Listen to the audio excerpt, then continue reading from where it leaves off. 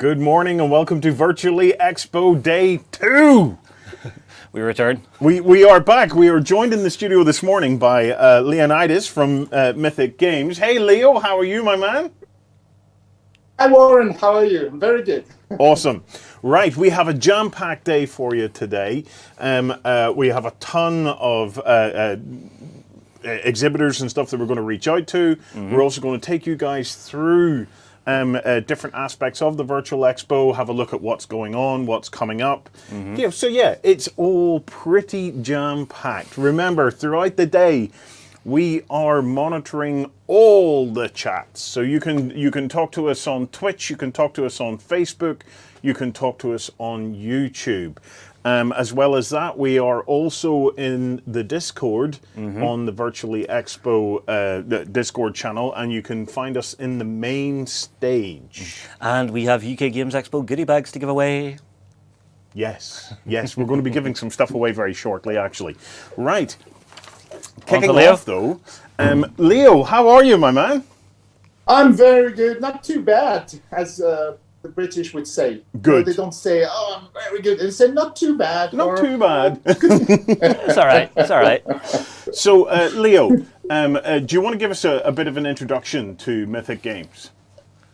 Sure. Well, Mythic Games is a board game publisher, usually with miniatures. And so far, our games have been published on Kickstarter, but we are going to retail not this year because of COVID, but early next year. We've had, some successes. We started with Mythic Battles, and then we did Joan of Arc, and then Solomon Kane, and Reich Busters, and Super Fantasy Brawl, Enchanters, Steam Watchers, and most recently, Hell, the Last Saga, which was our biggest success to date. This was in May. Almost 18,000 backers, and it's been incredible. I mean, this year is going to be an incredible year for us. Awesome. Yeah. Now I see, Leo, through the Virtually Expo event, you guys have tons of online events. Is there any particular ones people should keep an eye out for? Oh yeah. You know, we have daily demos for some of our games. Of course, on Tabletop Simulator or Tabletop here, I don't remember which one is doing what. But we have Reich Busters, which is demoed. We have Hell, the Last Saga with the very last Tabletop Simulator module that we just finished. So you can play the very last version. And we also have, we have Super Fantasy Brawl, I think. And we also have Darkest Dungeon, which is our upcoming Kickstarter, and so you can play with not the final material. You just play with a prototype, but you can still play this game now. So it's our upcoming Kickstarter. We're very, very excited about it. It's based, of course, on the Darkest Dungeon video game, which is an independent video game that was extremely popular, and this is an adaptation that we are doing. So, Darkest Dungeon looks extraordinary to me. I'm very, very much looking forward to this. You just always love anything that comes out of Mythic. Anything, yes, but it's not only that. It's like my stars have aligned because the words mythic and dungeon have not come together. My two favorite things. So it's going to be So, Leo, have you got any bits and pieces from Darkest Dungeon that you could show us? Oh, well, of course. Yeah, I wouldn't be here. And I do have. So, as you know, we do minis, and it was a challenge because the art direction of Darkest Dungeon is very strong, and we really wanted to go in this direction. And this makes very original minis because the proportions of the characters in the Darkest Dungeon video game, the art direction, the proportions are very unique and different. So just for you to know, this is a 35 millimeter or 32 millimeter scale. And let me show you. Okay, so I think I should be able to cut across to another view of Leo here if we're clever. Aha, there we go. Oh, wow. That's pretty. That's gorgeous, Leo. I think it's really, I mean, the fans of the video game will really recognize what they liked. So this is one character. So this was the Crusader, obviously. Let me show you the Highwayman.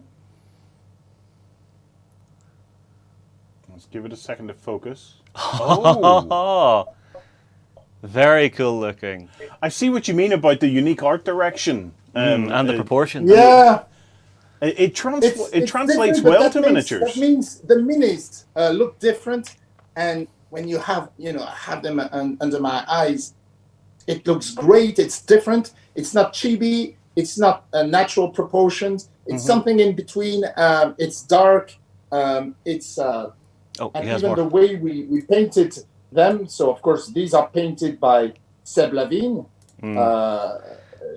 People will have to paint their own minis when they get it. A little Plague Doctor. So this is the Plague Doctor. Oh, it is lovely. Yeah, I'm not going to lie, I have been tempted to buy one of those masks. Yeah. Okay, so now this is the Vestal. Wow. Has Seb been doing freehand along the edge of that cloak or the robe?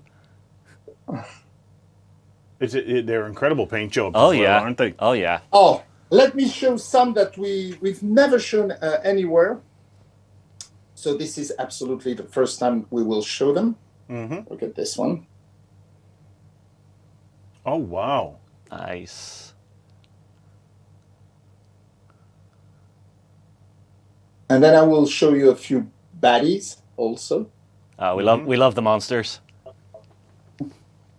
Oh, one last hero, I think he's called the Jester.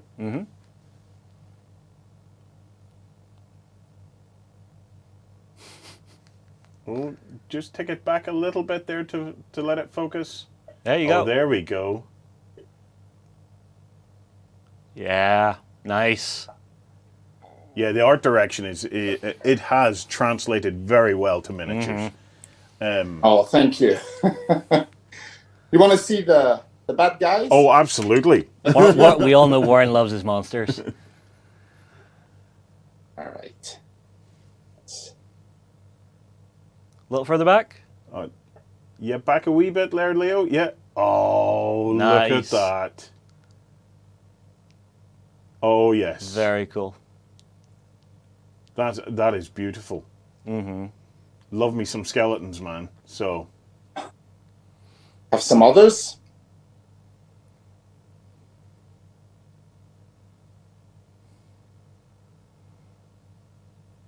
Oh, yeah. So, Leo, what are the mechanics like in the game? What is the general kind of play style of this? You remember this one? I'll answer you. You remember this one? That is wonderful. Love it. Gorgeous work. I still have a few. I will show them. Show them while you tell me. Yeah. So, multitask. Oh, this is a cultist. Oh, wow. Sculpting is beautiful. Yeah, we're very, very happy. And Seb and the other painters who painted them said that this is probably their favorite, one of their favorite project to paint because it's different and it's refreshing. It's a new style. Oh, and then I will be done. Let me show you just. Look at that one. Pigman. We like Pigman. Oh, that is super. See the way the drum skin's got somebody's face on it? Yeah.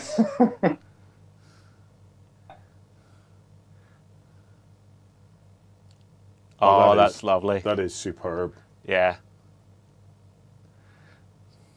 And trust me, there'll be a lot of miniatures in this game. So, you know, this is a video game with a very, very strong and very clever gameplay, and strong, and it's 2D, and we didn't want to just make it, just use the same mechanics and just make it exactly the same. Yeah.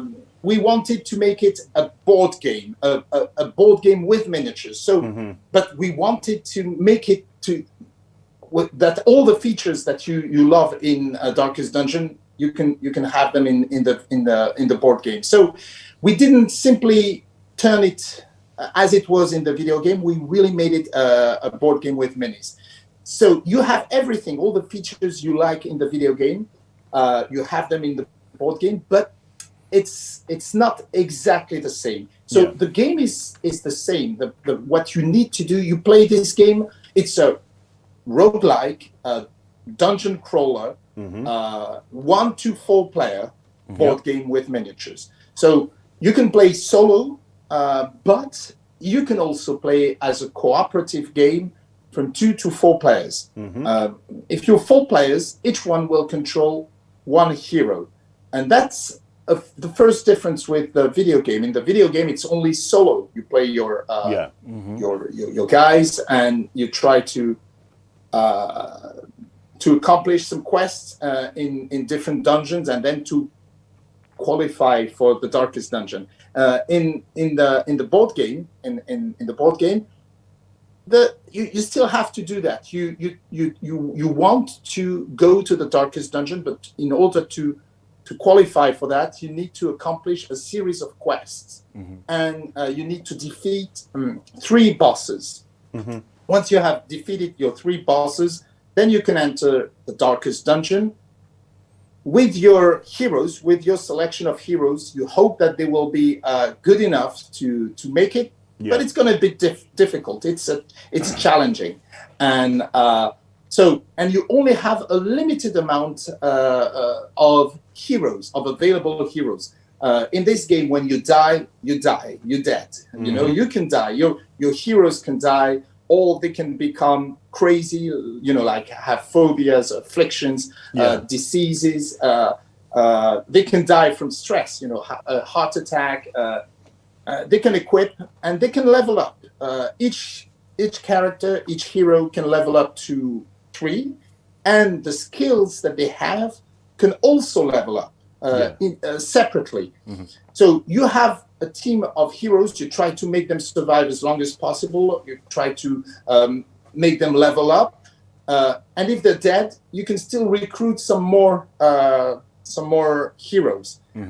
But you have a limited number, and if you cannot, or if you do not have any more enough heroes for the Darkest Dungeon, then you lose the game. If you have enough heroes to qualify to the Darkest Dungeon, then you need to try and beat the final boss, which is going to be difficult. So it's really played as a campaign. You will depending on what you have in the game, you will go in different environments. You don't need the add-ons. You can simply play with the core box. But if you want more variety, you can get some add-ons, and then you will enter different environments. You play a series of quests, and you have to play as a group, to manage your resources collectively, and try to beat the game. The good thing is that it's fast to set up. You know, it's not like these dungeon crawlers where you need to set up a map and it takes time. Here, it's generated semi-automatically. So you pick up your quest cards. You have a choice between 2 quests. You choose which one you want. Then it tells you the environment, the room tiles you need to pick. It tells you which tiles you will need to set up for battle only when you have to battle and so on. It's fast. It's fun because you talk a lot to your other players, and it's going to look really, really, really cool. Can't wait to show you the tiles eventually, and the whole material. We're still. It sounds awesome. Yeah, I'm so liking this. so there's a Working on contextual aspect to this, Leo, that it's quicker to get into because you're working with the components as you need them, rather than having to go through a big proportion of pre-setup. And you do not have to. You only in the game you only have one tile at a time. Always, you never have more than one tile, and you don't always need to put it. You need to put the tile once for battle encounters. But if it is just a chest, or if it's you don't need the tile. You see what I mean? Yeah. So you only have one tile at a time, and you only put it once you need it. And so, as you said, you don't have to set up everything. You do it as you go during the game. And some steps are simply discussing, rolling dice, deciding which resources you use, who is going to open the chest and maybe get wounded, who is going to, So it's not as a traditional dungeon crawler where you set up everything. It's faster and it's fun. As in the video game, you do not have to complete to explore all the rooms of the dungeon. You can decide to stop at any time and come back to the hamlet, and then there's the hamlet phase where you can, level up or equip or try to heal your characters, cure their afflictions, and so on. Yeah. Oh, it sounds incredible. It sounds like you've got a bit of claustrophobia in there. If you're only seeing like one part of the dungeon at the time, and there's a nice risk reward to it, where how far can we push down into the dungeon before everybody's so beat down, so beat up? Yeah. Do I want to risk a character that I've been leveling up through the game, or do I want to just take a break, take a breather, go back and try and heal? Leo, I can't wait can't wait to see it, man. There are plenty, in the video games you have like so many options possible. We made it simpler, but you still have everything that you like in the video game. Yeah. For instance, when you start, you only play one character. If you are 4 players, if you're 2 players, each player will play 2 characters. But you decide before your quest which skills you're going to use. Each hero has 7 skills, and you choose. When you're level 1, you choose 3 skills out of all the ones you have. When you're level 2, you choose 4 skills out of all the 7. And when you are level 3, you choose 5. You choose 5 skills among your 7. And as I said, each skill can also level up. So it's the same skill, but better when you reach level 2, and even better when you reach level 3. So you have to manage this to make some decisions. And of course, each character is very different. And so it's how you play them together that will make your team succeed. Leo, do you have a date locked in for the Kickstarter so that people can mark it in their diaries? Actually, we haven't announced any date yet because we were focused on delivering 3 games at the same time. Yeah. And as soon as we know that they are either have been delivered or are in the boat to reach people, then we can do the Kickstarter. But we said fall, so autumn, and it's probably going to be, either November or October, something like that. No problem. So we will make sure and keep people posted. In terms of delivery, obviously you had a massive success with Hell, the last saga. Is there any updates on how that project is now progressing? Oh yeah, it's progressing super well. Even if it's summer and like some people are taking vacations, there's still, we have like a big team, and when I go to the office, I can see them play testing scenarios every day, and several teams at the same time. So the very last update is that the tabletop simulator, the last version, is ready and will be shared with everybody soon. The reason why we haven't shared it yet is we believe we need a little tutorial for people to be able to use it, and not just, okay, here it is, this is tabletop simulator, here are the rules, just go and play. People could be lost, and not know which tokens they should use from that bag and so on. So we're just going to write a little tutorial for that. We also have updated the tabletop simulator, the one we used with you guys. It's better now because instead of the standees, we have now 3D renders of the miniatures themselves. So you play with the miniatures even in the tabletop simulator. So this is a big update. We will make it public very soon. So this is one thing. The other thing is that we have received the physical prototype of Hell: The Last Saga. It looks great. It looks amazing, and we're going to shoot some videos with the real prototype, because when you play physically, it's better than on tabletop or on any simulator. Of course, it's nice in this COVID situation to be able, to play virtually, but playing the real thing is incredible. I recently played 3 games in a row with the physical prototype. I can tell you, you can't beat that. Awesome. We have the painted minis, and actually, I wanted to come and see you. Yes. You are Warren, I and know. the rest of the team too. Leo, trust me, I am very sad that we're not seeing you. I have a little gift waiting for you for whenever you get here, as promised. So it's sitting waiting in my house for you. All right. So don't let me forget. We can only hope that these COVID restrictions start to lift soon. And it gets back to an even keel. It's very frustrating. If somebody wants to get in on Hell: The Last Saga at the moment, Leo, is the pledge manager open? Can they join in if they want to? Okay, that's a good question. Well, yes, it's open, but theoretically till September 4th. Now, what we're going to do is we're going to prolong it.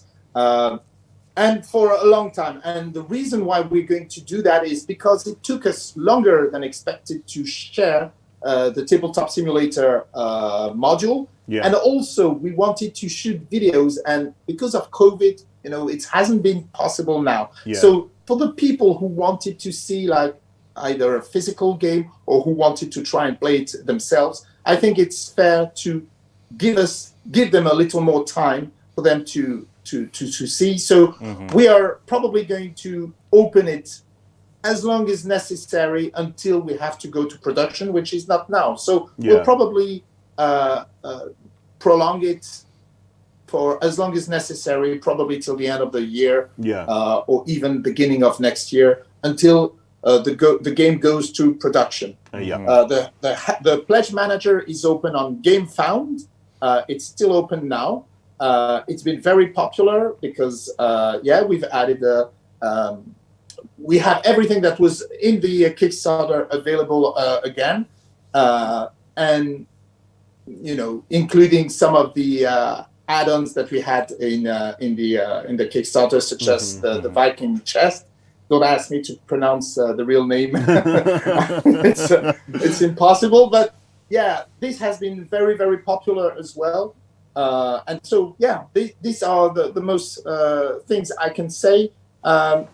We also have a great team of writers, and in case some people do not know, we've hired some of the most renowned French names in role-playing games and novels. So because it's a very narrative game, because you have lots of things that you read and that put you into the atmosphere, because it's telling a story. This game is telling a story. It's played as a unique and a whole campaign from the beginning till the end. You follow or you write your story. But we wanted like great names to write about it.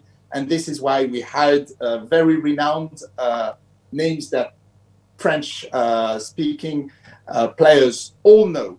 Yeah. And then we will translate that into the different languages like English, German, Italian, and Spanish. And again, we'll use great names who can speak or understand French. It will be from French into English, but it will be native writers all the time, so that we have like great quality in terms of immersion of writing. Yeah. Okay, I want to talk a little bit about two more quick things. So there is a new eShop with Mythic Games, yeah? Yes. What can you tell us about that? This is something that we wanted to do for a long time. It took some time, but now it's ready. The problem is that people who liked our game couldn't always find them. Sometimes they missed the Kickstarter and they were frustrated. They couldn't buy it. We were not in retail, and as I said, it's not going to happen until beginning of next year. Yeah. So once you've missed it, it was over. And usually when the game are delivered, there's a second hype. People are sharing their pictures, excitement, and they couldn't buy it. So now it's going to be possible because of the eShop. The eShop, the Mythic Games eShop is not retail. It really is, a way for us to sell things to our fans, like we would, for instance, if we participated in real life conventions, not virtual conventions. Yeah. We would be able to sell some overstock, and we can't. So with the eShop, we will. What will be available is all our games after they have delivered. So, for instance, Reichbusters right now is available on the eShop. It will be exactly the same product as during the Kickstarter, but only limited quantities. Yes. Once we are sold out, it won't be available again. And what will be available in the eShop is the retail version if it goes to retail. Normally, we're considering going to retail for Reichbusters, and then after we've sold out the Kickstarter products, we will only sell the retail version of Reichbusters. Right now, what we have on the eShop is Reichbusters. If you order on the eShop, you will receive it immediately. And why will you receive it immediately? It's because backers have received it. We will never sell or deliver products through the eShop before the backers have received their games. This is very, very important and very clear. We won't do that. But because they have received Reichbusters, we can deliver Reichbusters now. We have Enchanters. Enchanters is going to be delivered very soon as well. Once backers have received it, then again, you will be able to receive Enchanters through the eShop. Then it's Solomon Kane. Again, Solomon Kane will be delivered soon, and after backers have received it, there will be a small quantities available, same as the Kickstarter limited quantities on the eShop. What about Joan of Arc? And that's it for now. Has Joan of Arc made it onto the eShop? Was there anything left of Joan of Arc? Joan of Arc is available on the Pledge Manager. So now the cycle will be, we go to Kickstarter first. This is where you can buy it. The reason to go to Kickstarter is to get some stretch goals. So it's important that a lot of people go on to Kickstarter, because the bigger success, the bigger the game will be, because we add the stretch goal. Then after the Kickstarter campaign is over, like 2 to 3 weeks after, we have the Pledge Manager. Once the Pledge Manager is closed, then the game is delivered, and after the game is delivered, then we open the then we do something on the eShop. What happened with Joan of Arc is the 1.5 is that we had the Kickstarter, then we had the Pledge Manager and Late Pledge, and then we closed it. And now, recently, we have announced that the dispute is over, and so now people can access the pledge manager again. Yeah. And until the game is delivered, but the game hasn't been delivered, so this is why we are not doing it on the eShop. Okay, understood. Right, in terms of retail support, have you any updates on Super Fantasy Brawl? Yes, we do. Super Fantasy Brawl is going to retail, but it's going to retail in Q1 2021. And we know we can announce what will be done for retail. We will have a retail version, so it's not the same Kickstarter box as what we had on Kickstarter. It's a retail version which with only 6 heroes, and then we will sell some extra champions individually. Yeah. So when we hit retail, we will have 3 champions. One will be from the Force of Nature expansion that Kickstarter backers could buy if they wanted, and they can still buy now. It will be Lorelei. Lorelei will be sold individually. As every new champions, we will only sell them individually and regularly on retail. And then we will have 2 new champions that have never been seen before that are exclusively for the retail version. So these 2 champions will be King Alistair. So he's a new champion. He's kind of a draconic character. He's the father of what's her name? The one with the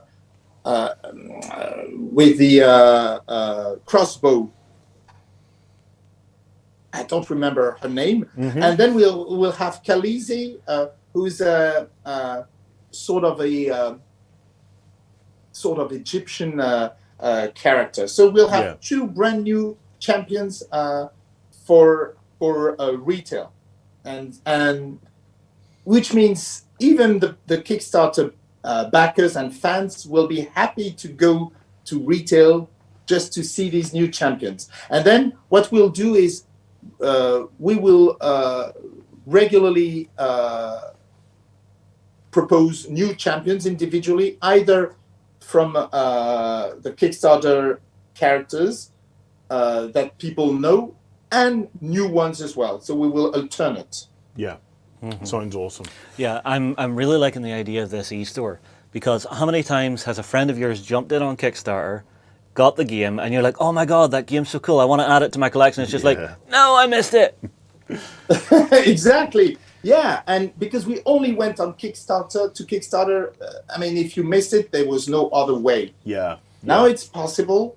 It's very easy. It's mythicgames.net. It's we have reworked our Kickstarter website, and we will keep on improving it. It was a beta version when we first launched, and now initially you didn't have the French versions. Now the French versions are also available, and we will enhance it. You also have some articles. You also have plenty of things, and there will be more and more coming in the upcoming weeks and months. Fantastic. Awesome Leo, stuff. thank you so much for joining us, mate. It's always a pleasure, and what a way to kick off our Saturday morning. Leo, we will see you, I hope, very, very soon, mate. And can't we can wait get to some come updates. and visit you guys. Okay, right. We are going to take a very quick break. As soon as we come back, we're going to check out some of the stuff that's going to be happening today at the Virtual Expo.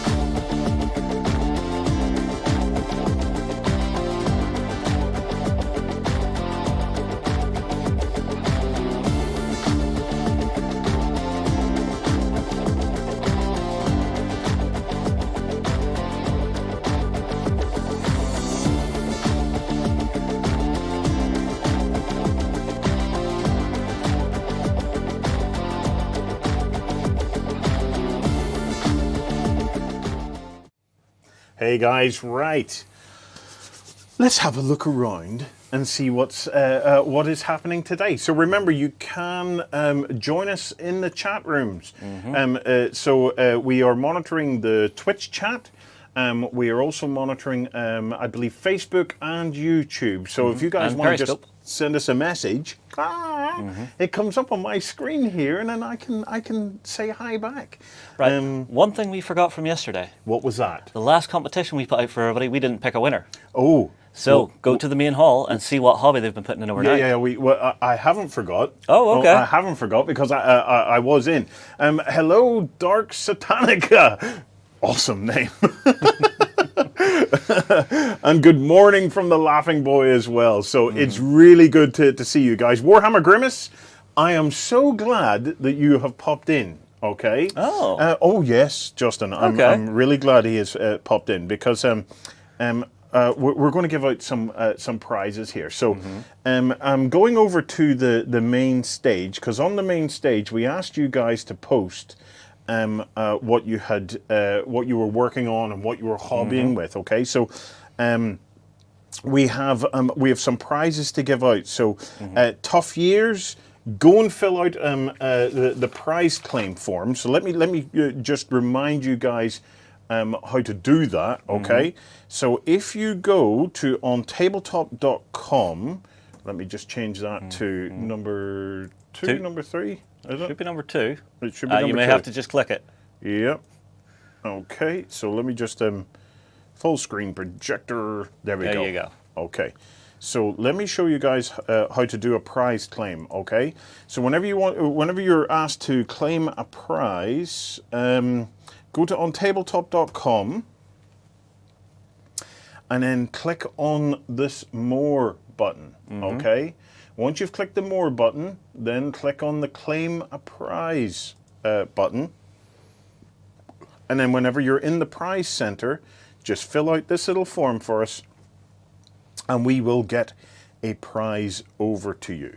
Let me head back to the Discord. So the Tough Years, get in touch. You have won a prize. Is that Tough Years or Tuffy Ears? I never remember whether it's Tuffy Ears. I think it's Tuffy Ears. Well, Tuffy Ears then. Clifford M, do you know what? You have won a prize as well. So we're giving away some goodie bags from UK Games Expo, which is some bits and pieces of stuff in there. And you're going to get 4 codes for Steam for 4 tabletop games from the Asmodee collection. Steve I, once again, do you know what? Get in touch. You have won a prize as well.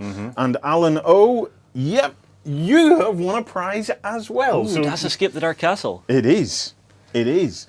And I have one more prize that I have to give away because it absolutely deserves a prize. So if you just head back there, Justin. Last night after the show was over, I hopped on to our own Discord channel, the Cult of Games Discord channel. I am sensing troll. And I am sensing troll.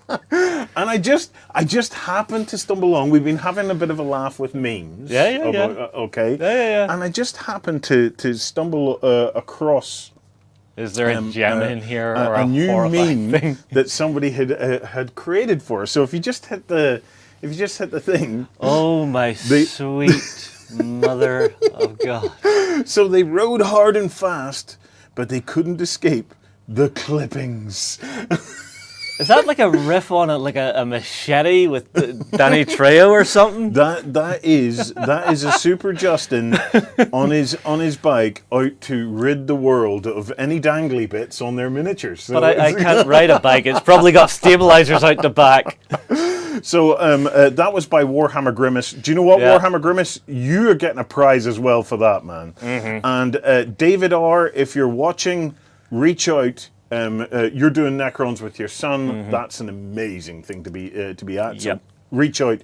You've got a prize as well. And because we're live, if you're friends with these folks that we've mentioned on the OnTableTop website and you think they may have missed it, make sure and fire them a DM and let them know they won. Yeah, let them know. Reach out to us. We're going to try and get those codes out to you as soon as possible. Right. Let me see if I can switch back and we can have a quick look through today's schedule to see just what is coming up. So if we are there, yep. So on the main stage, which you're watching at the moment, we have Kosmos coming up at the top of the hour. So in about 15 minutes or so, we're going to be sitting down with Nikki from Kosmos to have a chat about some of the games that they have coming out. Over on the Toot stage, there's a couple of seminars kicking off. Well, there's one in progress at the moment called the Esoteric Knowledge of Gaming.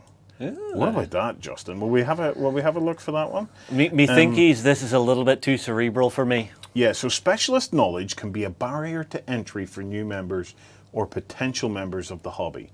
However, the building of specialist language demonstrates both the process of social interaction and shared learning and understanding that take place within analog gaming. In this talk, Matt considers a way in which language forms part of our social recreation and assists in the formation and development of social bonds. So every member, I'll translate that into terms you can understand. Justin, no, I think I got it.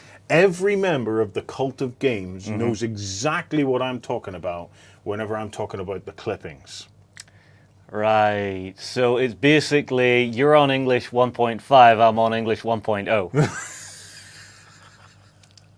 When I'm right, I'm right. It is just simply a case of we know your affliction. We are here with all our clippers at the ready to replace. So we didn't even make it an hour, folks. Yeah. So if you fancy learning a little bit about the esoteric knowledge of gaming, there's a seminar there for you. Next one, Games Design is for Everyone, by Bez. This is kicking off at 10 a.m. So game design is for everyone. Just like writing does not have to be about writing a book. Game design skills can be about many more things. So join Bez for a rapid-fire session on how to make games. Get your games to the table and what you can learn from designing games.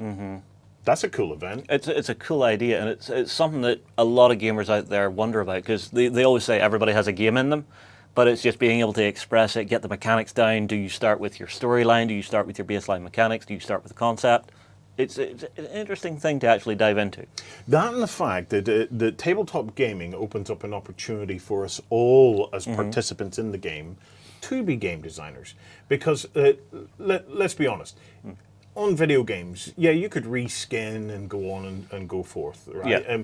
But the thing is, it takes a level of skill in learning how to use the applications and things like that. Yeah. Tabletop gaming, Justin, I can take my old trusty clipboard here, a pen and paper, and just write down some changes to mechanics and things, and we can do it. Yeah, but see, there's two schools of thought for game creation in analog format. Yeah. Number one is what you do, and what I would probably do as well. You fire from the hip. You go with what your gut feeling is for the balance to be right.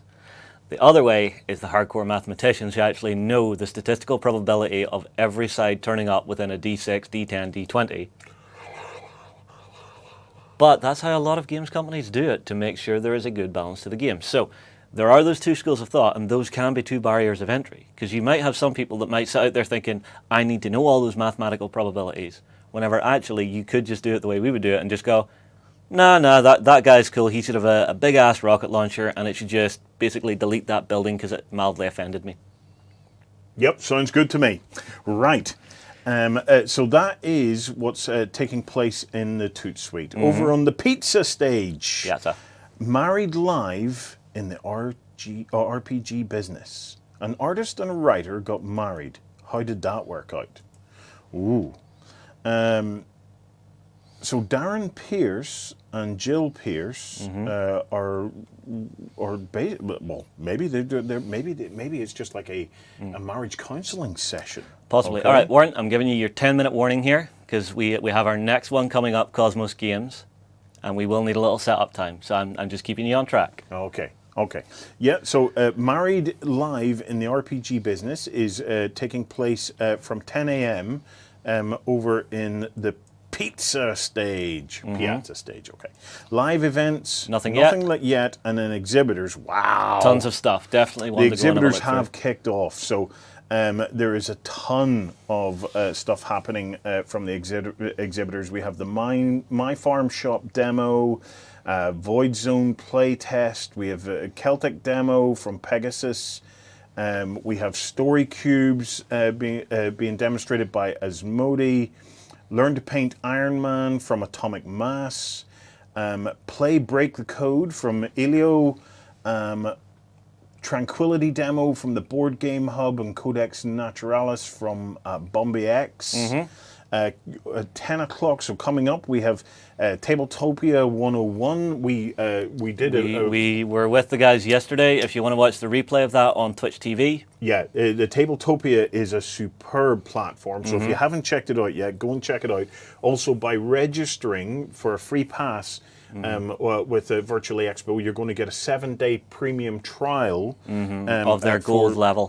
For Tabletopia, so it is definitely worth checking out. There's a live demo of Streets from Sinister Fish Games, Knights of Northrend demo from SC Games. There's just tons going on. Absolutely tons. That's the great thing about this expo. There's so much on. All right, okay, shall we take a break? Yeah, next up we're going to be chatting with Nikki Thomas-Davies from Kosmos Games UK. So we're going to cut to a break, get ourselves set up, and we'll be back very soon.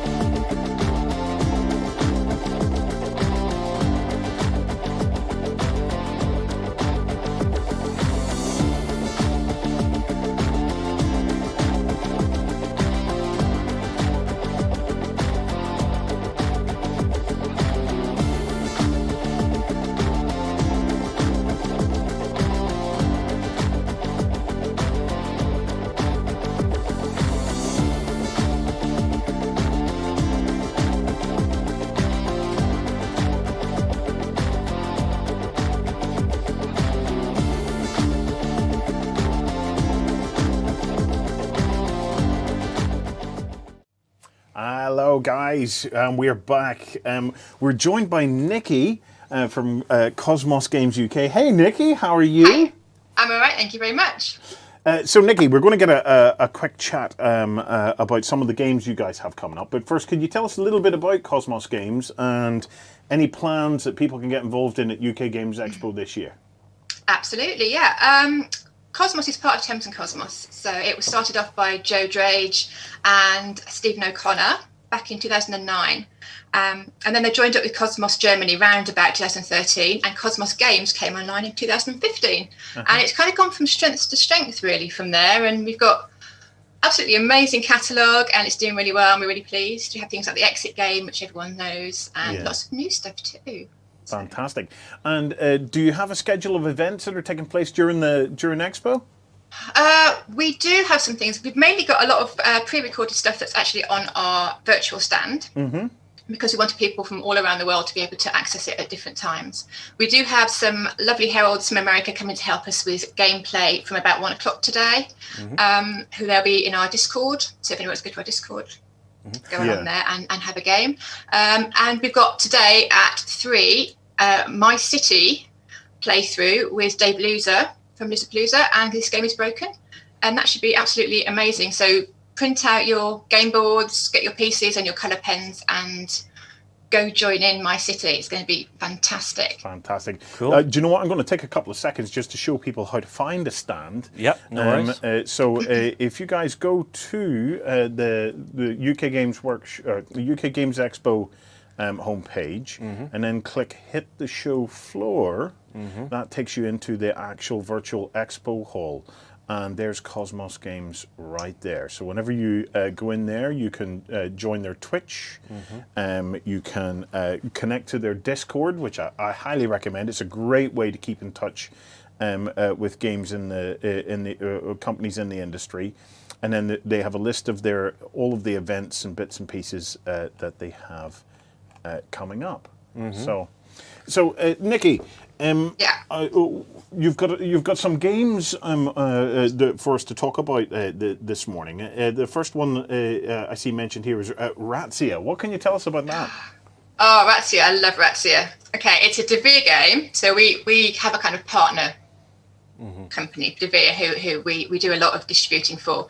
And Razzia is about a group of rats, and it's a dice game, and you have lots of chorizo and crackers and cheese, and you roll your dice and then you place them in certain places on the board, and you have to try and get as much food into your bag before harvest time, or before the cat is released and wipes everything off the board. It sounds a bit confusing, but you can actually play it on Tabletopia right now for free, and it is such a fun game. So if you've got teenagers or you've got kids, or it's got enough strategy for like grown-ups as well, but it's just a brilliant family game.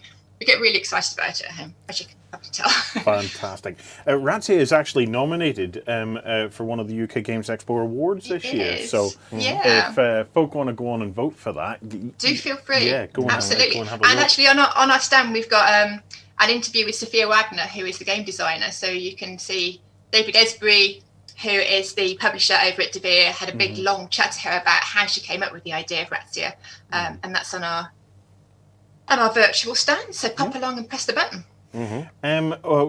In terms of awards, Crew, another game. I think I have an image of the box of Crew here. So that's another award winner. It's just won the Kenner Spiel des Jahres. Yes. There was a certain amount of jumping around the office when that came out. I can imagine. And watched it. We were very lucky, actually, because we also got a Spiel des Jahres nomination for My City. So we were hoping we'd get at least one of them. And we were absolutely thrilled. It's such a good game. It came out kind of around Essen time, and people were chatting about it back then. It really kind of built up a bit of a buzz. And then by the time we got it here in the UK, in English language, it sold out in 9 days. I mean, just to give you an idea, it was just bonkers. And then we got some more in April, and it hasn't stopped selling. What can you tell us about the game? It's a trick-taking game. So a lot of people are used to playing trick-taking games and playing against each other, and whoever wins the trick wins. But in this case, it's a cooperative game. Yeah. So it's not just about winning the trick. It's about it's about helping your teammates to get the specific mission that's on the table. So it might be that one person in your team has to get the pink 2, and you all have to work together in order for that person to get the pink 2. So even if you've got higher cards, you have to get rid of them somehow in order for that person to get it. And there's no communication apart from you have one green token, and if you can put that at the top of one of your cards, that's your highest card in that suit. At the bottom of the card, that's the lowest card in the suit, and in the middle, that's the only card in the suit, and that's the only communication that you actually have. So it's tricky. It's really, and people think the first one's going to be really easy, and it's not. I mean, sometimes the first mission can take you like 20 minutes. It's tricky. Awesome. Another one that I have mentioned here is My City. Oh yeah, My City. It's a Rhino Kinesia. So this is the one that was nominated for Spiel this year and was pipped to the post, but that's okay because we know it's a fantastic game and we love it. It's a legacy game. Yeah. So if you don't know what a legacy game is, it's a game that changes as you play it. So it has, I think it's 24 different chapters that come in little envelopes of 3, and each envelope has different things that are happening in your city. So you start off as a settlement, and there's forests and there's rocks and trees, and you have to build up all the different bits of your town. And the person that builds up the best town, basically, with the least spaces and covers up the most rocks, gets the most points and gets something for that. And what's brilliant is that if you lose in that section, you get something that's going to help you in the next section. Oh. So it evens out the scores all the way through. So you've never got one person that just kind of, runs away with the game. It's just brilliant. And then on the back of that game, there's like a one-off board that you can just play with someone just for like one game, which is what we're going to be playing this afternoon at 3. So that's just you don't need to have the legacy bit of it. You can just play that game. Yeah. Awesome. For anybody that is interested, you can head across to thamesandcosmos.co.uk, and loads of these titles are all in there. I just want to give people just a very quick tour of this, Nikki. So I'm on the Games Archive page, and there's just a ton of games there. Is there any other games, Nikki, that we can point out to people that they might be interested in at the moment? You can. I can't actually see your screen. Yeah. So. That's okay. Just tell me the game and I will find it.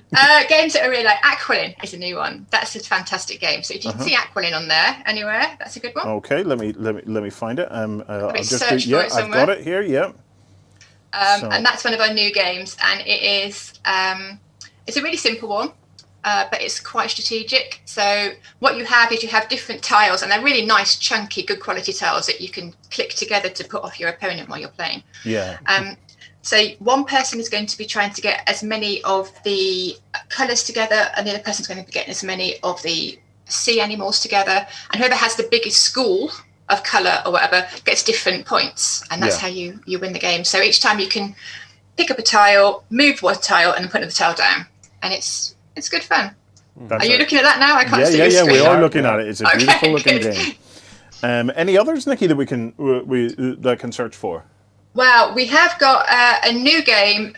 In fact, we've got a couple of new games that are coming out. One of which will probably show up on that screen as being out of stock, which is The Lost Words. I don't know. I can't quite remember off the top of my head what we've got on there.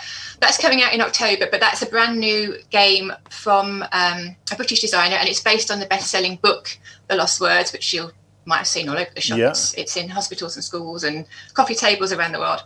And that's a game that has absolutely beautiful artwork. Oh, wow. And beautiful we're looking poems. At it here. Mm-hmm. It's just stunning. It really is. It's a fairly simple game of kind of card matching. Everyone has the picture cards down in front of them, and you have to try and match the spell card to go with your picture card. And then there's action cards in there as well that make you do different things, steal other people's spell cards or steal other people's pairings. And it's the sort of game that's brilliant to have on your Christmas list, because there's always someone that you don't know what to buy for, and this is the perfect game for that. It's also on Tabletopia. Sorry, darling? It's also on Tabletopia, I believe. It is on Tabletopia, yes, absolutely. That's a beautiful so you can just game. go and have a play for free on that. That's good. And we had the crew as well on Tabletopia. I forgot to mention that before. So the first 10 missions are on there. If anyone's always wanted to try it, and not got around to it, have a bash. Absolutely. Two other quick things I want to show while you're here, because while you're on the Thames and Kosmos website, there are two more sections that you should check out. Justin, there's a science section. So, dude, there's chemistry sets in here, man. It has been like 100 years since I've seen a good chemistry set. The one thing I hope we've in got all there sorts. is a sea monkey's aquarium. Oh, see. I had them as a kid. And then also, I'm also a big fan of this. I'm such a geek. Magic kits. Yeah. I just absolutely adore magic kits. So all of that stuff is sitting available there. Nikki, look, thank you so much for joining us this morning. It's been an absolute blast. Guys, there's a head over to that Kosmos virtual stand and keep an eye on the events and stuff that they have coming up. They have demos listed here at the side. So they have the Lost Worlds coming up today at 1 p.m. Razzia at 1 p.m. and My City Play Along is kicking off at 3 p.m. today. So, Nikki, thank you so much. Right, guys, we're going to take a very quick break and then we'll be back to get a bit of a chat with you guys in the chat rooms.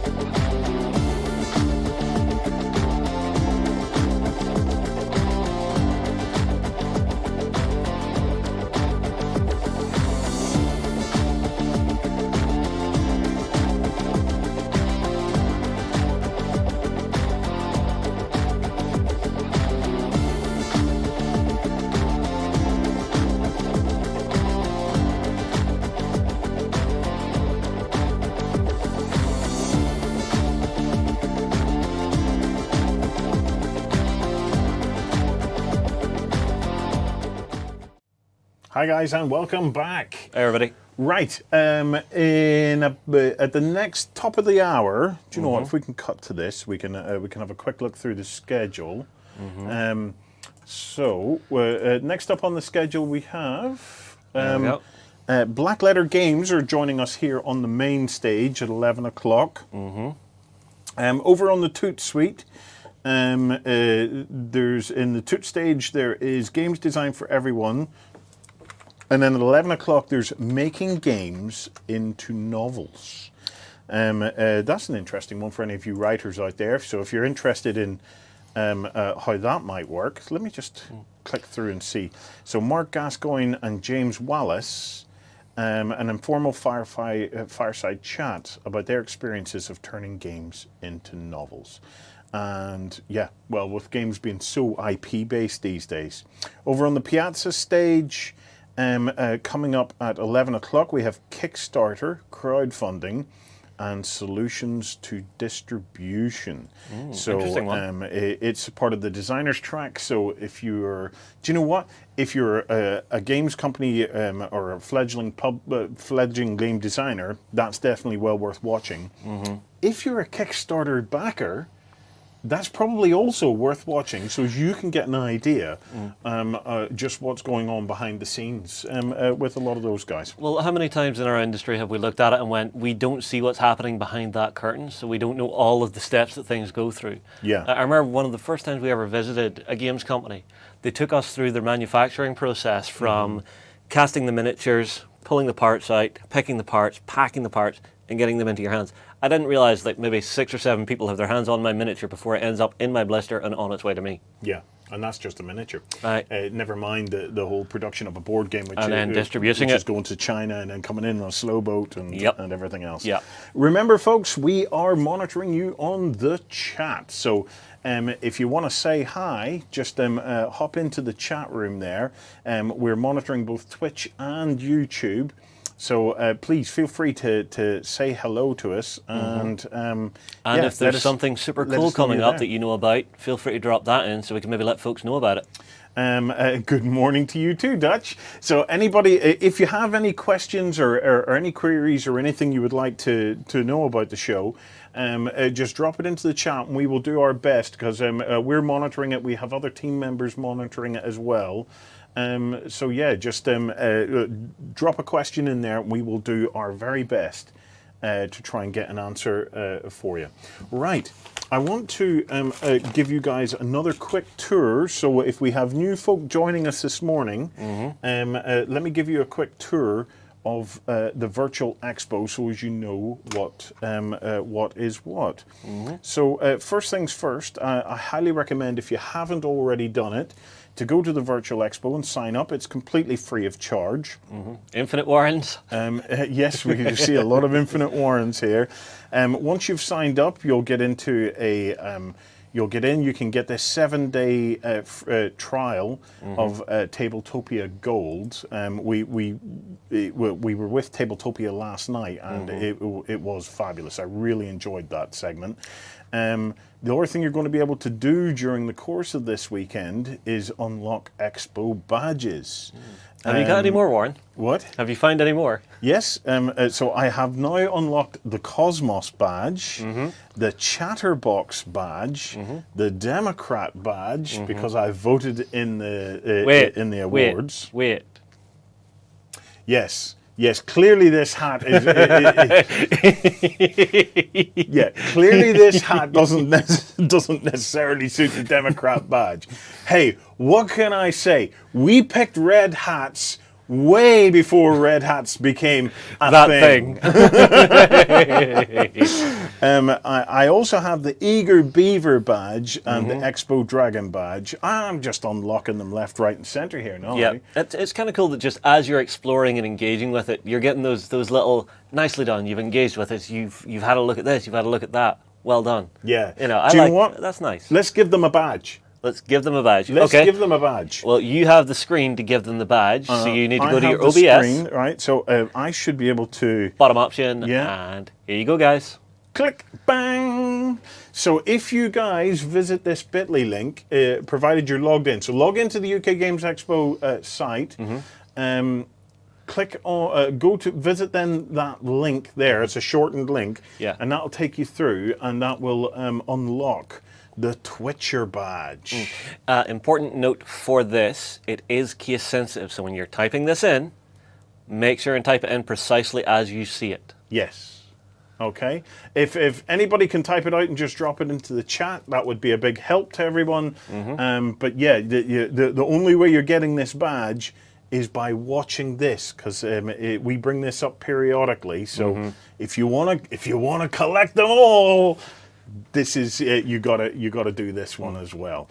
And it's worth remembering that during the course of the weekend, once this show is over, whoever has the most badges, is going to receive a board game package. Yeah, look, Warren, if you're doing you got to catch them all, you kind of need to put that cap on backwards.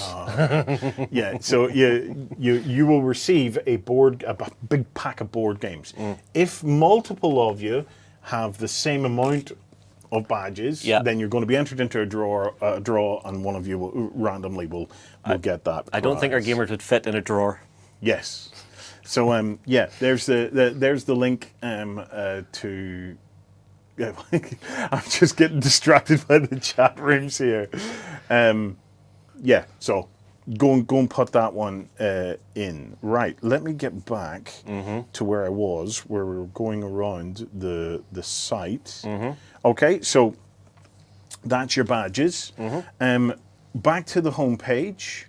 There are the 3 stages, or the 3 stooges. So we have the main stage, which you're getting Infinite Warrens in there at the moment. You then have the Toot stage. Okay, where they have the game design is for everyone, is just playing at the moment. And then over on the Piazza stage, they have Jill and Darren, and they're talking about married life in the RPG business. So there's loads of very diverse kind of content and stuff streaming out all weekend. Now, Stoney997 just put a quick question in. I've just done, where are you logged into Expo? So he's asking where you log into Expo. So if you're trying to log in, at the very top of the page, you will have a login button. Yeah, where you see my name, that will be a login if you're not logged in. So click your login there and log in. Once you're logged in, you can then join the Discord channel. So the Discord server for UK Games Expo. So let me just take you into that.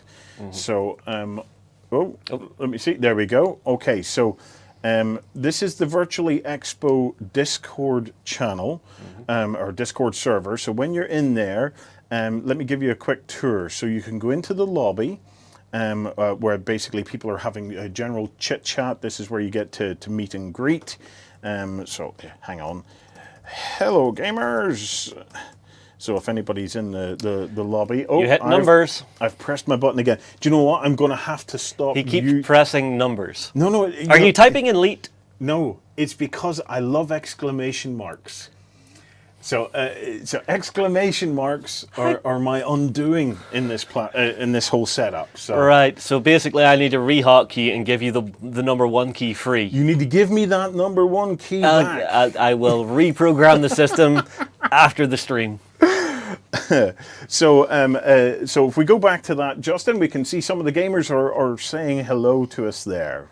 You then have the exhibitor hall. The exhibitors are posting links to their own Discord servers and the likes there. So it's worth browsing through there, find your favorite games companies, join their Discord servers, and you'll end up linked up with a whole bunch of other like-minded fans. Because remember, the whole purpose of Virtually Expo is you want to connect to people. Yep. You want to connect to people. This is not just a weekend of browsing around dry websites. Reach out, because there are loads of ways for you to play games, even in this current environment where many of us are all locked down and isolated from one another. There is still a ton of ways using Tabletopia, Tabletop Simulator, and others for us to get together and play games. Back to the Discord. Yeah, don't forget to show the LFG function. So LFG works in the open gaming, is it? So in the open gaming, if you type in /LFG, and let me see. Let's try My City. My City. Because we just had Kosmos on. It then brings up a message saying Warren J is looking to play My City, and this should help you find other like-minded players who then want to play it. Of course, I do want to play My City, but I don't have. We're time. here. So if anybody's watching this and wants to play My City, I'm sorry, dudes. I will try to play later. Let's check out the Viking village. Oh yes, there we go. So they seem to be warming up. I believe the Vikings are going to be doing some live streams and stuff like that as well during the weekend. Yeah, I was talking to the guys. They said if they do and they get the information, they're going to pass it through to us so we can let everyone out there know. But that, for me, the Viking village is one of my favorite parts. Of course it is, Justin, but because they've invited you to sleep with them many times. I took a date axe to the knee. And he does this Basil Fawlty. No, hang on. I used to be an adventurer like you, but I took a D&X axe to the knee. Right.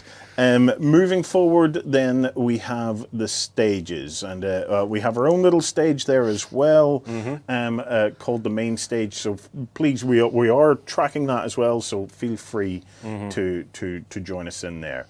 If at any time you need help and support, just jump into the help and support section. There is a ton of behind-the-scenes volunteers, big Props up to all of the volunteers. They're there to help you in any way that they can. So, yeah, any difficulties or anything you want to know, hop in there. And then there's a whole bunch of open gaming rooms where you can just hop in there and play RPGs or use it to play board games and anything else. Finally, cosplay, Justin. Yeah. So we'll have a look and see who's cosplaying today. Some nice Martin Joe. Look at that one. That's good. That is an interesting mask, all right. Nicely done. Oh, here we go. There's Thrawn. Nice. Nice. And there's another Star Wars cosplay. So if you're into your cosplay and you have some cool pics, definitely stick them up in there. Yeah, I'll maybe pop in one or two of mine after we're done with the stream tonight, because I've got a couple of ones that I really enjoyed doing. Okay. I'm going to, if you're in the chat at the moment on the live stream, I'm going to ask some of the OnTableTop team to post an invite link to our own Discord server as well. I can give you a very quick tour of that. So this is the OnTableTop Cogito Ludos Discord server. So this is a Discord server that we set up for our Cult of Games members. The Cult of Games members are the folks that they pay a small fee, they get extra content, they basically become family members. We are a cult, and they help us keep the lights on and basically pay the bills. So we set up a private Discord server for those folk. You can join us, and there's nearly another 1,000 people in there.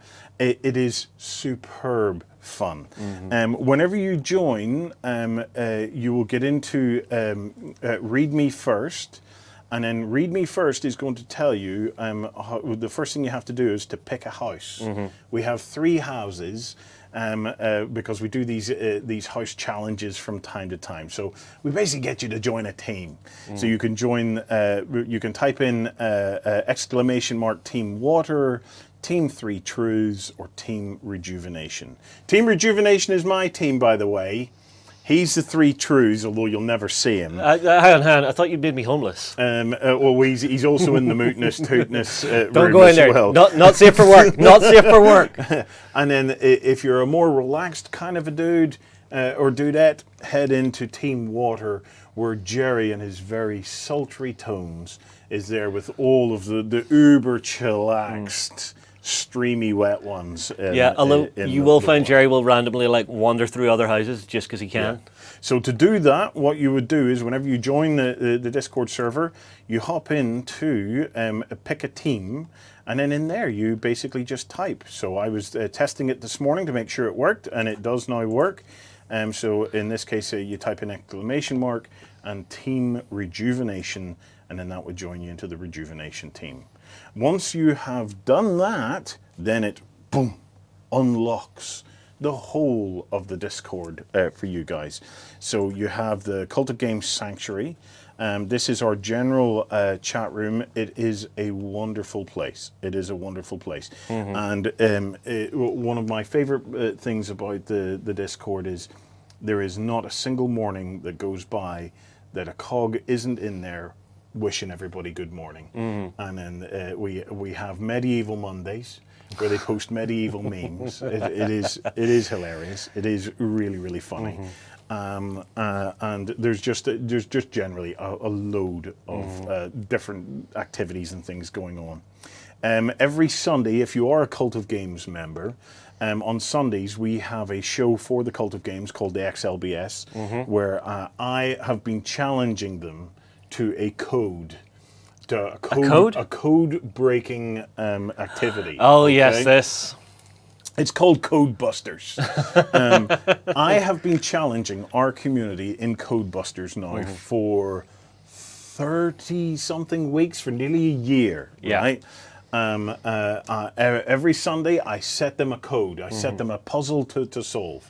And if they fail, I am going to get so much XP raining down upon me. And when they succeed, you get so much grief for making it too easy. They have never failed yet. They have never failed yet. Even the most obscure of the puzzles, people have managed to crack it. And I'm like, oh! So I have never, to this day, won the XP, but I will never give up.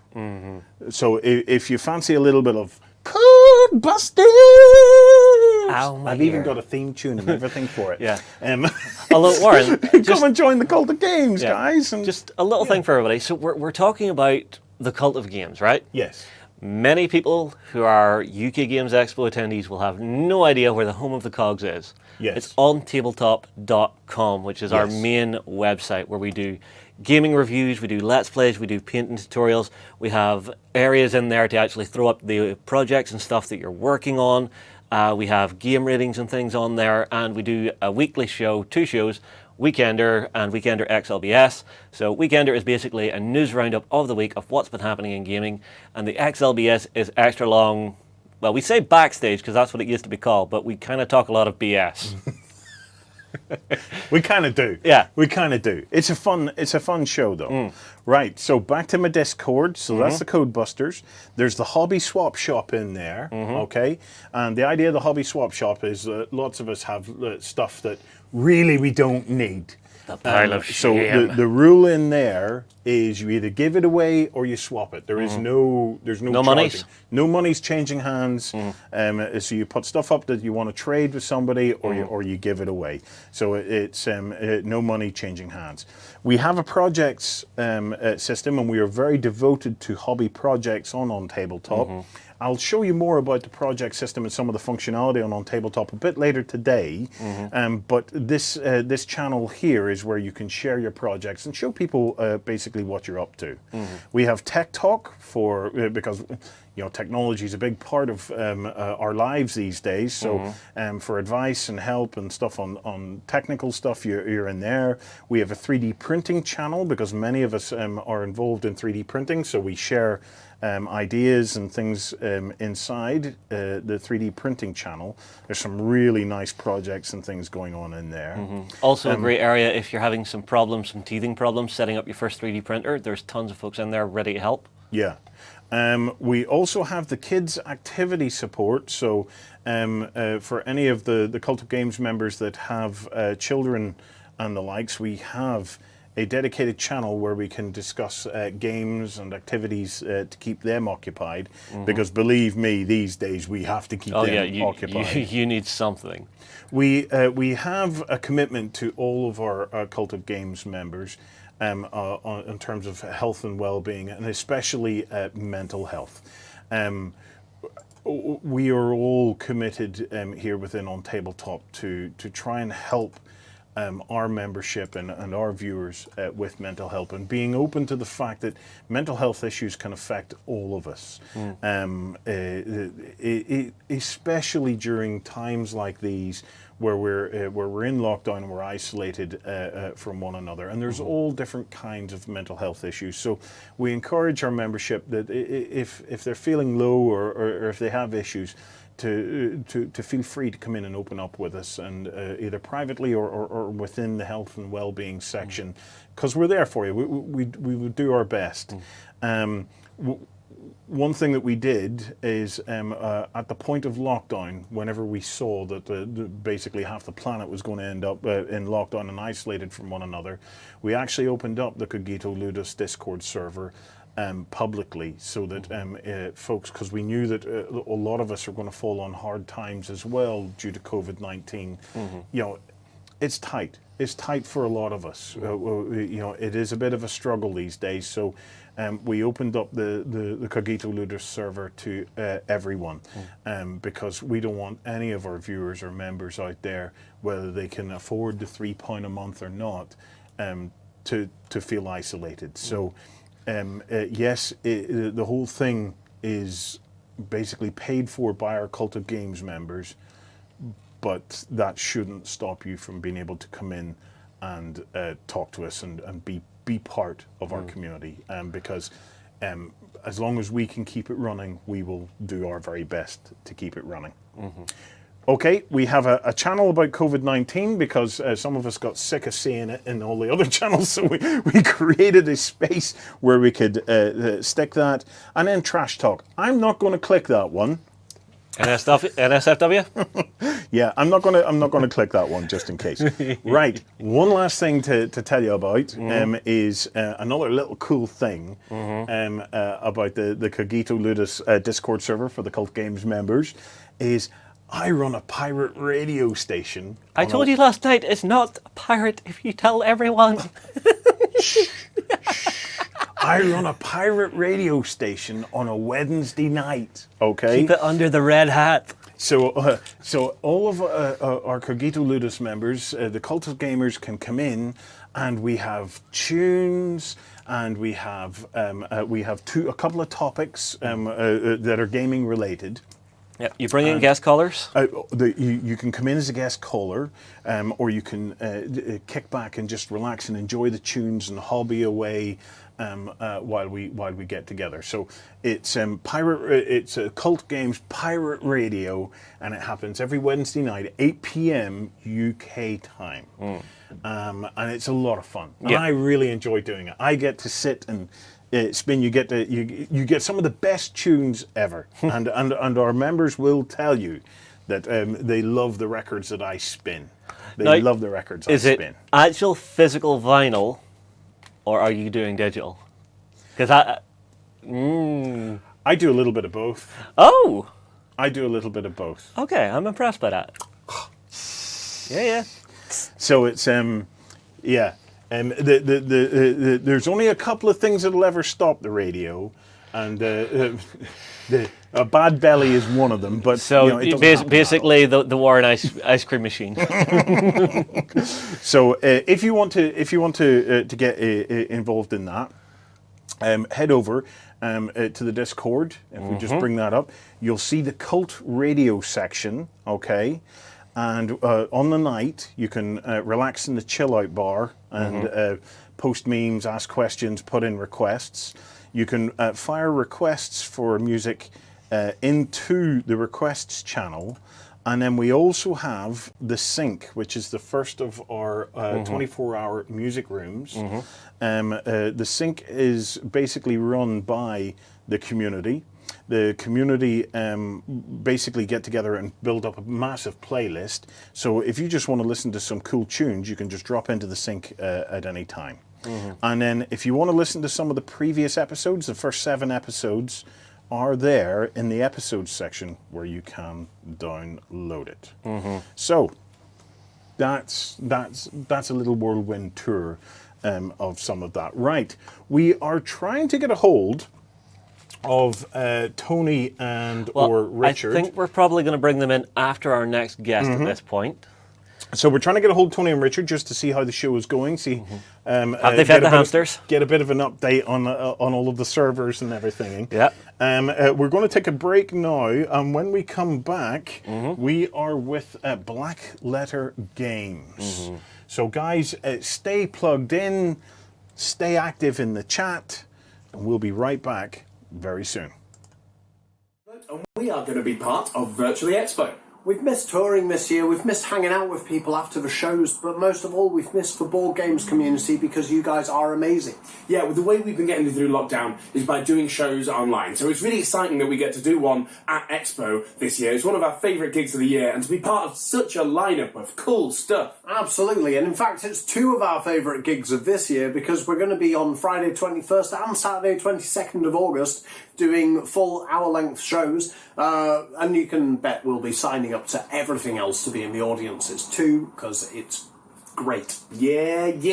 Our shows are free, so if you have friends who you know would like Jolly Boat but have never been able to make it to a show, like when you're actually physically at Expo, there is no time to do everything there. So this is a perfect occasion to bring them along, come and watch a free online show. And hopefully they'll find something they love, because, you know, we love us. We do. See you there. Is it over? Lockdown's finished? Is it safe?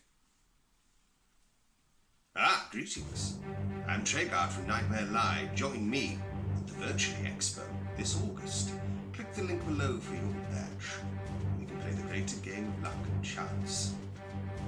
2 meters, Pickle.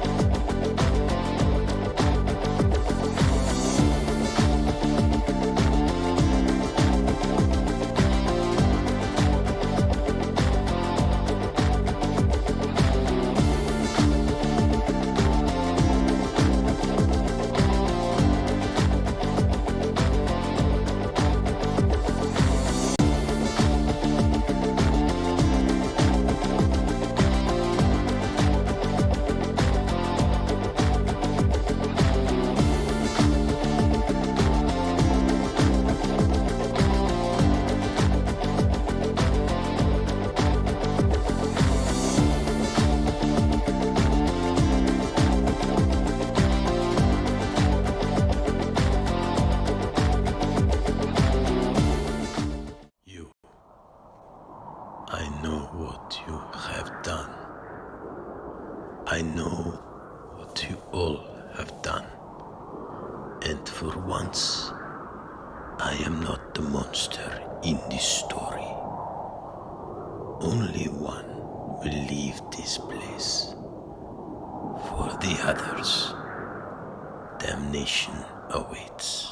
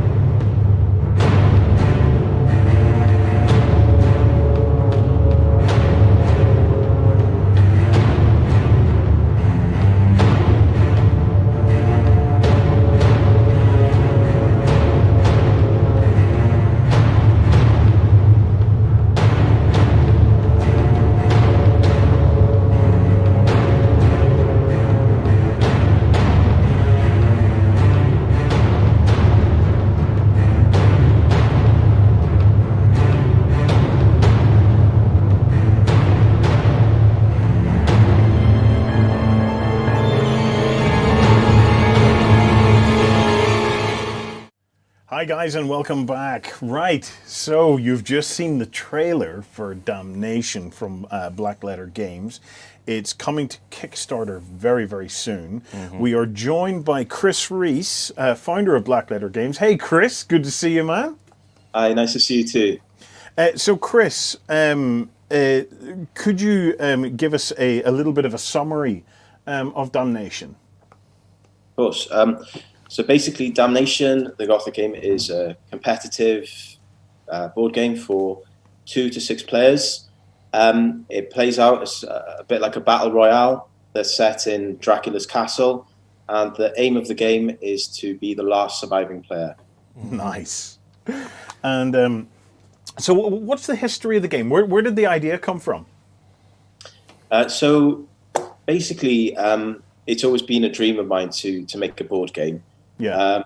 And I never thought that I would actually get that opportunity to do it. And a few years back, I kind of discovered Kickstarter, and I found out about a game that I know that you've played in the past, Kingdom Death Monster. Yes. Oh yes, an old favourite. Yeah. Yeah. I was really, really inspired by Adam Pooch's story, and it kind of made me wonder if I might be able to do something like that myself. And around about the same time, I was looking for sort of new games to play with my friends, and I remembered an old game I had when I was a kid called the Gothic Game. It was just a really old school game. Came out in 1992, but it was actually created in 1966. Which people don't always know about that game. And when I tried to find my old copy, I couldn't find it anywhere. And so I started trying to buy a replacement copy because I was so fond of it. And I discovered that it had become like this collector's item that people were paying, vast amounts for in America. And I became like that boy in that Yellow Pages advert, the J.R. Hartley fly fishing book. Yes. I was like trying to get in touch with. I was in all sorts of shops and everything, couldn't get a hold of it.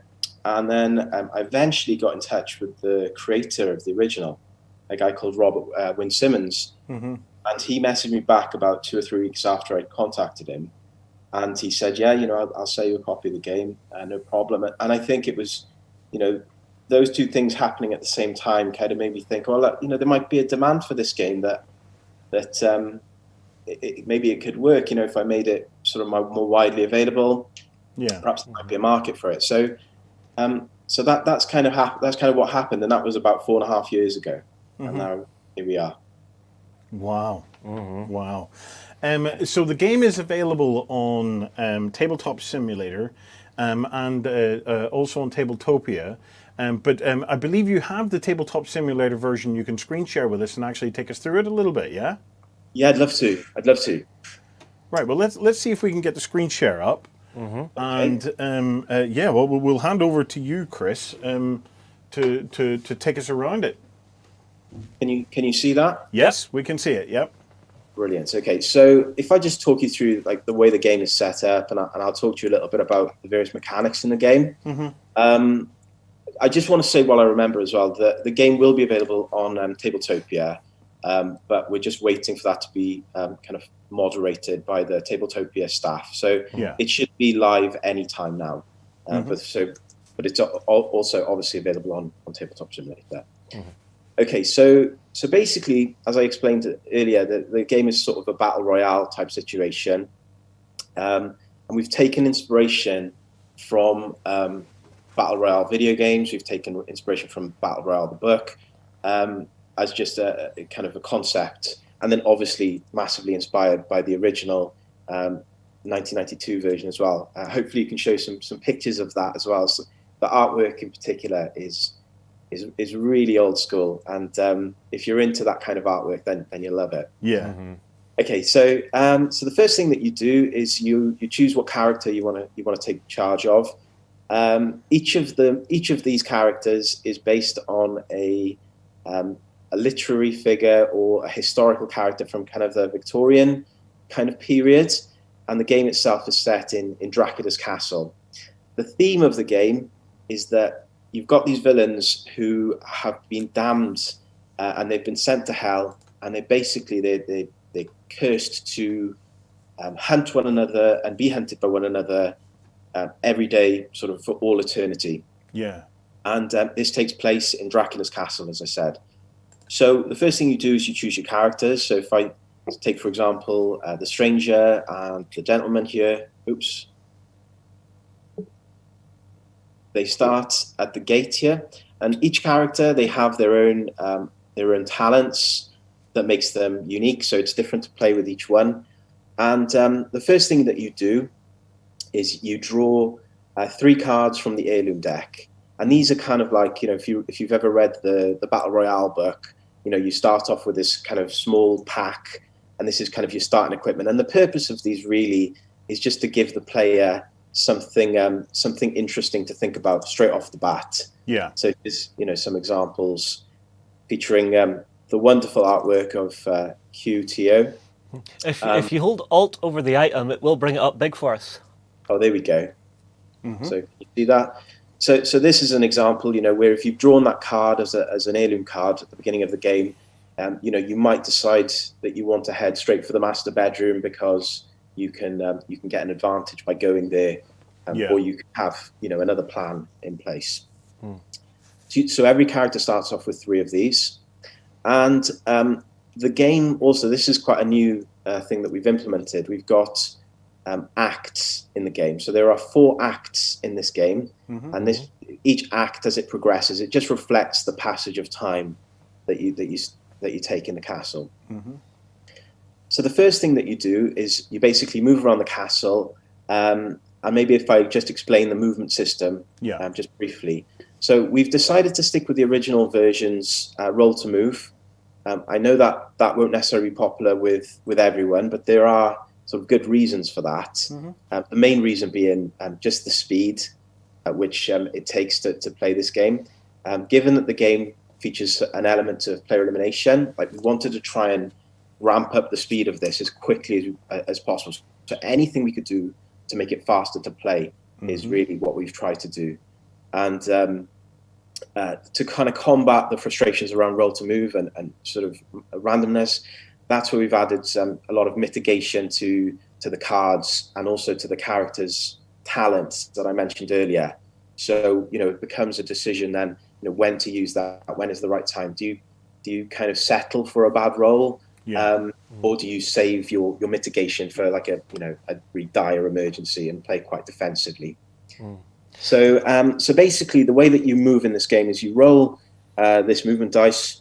This will relate to the number of spaces that you can move, and then in conjunction with that dice, you also roll the castle dice as well.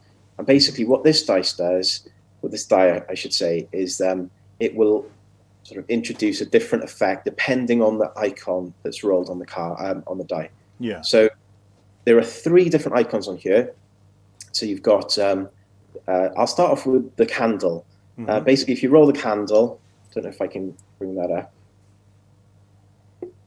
hopefully you can kind of see it while it's flipping. There it is there. So if you roll the candle, then you can add or remove 1 from your roll. So that, a 1 is always the lowest. So a 1 would become a 1 or a 2.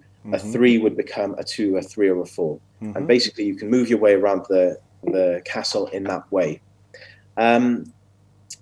If you have enough movement to enter a room, then you basically draw the top card from that room in the majority of situations. So each room has its own deck? Each room has its own deck, and some rooms are more dangerous than others. So once you've played the game a couple of times, you're going to start to learn what rooms contain what, where you should go to find cards that work in conjunction with what you have. So you can kind of add there's a layer of strategy to that as well that rewards sort of repeated play. Yeah. So the other thing, so if you roll the peril symbol, which is it's basically like it looks a bit like a whirlpool type of symbol. It is on here, I promise. Ordinarily, basically the purpose of this dice is that it's supposed to kind of show what the lighting is like in that particular area of the castle that you're in. Yeah. So it's atmosphere. It's atmosphere, yeah, that kind of thing. So if you've got the candle, you've entered a well-illuminated area. If you've got, if you draw this peril symbol, then it means it's pitch black. And ordinarily, you have to land on a trap. That's what these tokens are here. These are traps that are randomly placed at the beginning of the game. If you land on one of those, then you have to basically flip it over and reveal it. Ordinarily, you have to land exactly on the trap in order to trigger it. If you've drawn that peril symbol, then what happens is you only even have to pass the trap. Any traps that you pass, you have to stop on and trigger them, which makes it difficult. There are certain areas of the castle that have got sort of more traps than others. Yeah. So if you enter those kind of areas, then you can catch yourself in a bit of a bind there. And then finally, the other one was the castle symbol. Oh, there's the peril symbol. The other one was the castle symbol, which is there. I was lucky. And that just basically means that there's something interesting has happened. Some sort of event has occurred. So the first thing you do is you draw the top card from the castle deck, which is this one here. And, you might meet sort of a character from the castle. This one, for example, if I bring that up. So just hold on over it. Yeah. There we go. So players may add or remove 1 from their movement each turn, and that basically stays on the top of the deck until another castle symbol is rolled. So it kind of plays out. There's I don't know if you're fans of like the roguelike genre of games like Binding of Isaac and things like that.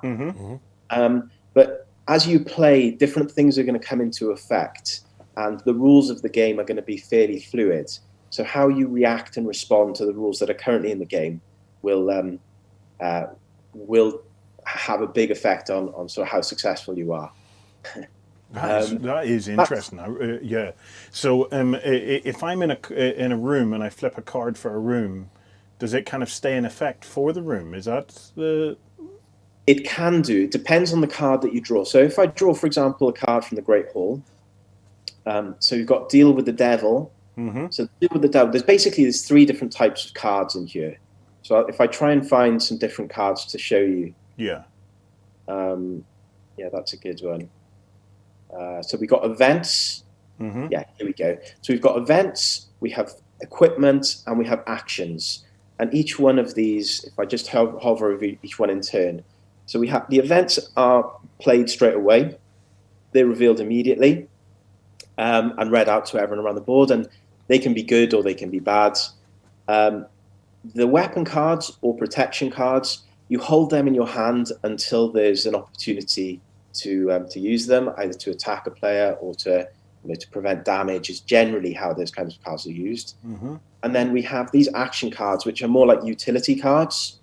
And the idea behind these is that, you kind of keep them in hand and you can use them when it's like most strategic to do so. Yeah.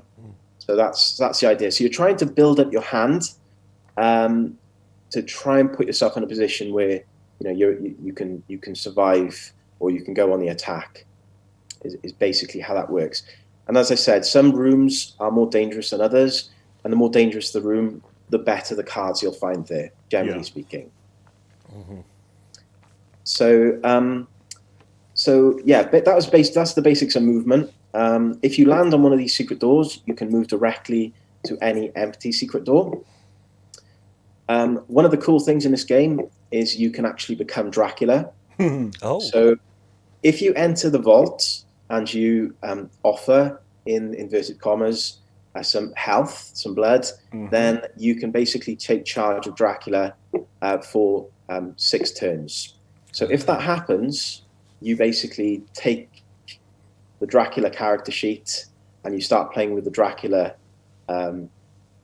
standee, and he gets all sorts of brilliant powers. For example, he can move further, he's immune to damage, can't be targeted by talents or abilities, doesn't trigger traps. It's a bit like Pac-Man. I was just thinking that. He's the ghost, isn't he? Yeah. Oh, it's like taking the pill, isn't it? Yeah, in the Pac-Man, and then yeah. Although here's a question: while you're controlling Dracula, can other players still attack your character? Are you like locked in the crypt, or do you still take your character turn? You can't attack players in rooms, generally speaking, unless there are certain effects in play. Generally speaking, you can only attack in the corridor spaces, but that does change throughout the game. But you can't, in answer to your question, you can't attack this player. You can never attack another player in the vault. So basically, while Dracula's out and about, you've just kind of got free reign. Although there are some cards, there are a couple of cards if you pick up that you can use to kind of mess Dracula up. He also gets access to 3 of these vampire cards. These are like his dark powers that he can use. If I flip these over, you can take a look at them.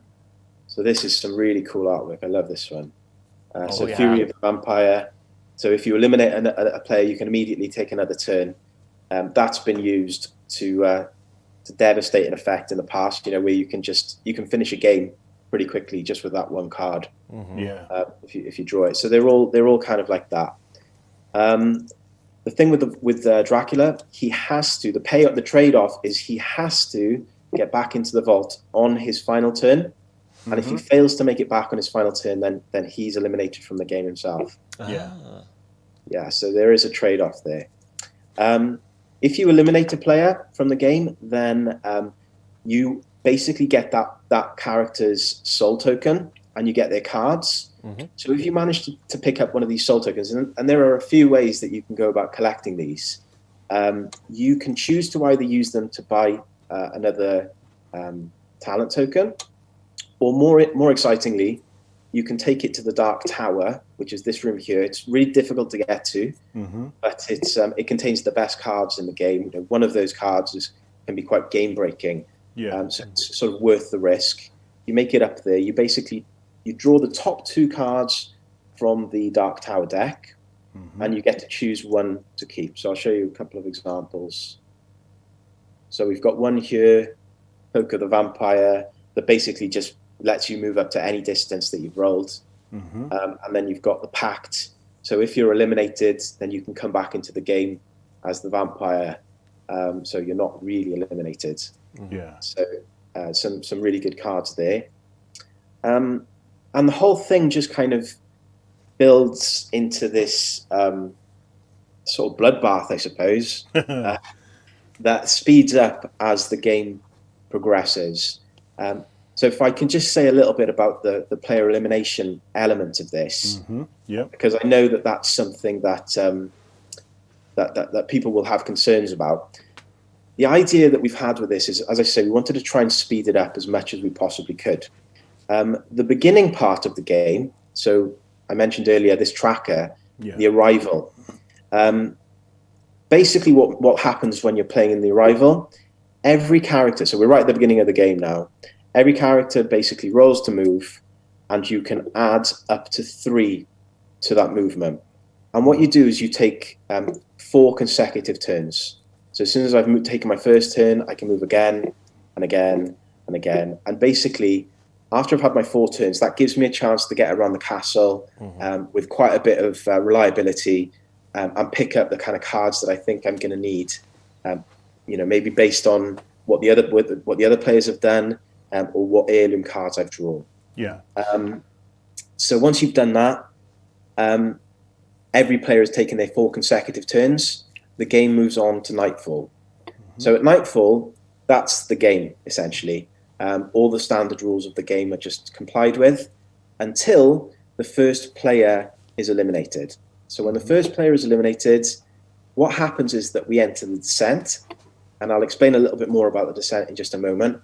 Also, that character, that player, will reveal one of these death knell cards. So the idea behind these cards is that they, each one of these introduces a new rule to the game. So if I just flip over some of these, so this is a good one, Carnage. So all weapons now deal 10 damage. So if that's in play, the game is going to end pretty quickly. This one here, Hunter's Moon, the next player to eliminate the player to their left wins the game. So basically, what we're trying to do is just hit the accelerator, right down to the metal, to try and finish that game as quickly as possible, so that the eliminated player isn't too frustrated. So that's the kind of concept behind these. So there's a couple of key mechanics there, Chris, that I'm really intrigued by. So the arrival phase feels a little bit like a draft, where each player is able to kind of roam around, pick some stuff up, and prepare themselves for what's about to happen.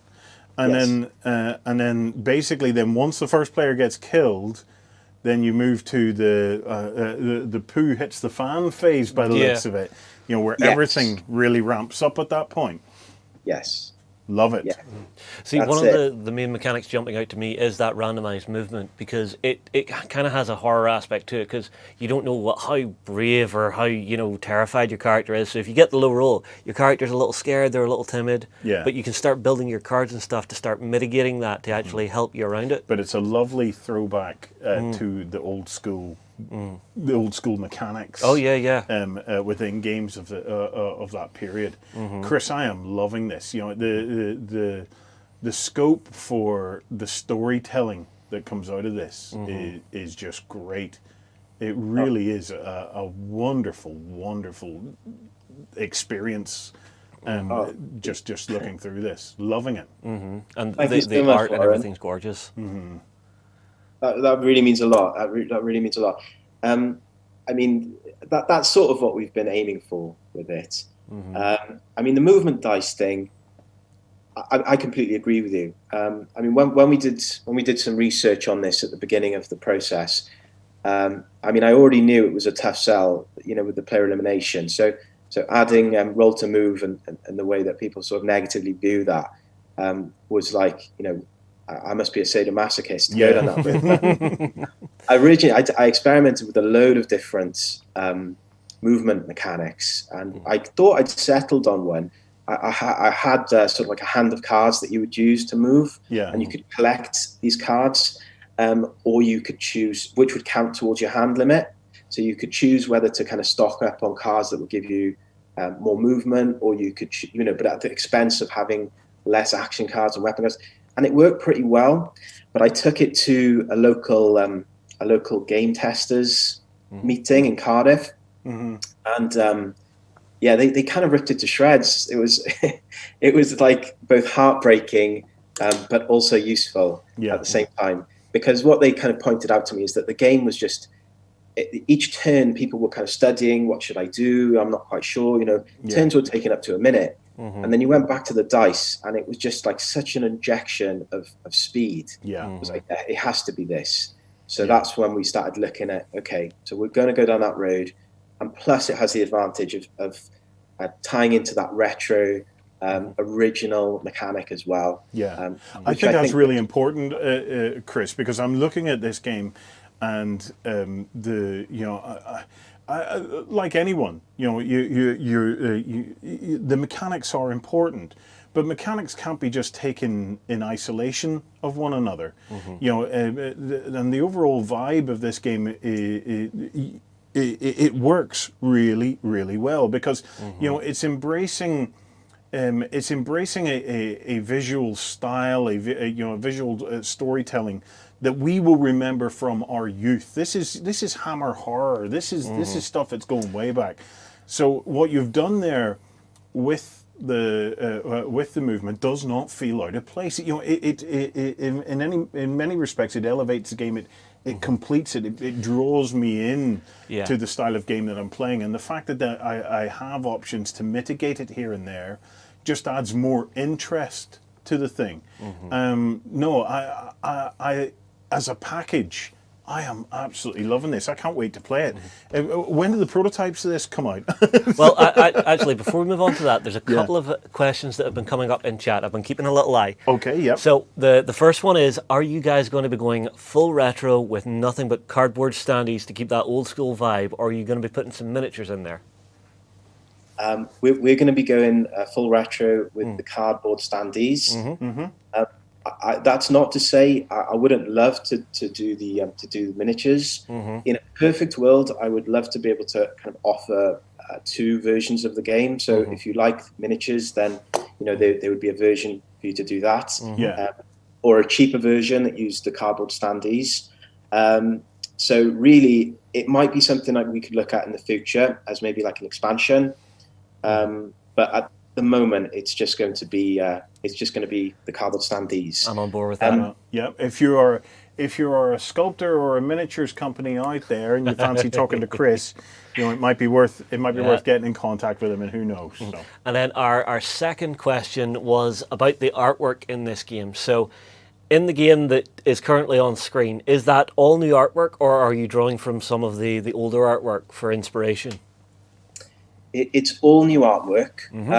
One of the things that kind of came out of those initial discussions with Robert, who's the original creator, was that they didn't actually own the copyright to the original artwork.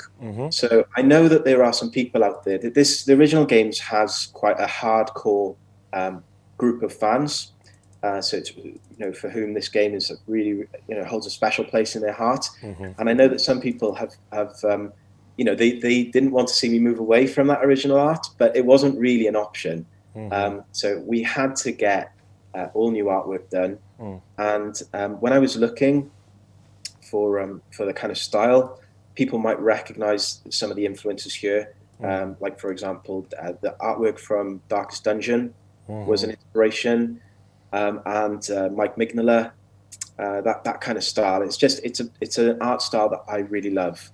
And I managed to find an incredible artist called Hugh Teo, who coincidentally is from Romania, to work on the game with me. Fantastic. So you have somebody who's been to Dracula's castle. So, Didn't you spend some time in Transylvania? I have spent a lot of time in Transylvania, actually, and I have been to both of Dracula's castles. All right, there's two. So it's so what, the summer home and the winter home? Yeah, and his hotel. So we're just looking at while you're talking there, we're just looking at some of the original art from the Gothic game. And I'm just such a fan. Wow, there is, both directions are just absolutely lovely. So you see, I don't know. I always love seeing what people do with games like this, taking it from that classic look but look and at the feel. difference, right? Yeah. So we go from that. It would be lovely to own that. Yeah. But what do you see?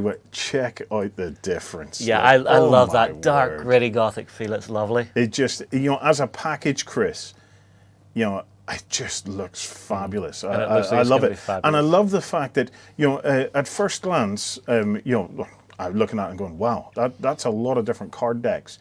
But the moment you pointed out that each one is a room, then suddenly it all just clicked for me. Yeah, the mechanics are all baked in. It is just baked in, and I really, really like this. I really like this.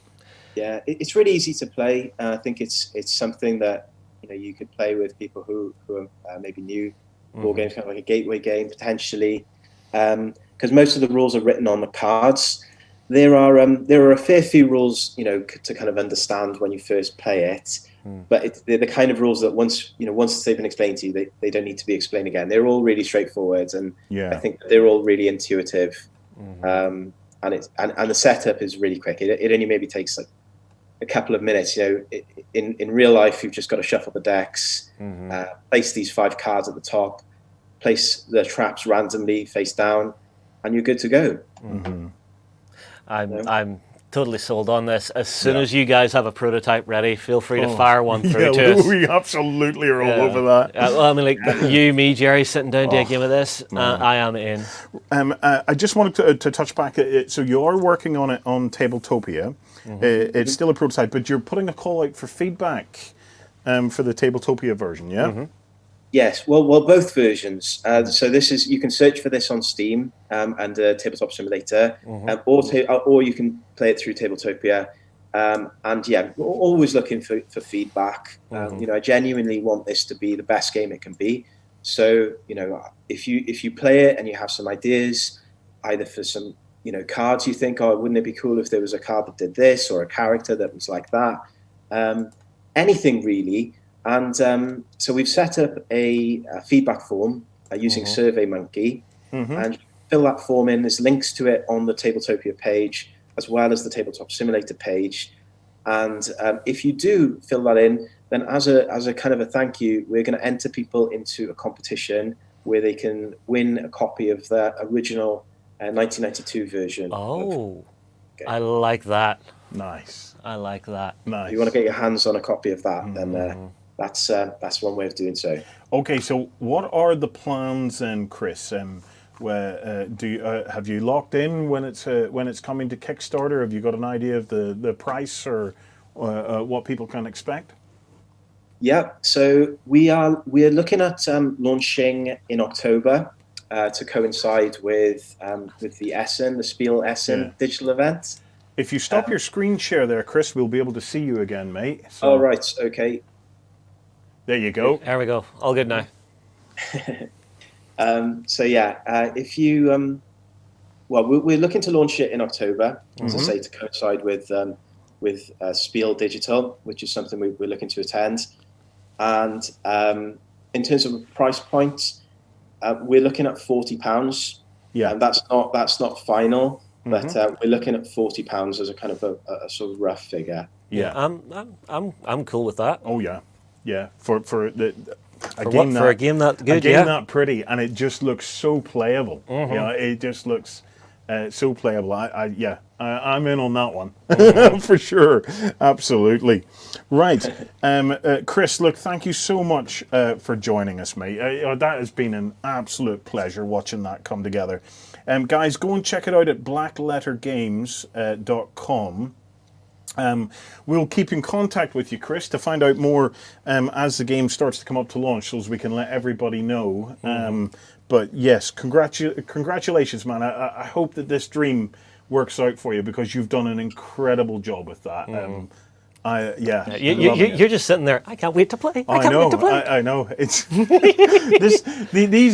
these weekends absolutely kill me, because it's the ultimate shiny syndrome, and I'm looking at it going, oh my god, that looks amazing. It's what happens at every expo. Yeah. It doesn't matter if it's digital, physical, whatever. There's always something shiny you want to buy. I mean, like last year, I brought back like 10 new board games. Right. We're going to take a break. So thanks once again, Chris. When we come back, I'm hoping that we'll be able to hook up with the guys at I believe we have UK Tony. Games Expo HQ to find a little bit about what's going on. Okay, guys, we'll be right back. Thank you.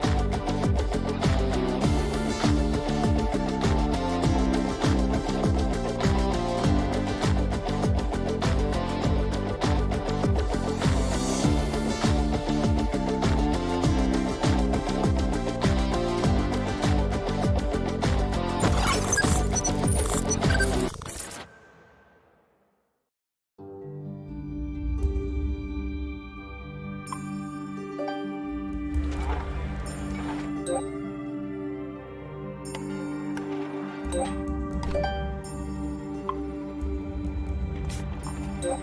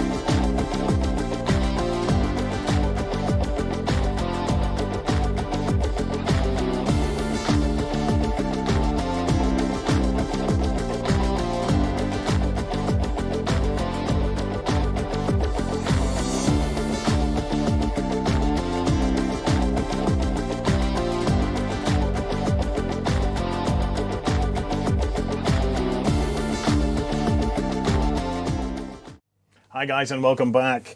Right, we have managed to plug into Virtual Expo HQ. We're stealing some of their internet. Yes, so Tony, what the hell happened, man?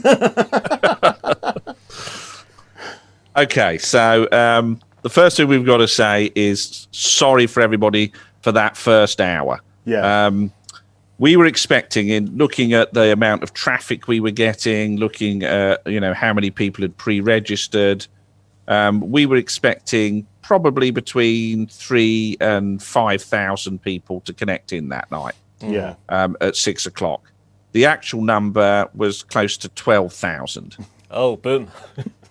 Unique visitors, and our servers literally just were not up for that. In addition to that, our understanding of scaling servers was that we'd been told this would take a couple of minutes. Yeah. And it didn't. No, it doesn't.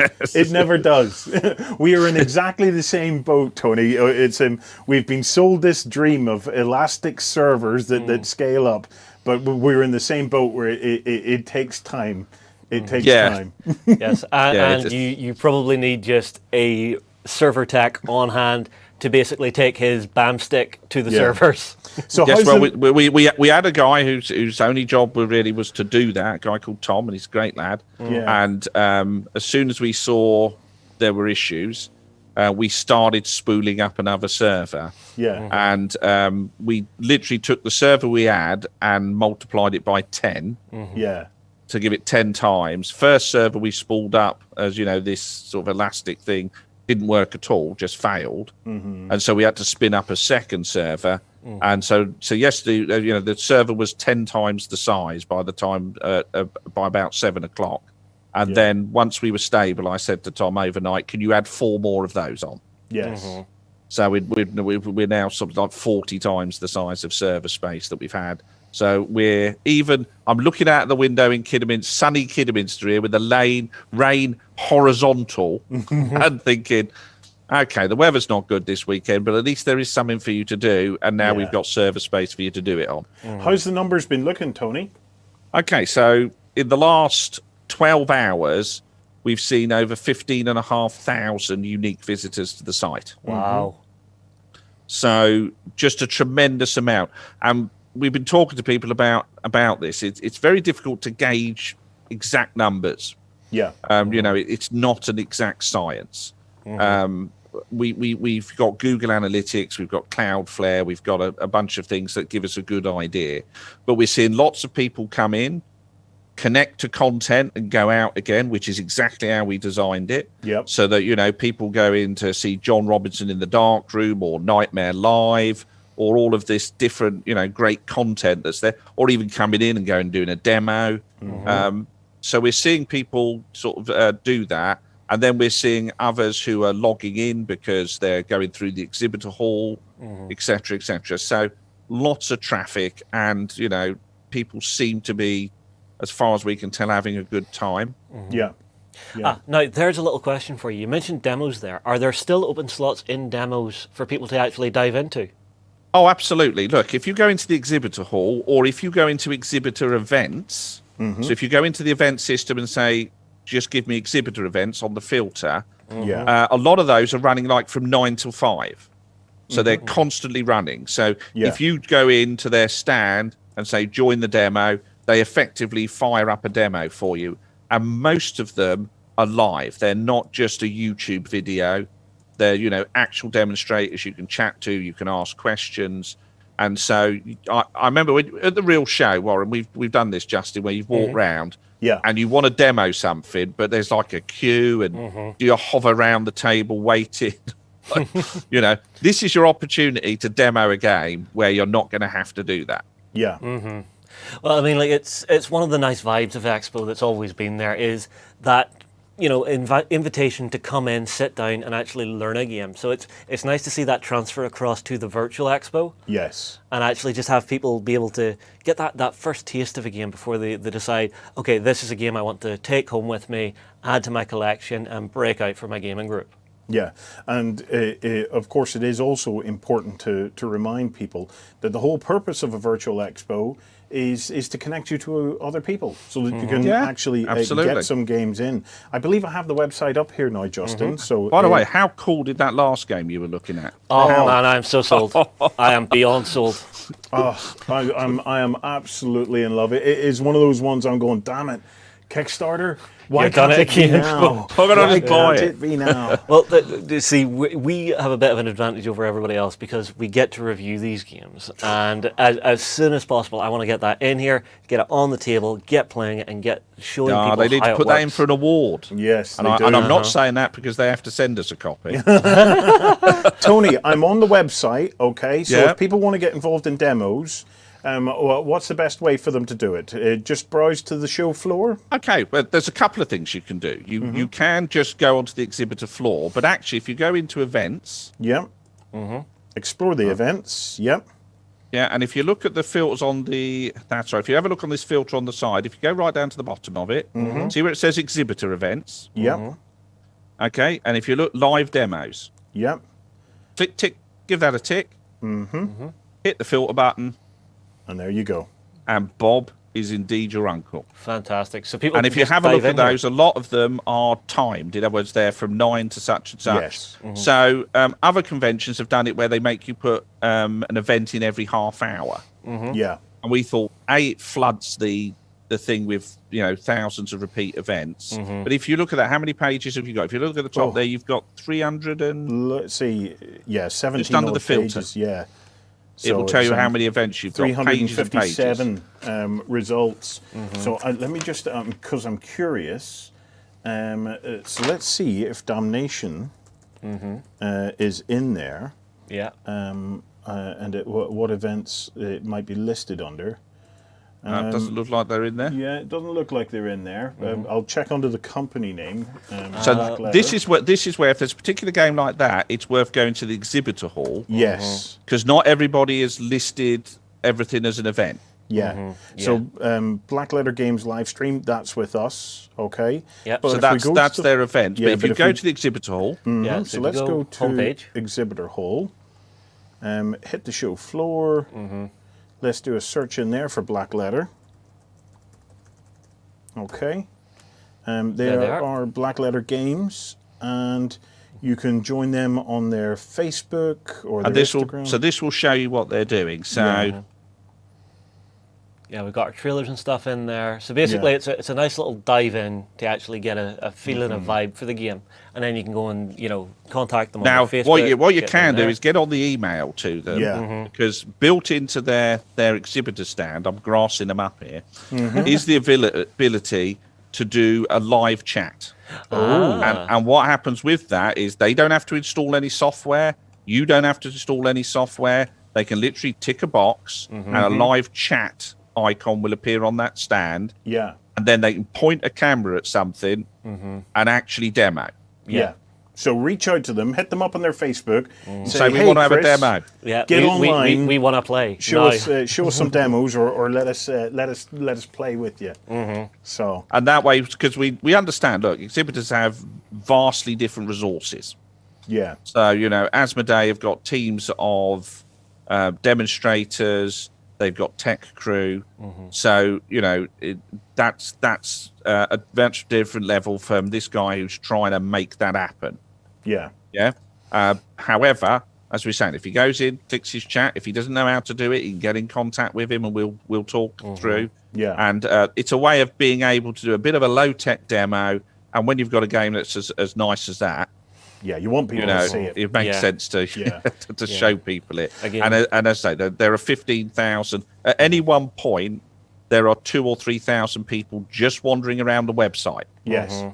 There's some people who've come in and gone elsewhere. We're seeing live figures, an hourly rate of about 3,000 or 4,000 people wandering around the website looking at stuff. So there's plenty of opportunity there. And that's what conventions are about, isn't it? It's taking these people and putting them together. Yeah. Well, Tony, I feel awfully bad kicking you out of your own show, man, but we have other important people we need to talk to. So thank you for joining us, man. We will be hooking up with you and Richard again. Maybe tomorrow we're going to take a look back. And I've been thrown out of better places than this. Right, guys, we're going to take a break. After the break, we're going to be talking about Gamegenic and Keyforge and some stuff with Philip and Amy from Asmodee. So stay tuned, stay in the chat, and we'll be right back.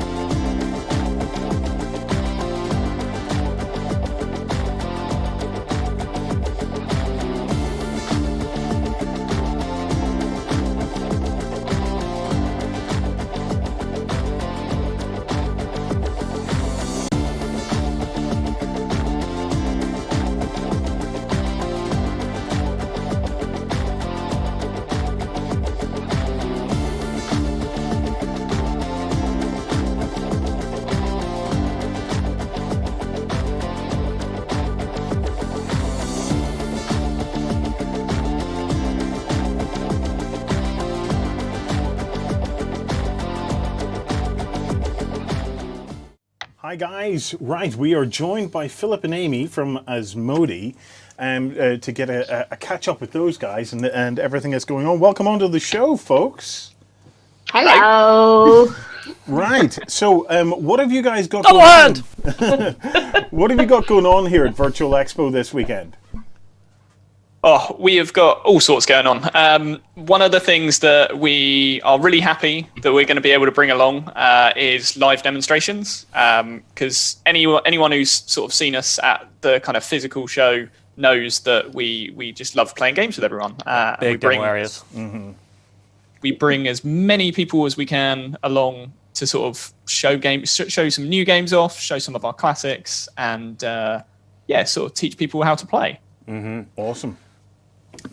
What kind of demos and things can people sign up to? Well, we have a huge selection. So if you like minis, we have X-Wing and Atomic Mass. We have Marvel Crisis Protocol. If you prefer something more family oriented, we've got Concept, Just One on our Asmodee stand and our Discovery stand.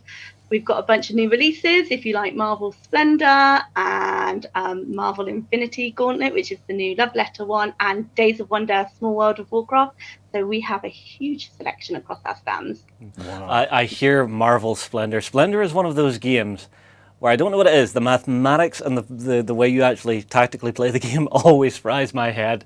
Yeah, it's right. So I'm just showing folk the virtual stand there for Asmodee, and it breaks down into other stands as well. So there's the Fantasy Flight Games stand, Days of Wonder, Z-Man, Atomic Mass, Coiled Spring. So if you're interested in the different demonstrations and things that they're doing, be sure to head over to the Virtual Expo site and check it out. And also, you can join the Asmodee Discord as well. So, guys, I believe one of you can do a screen share with us to show us around a little bit of what people can expect. Yeah, so I'll screen. Ooh, we have technical gremlins. Take a look at the Fantasy Flight Games Discord server to see how easy it is. I don't believe we're hearing Philip right now, so Amy, I don't know if you can hear Philip, can you? I can hear Phil. He's very quiet. He's just telling us all that he's going to pop over to the Discord server. He can screen share, so he's going to show everybody how easy it is to join one of our games, and maybe just show you guys like how we've set up the demonstrations, because we wanted it to be interactive, and we wanted to be like that you can actually play the games rather than just watch a video. So hopefully we'll be able to screen share and show you. Yeah. So Philip, if you can do me one favour, buddy, just very quick. Oh, are you back? Can you hear me now? Yes, we can hear you now. Yes. Okay, sorry about that. It's one of those classic things. It works in the tech test, and we go live, and bam, off we go. Right, I'm going to share my screen. Where are we? Green button at the bottom. Yeah. Lots of windows open. There we go. Here it comes. Can you see that? Yes. It's loading. There we go. So this is the sort of welcome page that we've got for the FFG Discord server here. It's got a nice little explanation of what everything is doing, but we've got plenty of channels. If people don't want to sort of join in on voice chat or anything, and they just want to talk FFG games, they can do that in the text chat. Got some sort of areas for people to find local gaming groups as well, which we're really keen for people to use.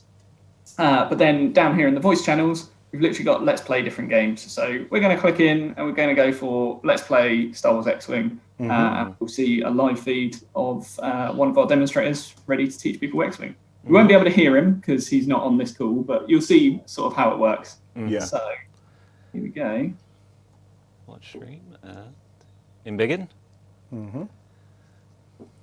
There we go. So it's as simple as that.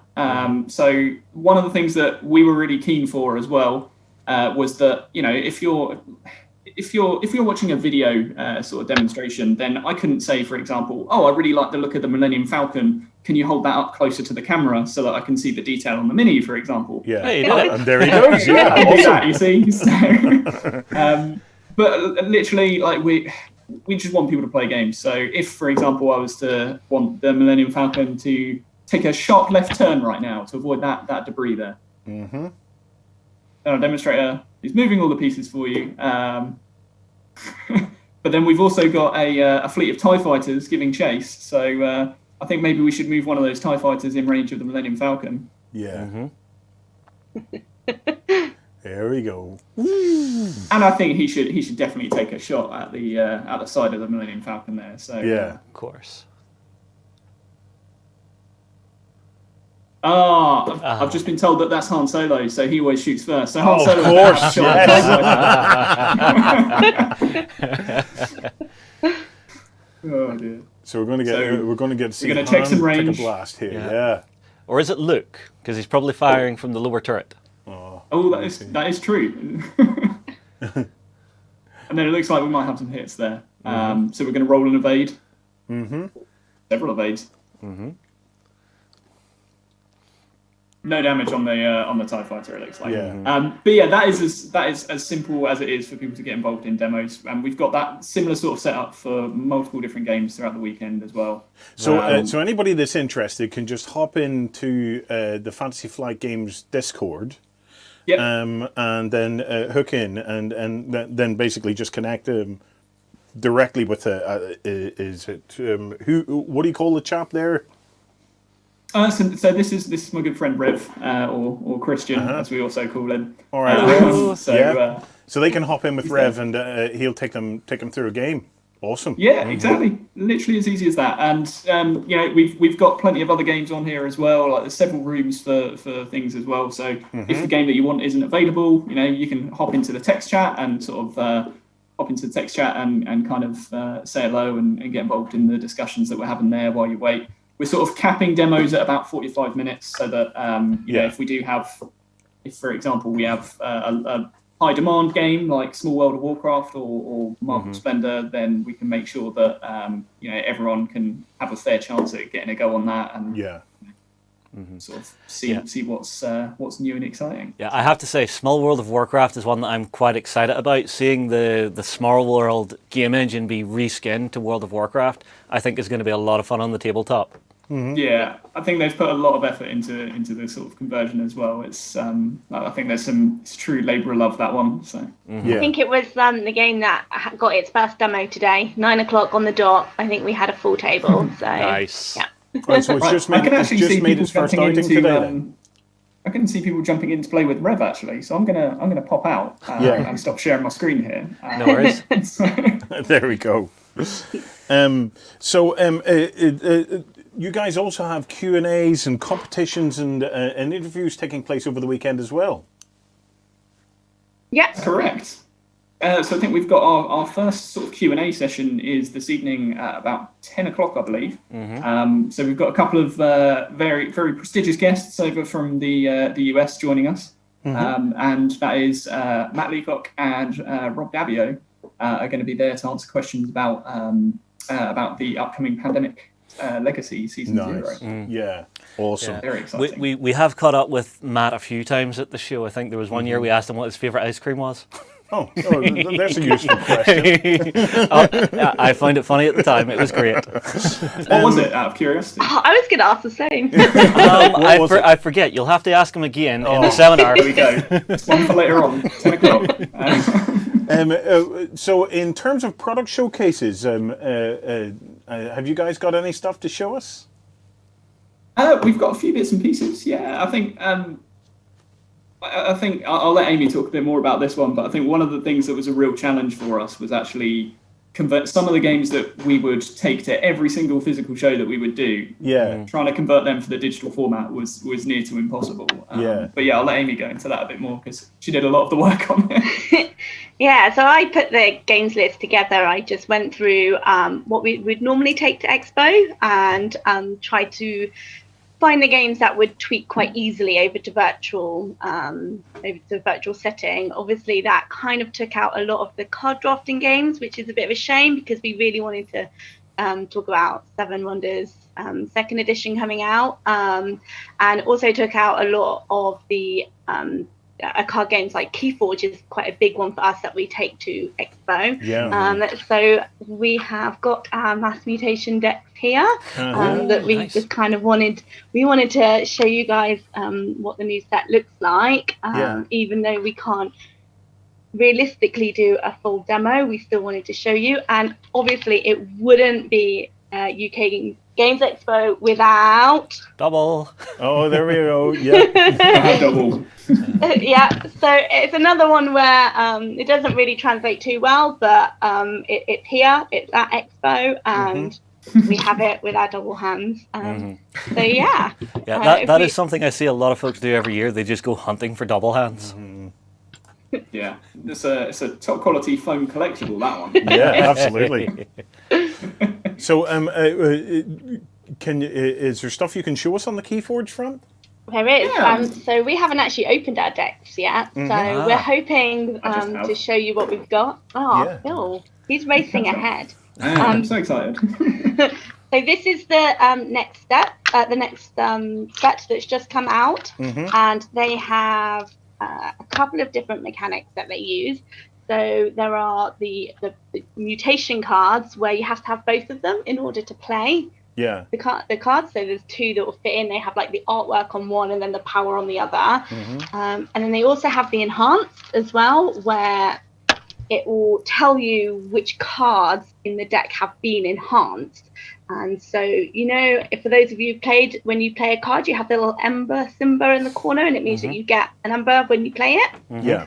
Well, now there are cards that will let you capture or damage as you play it instead. So that's just another added mechanic that we've got. And I've got one of the new ones. I don't know if you can see it because I've not taken the shiny wrapper off yet. That's all right. What's your deck name? That's the most important question when you open a Keyforge deck. What is the deck name? Bo Boss Skeleton Zana. Oh, that's a bit of a mouthful. I have the medium countess. Not the rare countess, not the well done countess, the medium countess. Like the lukewarm. Well, how do you like your countess done? I prefer rare. So there you go.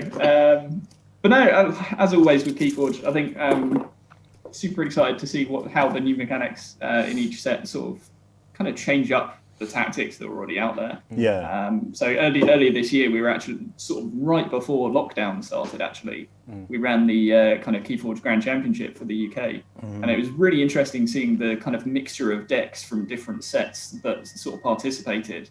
And of course, a lot of the time, people were worried about power creep in card games, but actually, the sort of the final cut for the tournament still had a lot of earlier decks in there as well. So it wasn't like the latest set is the only one you can play with if you want to win. It was a sort of really interesting mixture. So that was that's the beauty of Keyforge's design is you're completely taking away that deck building aspect, and every deck you buy is individualized. Yeah. So and I mean, like I love that concept because it's something I used to hate with collectible card games was you would get the one guy who knew every single card and every single combo.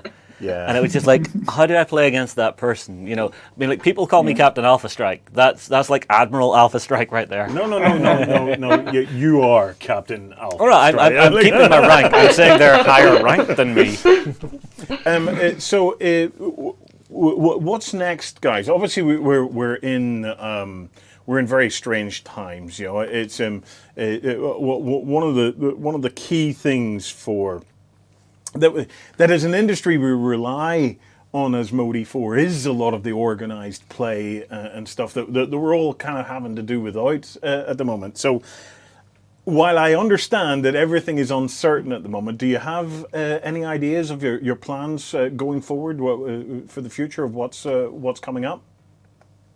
I think the sort of guiding principle we're going with is like we would love for events and organised play to happen again as soon as it is safe to do so, and that's always going to be sort of the kind of crux of it is until we can sort of do it in a way that we know isn't going to put people at risk. That's sort of what we have to kind of stick by with it. We are starting to kind of look at ways that we can kind of adjust it though, for example, and I think this weekend has been a great example of how we can adjust our event offering into a kind of different medium to what we're used to. Yeah. So I think it's sort of a watch this space at the minute. It could be that we look at sort of the safety side of a card game setup, for example.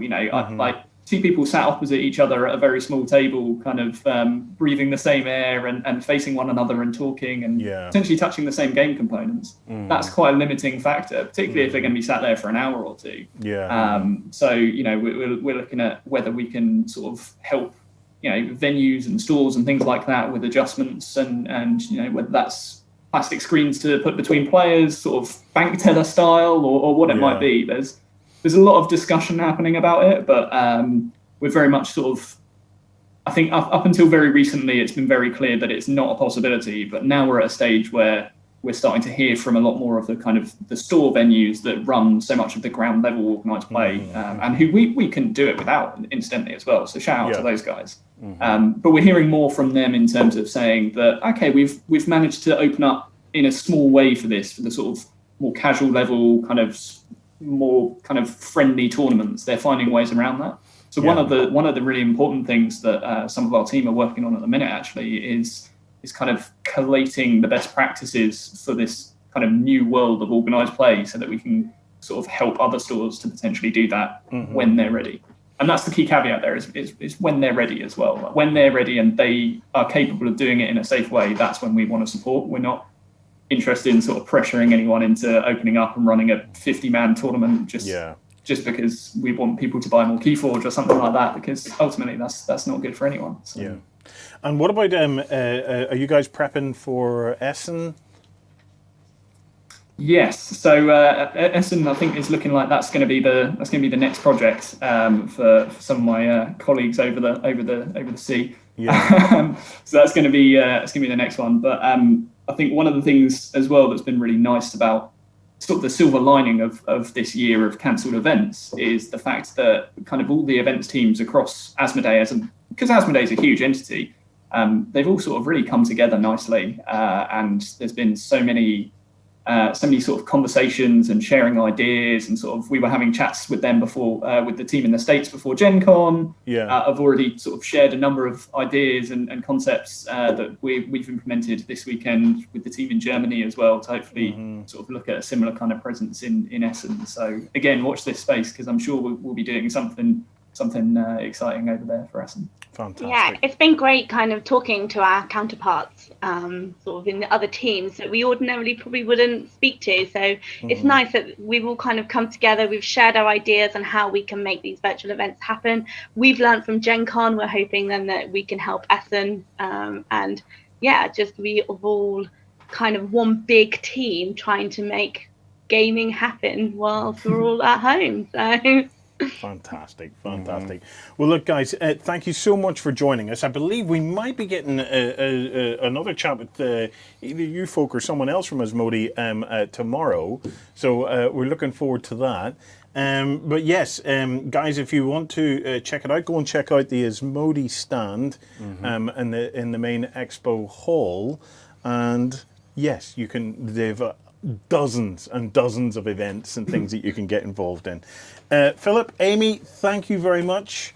Guys, we're going to take a quick break, and then we'll be back soon and maybe get a look at what's going on in some of the other stages. Amazing. Thanks.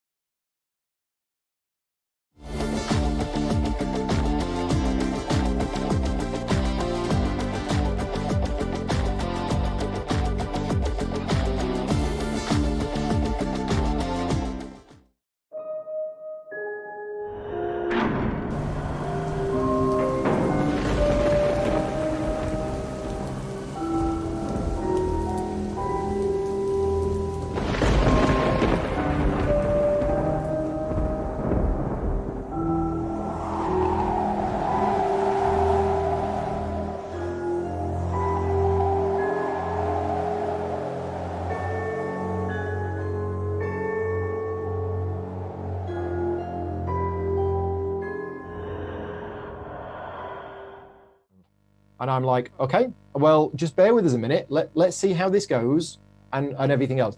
And I never forget, a couple of years ago, was it last year? No, I think it was a couple of years ago.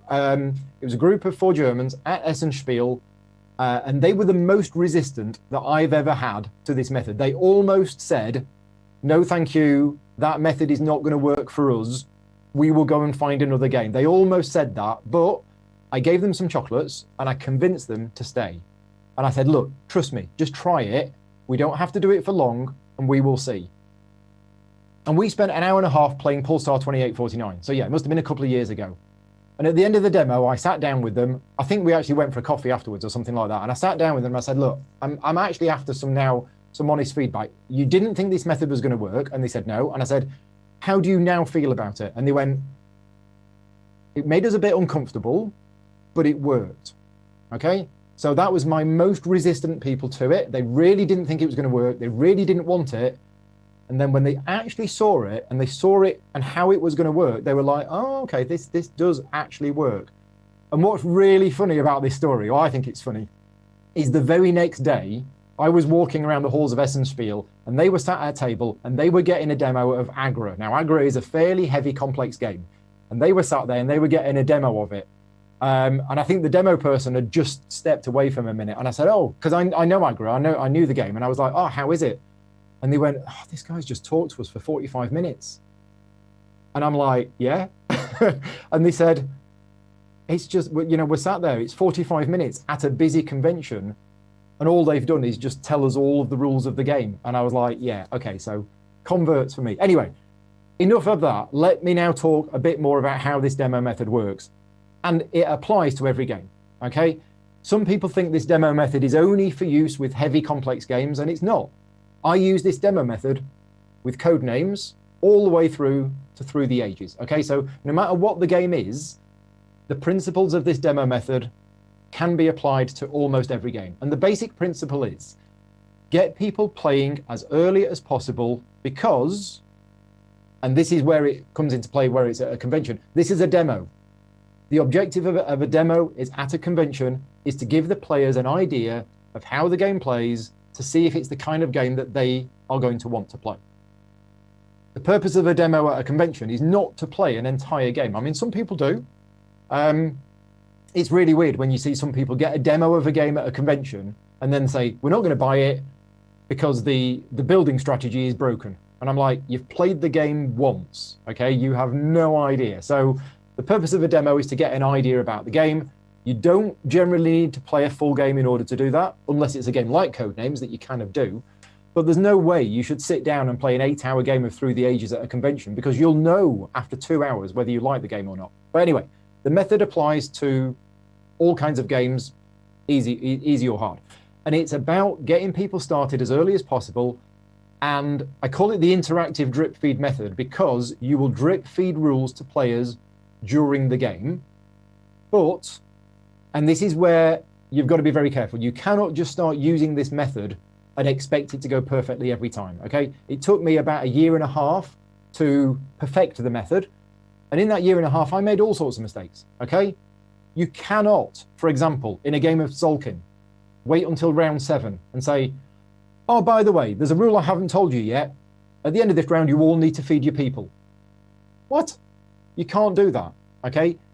So you have to know the game extremely well, and you have to know what rules they need to know at the start and what rules can be left, okay?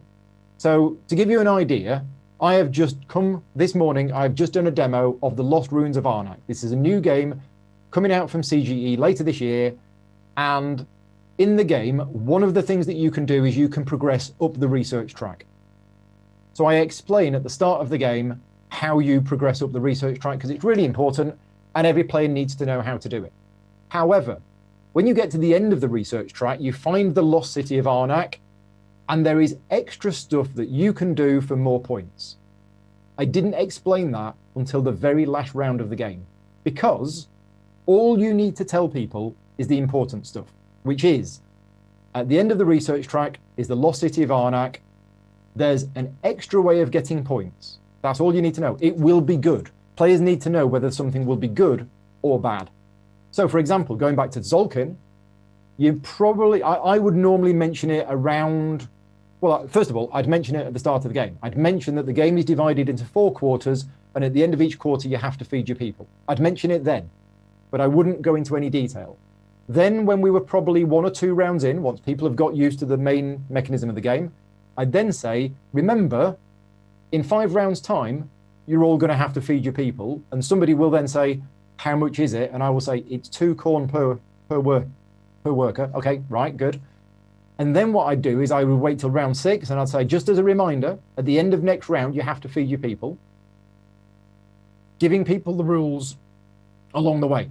Somebody will probably then ask, what if I don't feed my people? You'll lose some points. Okay, right, we know it's bad. They don't need to know, lose 3 points, stand on 1 leg, go to the chip shop. You know, they don't need to know the details. All they need to know is feed your people. If you don't feed your people, bad stuff will happen. Okay. So tell people what they need to know at the time they need to know it.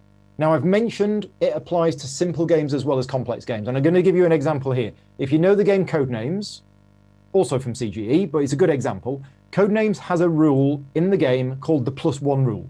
So if you give a clue of Armadillo 2, your team are allowed to have 3 guesses. That's the rule of the game, okay?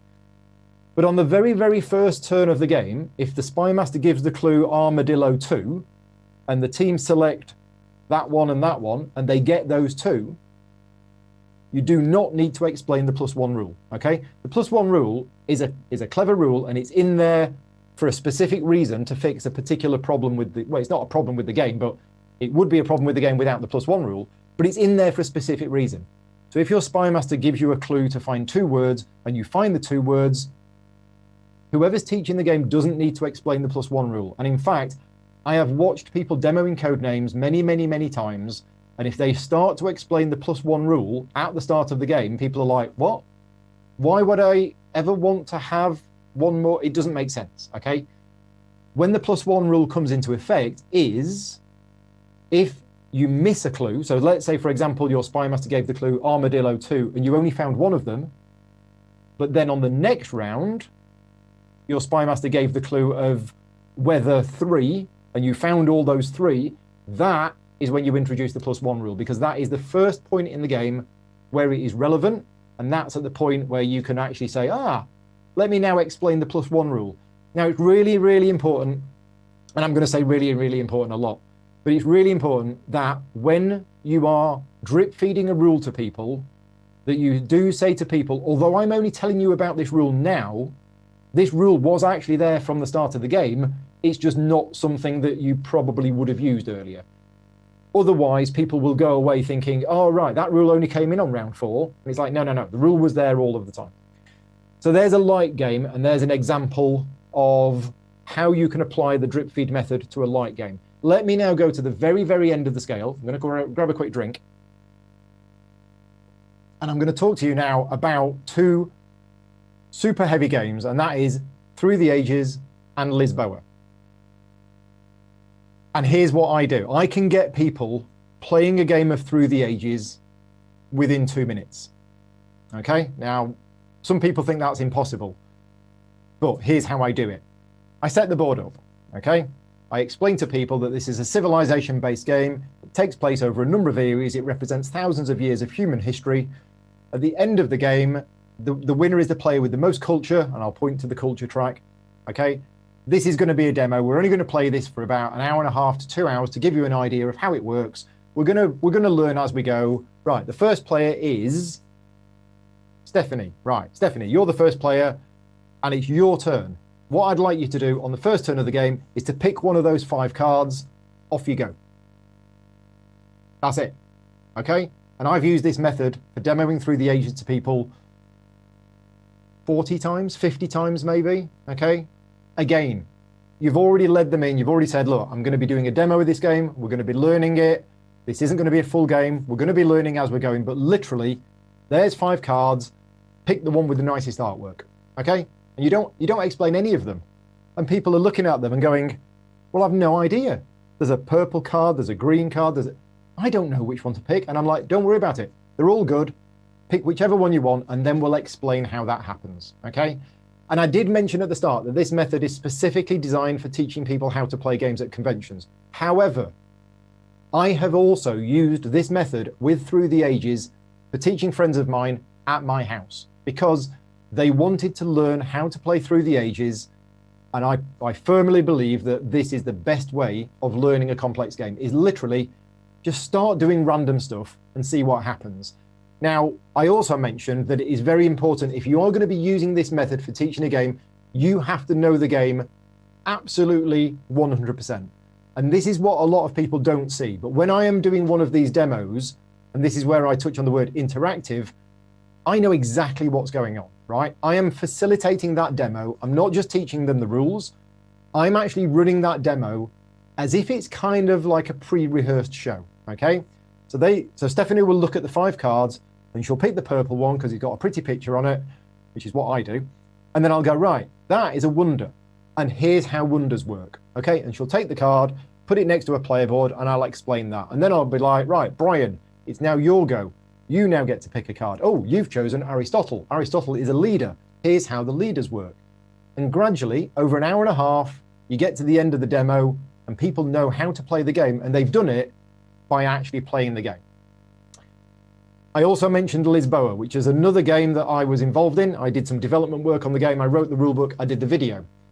And I've got a story to tell you about, and this was at BGG-Con in America about 3 years ago.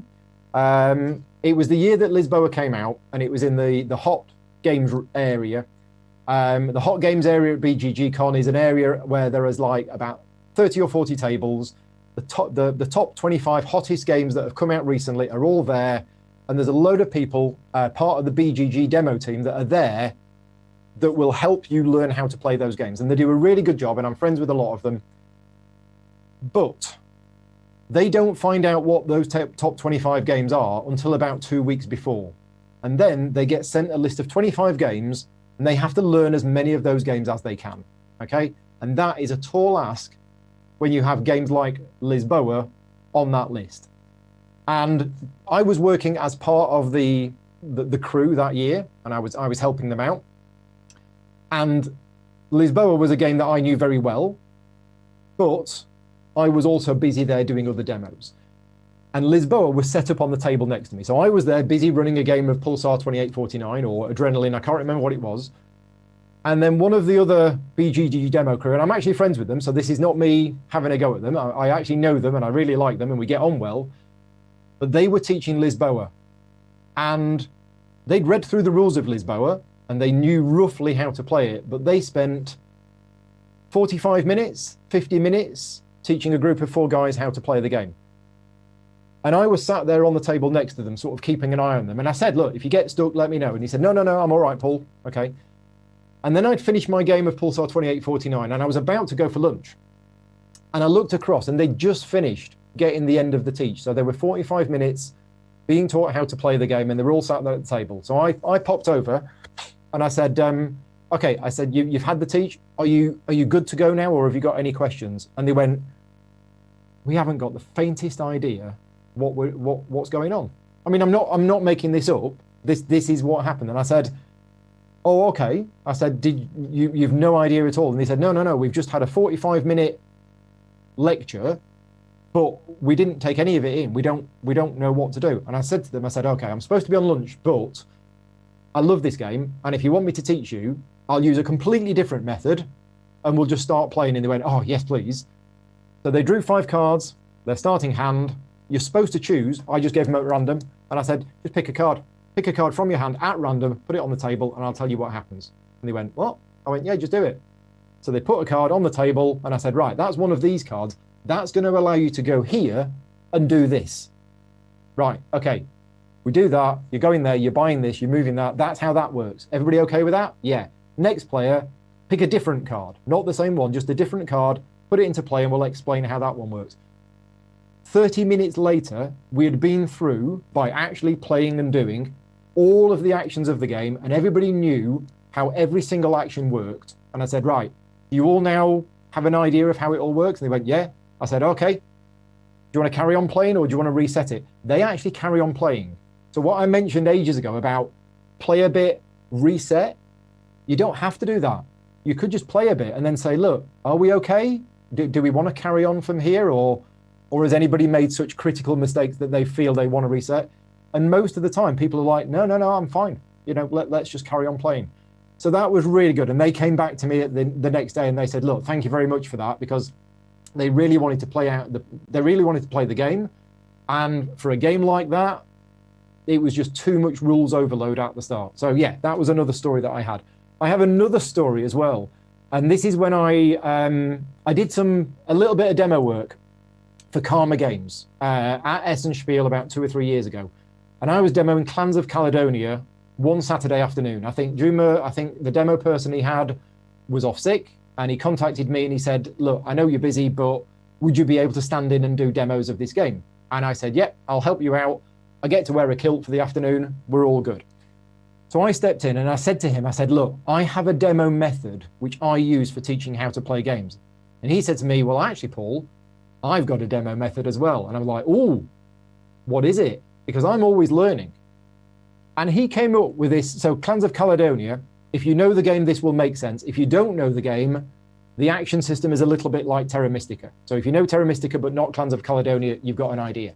On your turn, there are 8 different actions you can do, okay? Now, my demo method for the game would be to sort of say, just pick any of the actions, and then we'll explain how it works.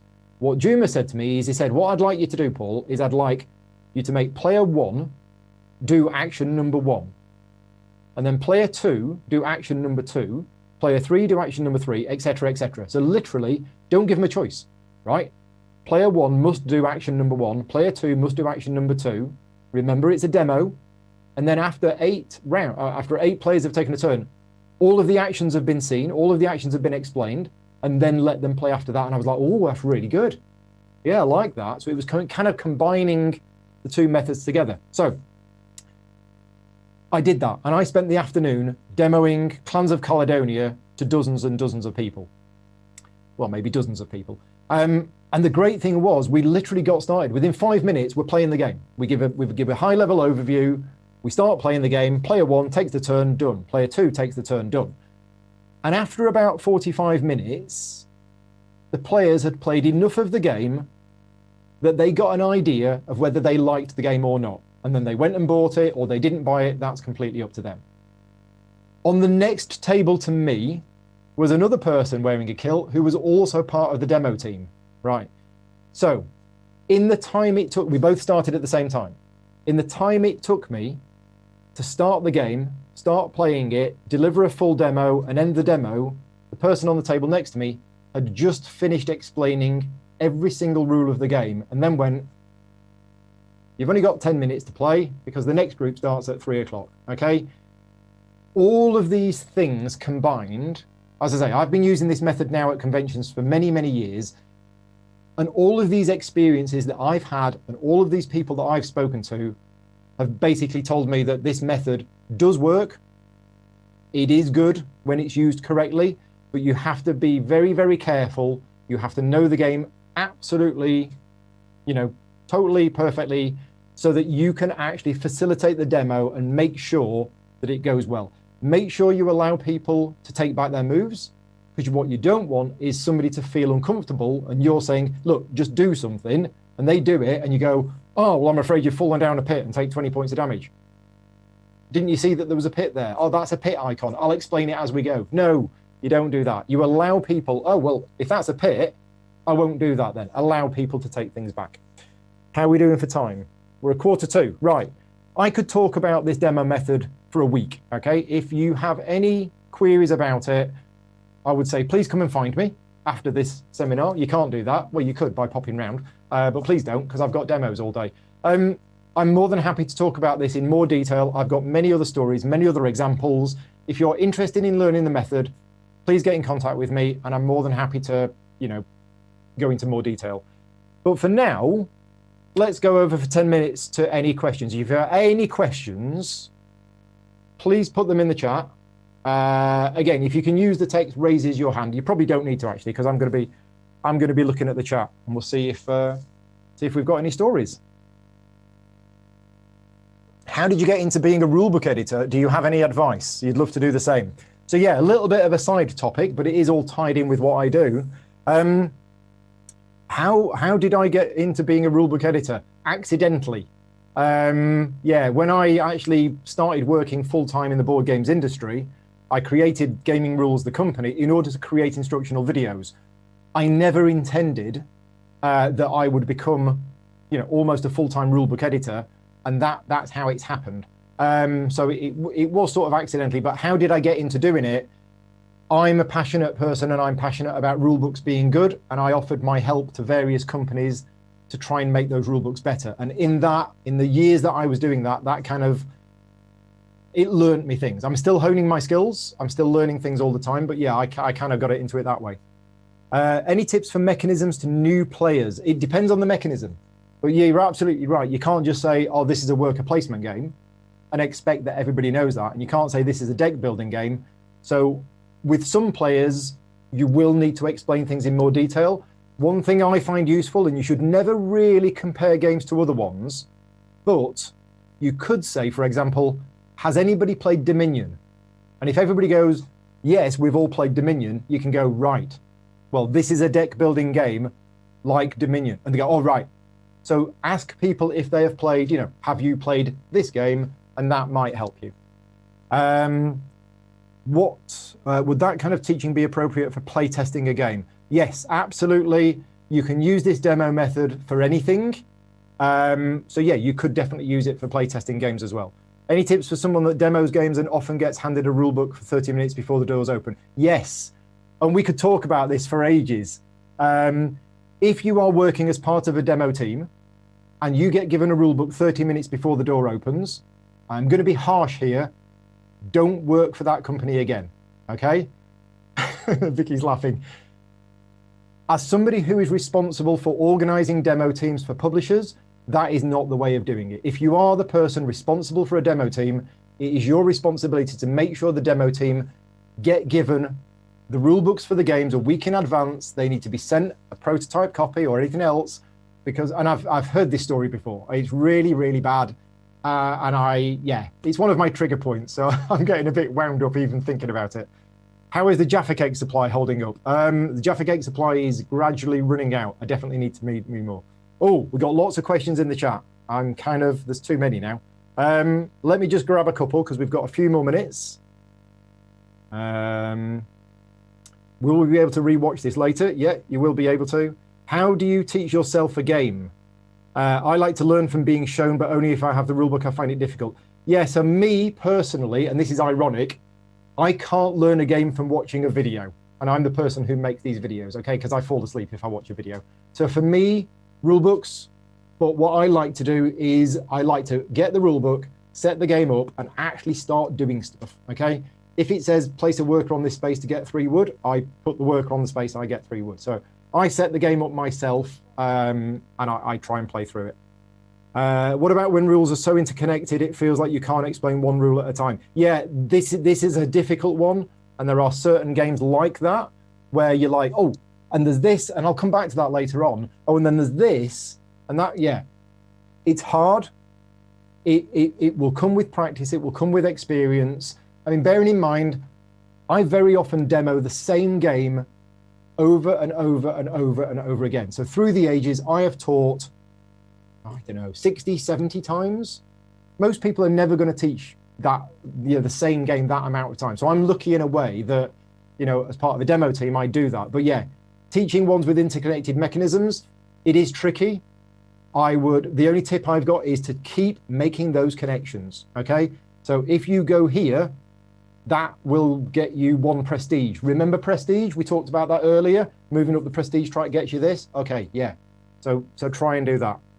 How often do you actually find time to play games for enjoyment with people who know how to play versus just teaching? Very rare.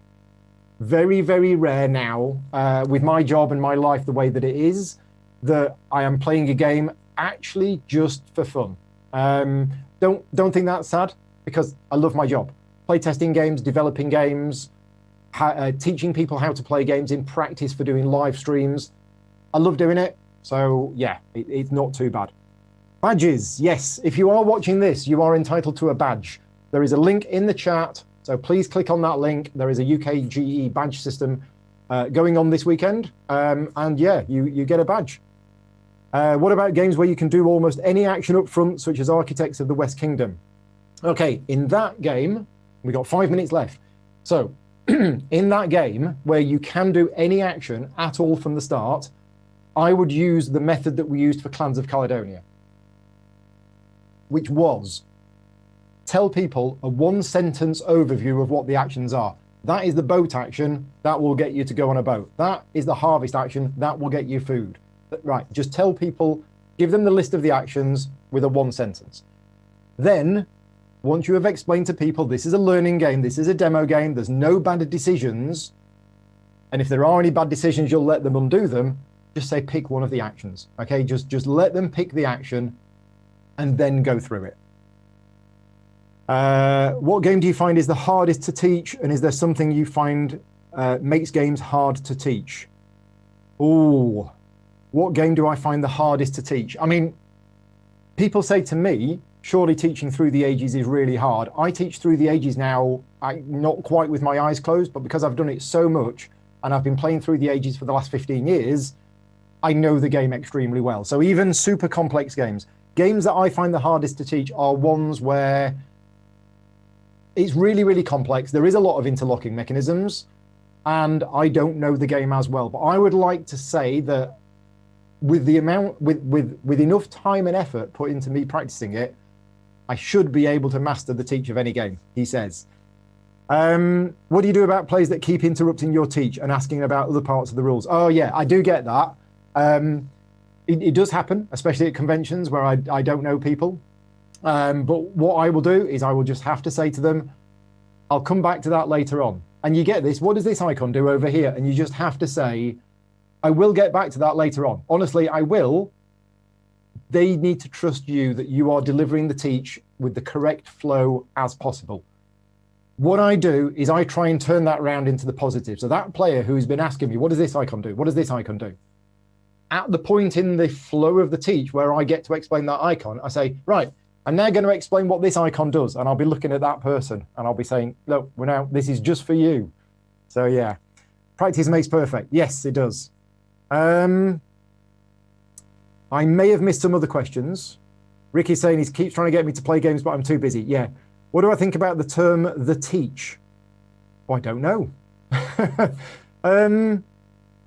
Yeah, I mean, I remember once when I posted one of my videos and I called it teaching and playthrough, and somebody contacted me and said that's the wrong word, so I now call it tutorial and playthrough. Yeah, I'm not sure what I think about the term the teach. I know some people use it. I tend not to. What is the snail behind you? You need one. This is Steve. This is Steve. This is my 50th birthday present. It is from a company called Jellycat. Yeah, this is Steve. So yeah. One of the best presents I got for my birthday. There you go. Steve has appeared in a number of live playthrough videos. Last question. How do you stop yourself from going too deep and mentioning all possible options when you're trying to teach the basics? Practice.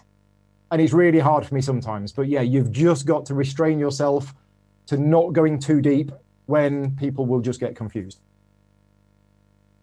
Other than that, we're going to wrap things up. So thank you very much for watching. Thank you very much to Millie for inviting me to do this seminar and for obviously hosting it. Millie is running all of the stuff in the background. So what you're not seeing is you're not seeing all of the people working for UK Games Expo in the background, putting all of this together. So yeah, massive thank you to them.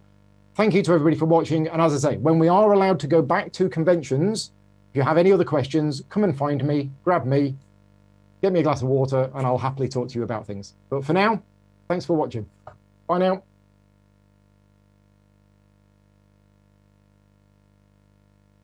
I guess that fades out. Yeah, there we go.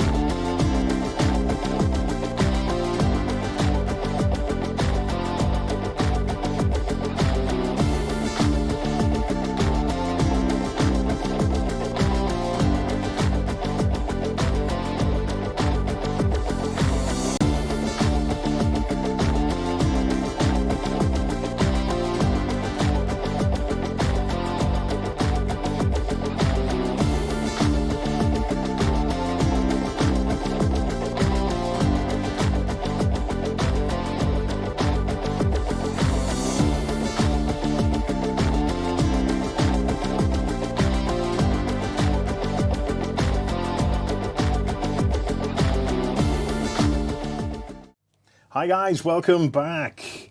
If you want to continue watching that seminar, it is live over on the Toot stage. I believe because we've passed the hour, that particular seminar is ended. Oh, is it finished? There is okay. another one running. Well, just in case it is still running, but there are other seminars like it over on the Toot stage. Right.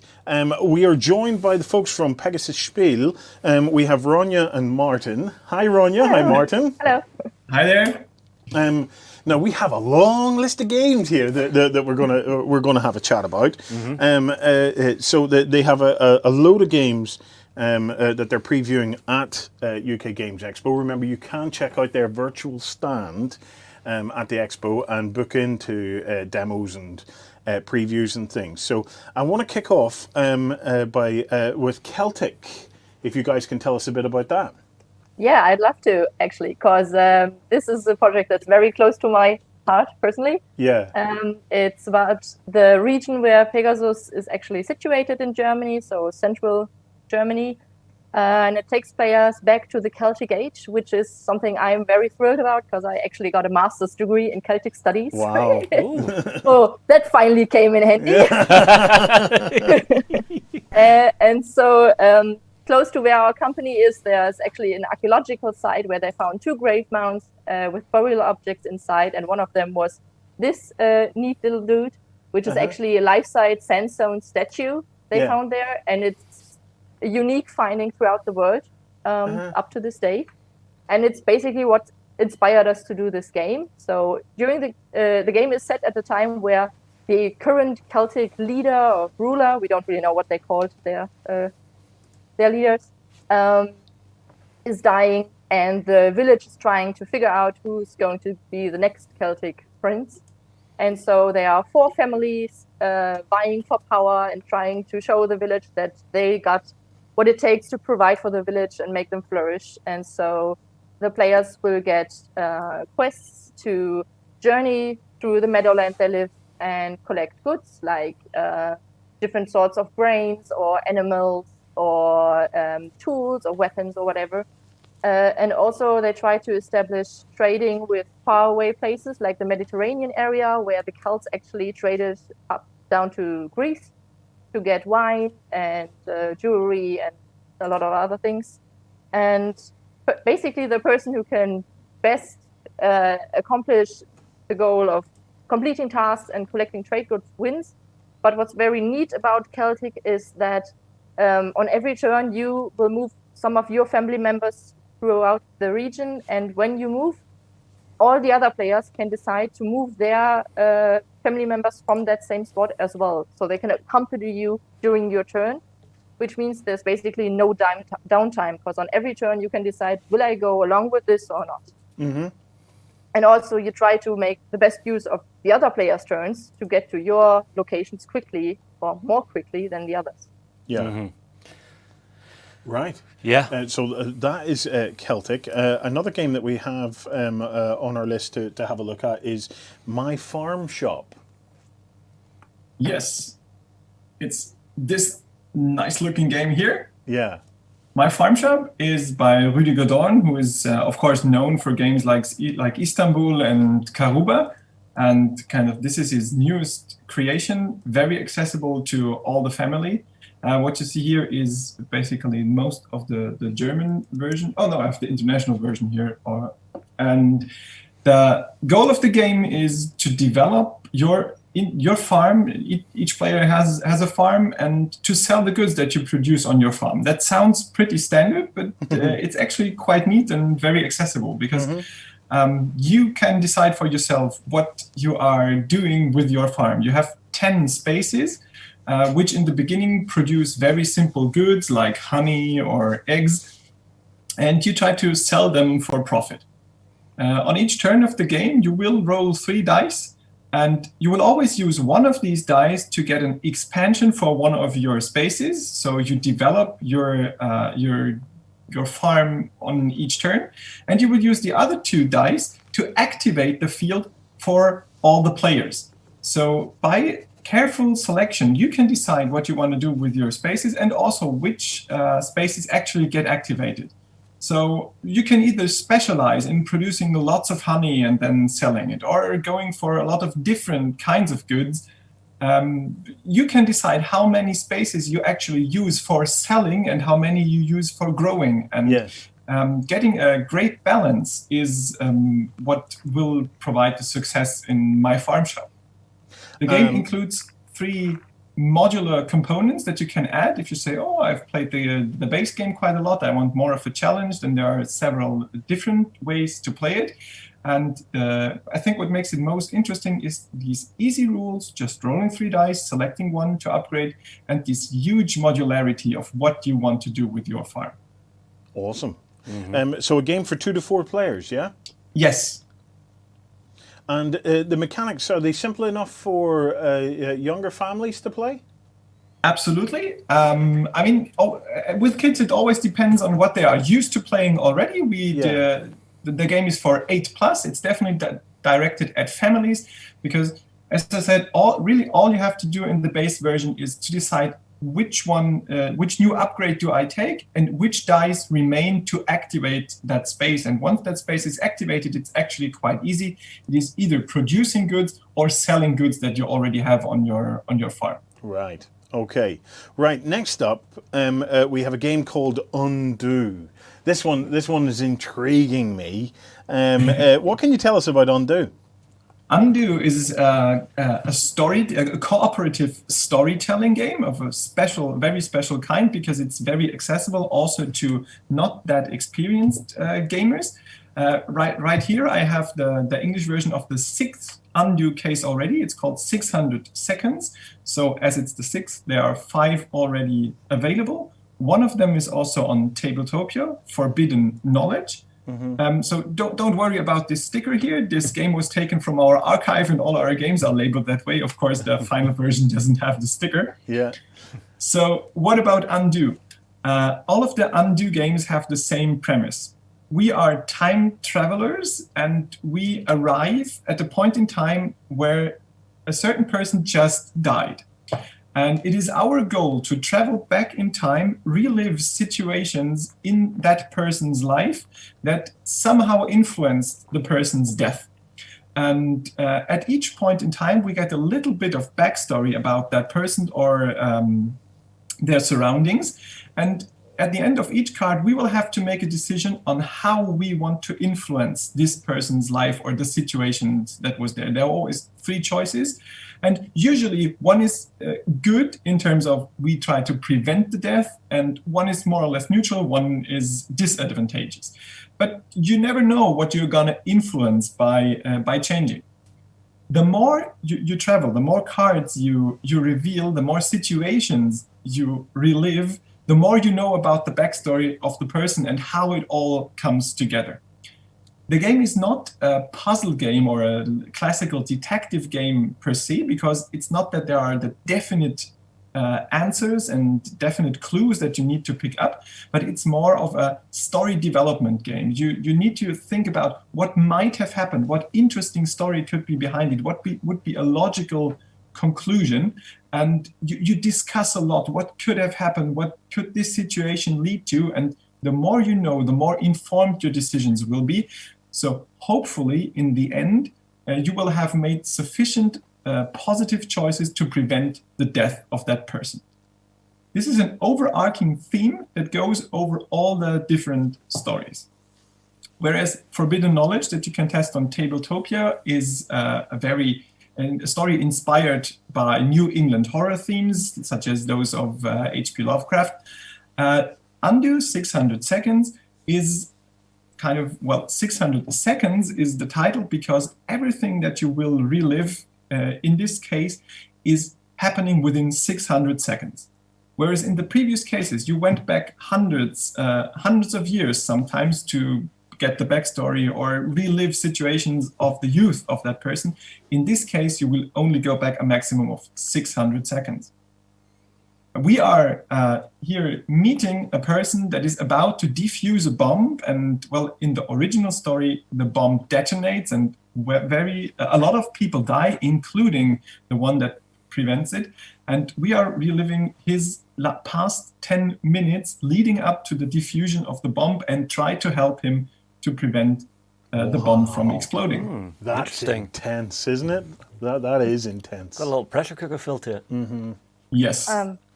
Just to mention, there's also a free demo case, which looks like this, which people can get from their local retailer. So they can just go by the store, and if they have Pegasus games, they can also have this or order this from us for free. It's an independent story. It's not one of the 6 games already released, but it's its own story, just to get a feeling of how it works, and see if that's something the players like. And as we already mentioned, you can also play a full case on Tabletopia this weekend. Nice. That's cool. That nice little free sample, try before you buy. Exactly. I like it. Basically, it works just like the bigger stories. It's just a smaller story, less cards, and you will see how you like it. But you will discuss in the very same way as you do with the full boxes. Yeah. Very cool. Lovely. I love that one. Okay, next up we have Kyoto. Yes, but all we have to show is this picture of a cover, because it's currently in production. It will be out in October, but it's already on Tabletopia this weekend for people to play. The subtitle is "Money Makes the World Go Down," and that's really what the game is about. So it's a very current theme, because we're actually big nations at a climate conference in Kyoto, and we're discussing basically, saving the world. Yes. But as things are, money is the all-deciding factor, and at the end of it all, we still want to have a nation that's flourishing and that's doing well. So, of course, we try to save the planet, but, we've got to protect the money. You've got to protect the money. So you will I want you to pay for saving the planet. Yes. Exactly. Ideally, other people will pay for saving the planet. Okay. So you will play a couple of rounds. Every round, one person is the speaker, and they will draw a scientific survey that says, okay, you have to spend this much money to reach our current climate goal, and you have to get rid of this amount of oil or other resources. And then there's 90 seconds to discuss, where all players are encouraged to spend money to reach this goal and to get rid of things they don't really need, like cruise ships or highways or whatever, to reach this goal, because if they don't, there will be consequences, which can lead to animal extinction, which can lead to temperatures globally rising, and also to a change in the weather, all of which are bad, of course. Yes.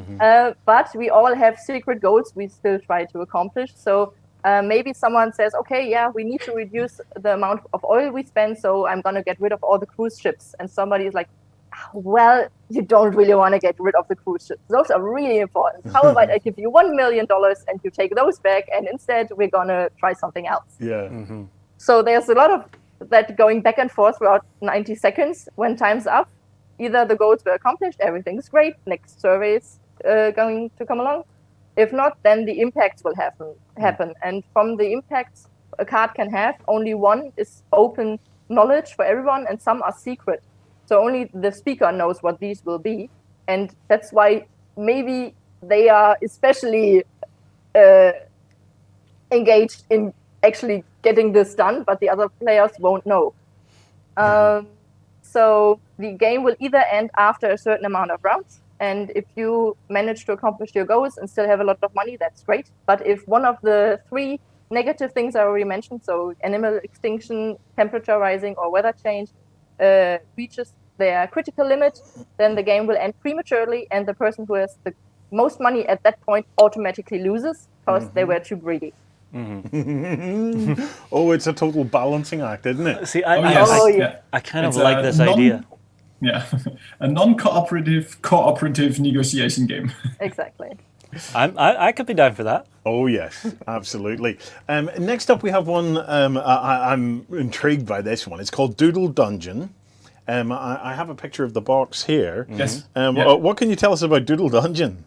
Yeah, Doodle Dungeon. The name is basically what is in the box, because we are finally creating our own dungeon. We have waited for this for so long, and now we have it. No, I'm joking.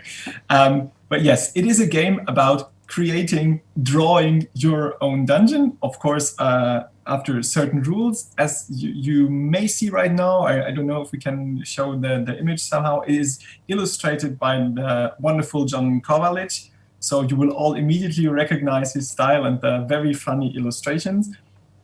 In Doodle Dungeon, we are competing for who is gonna be the most badass, evil dungeon master.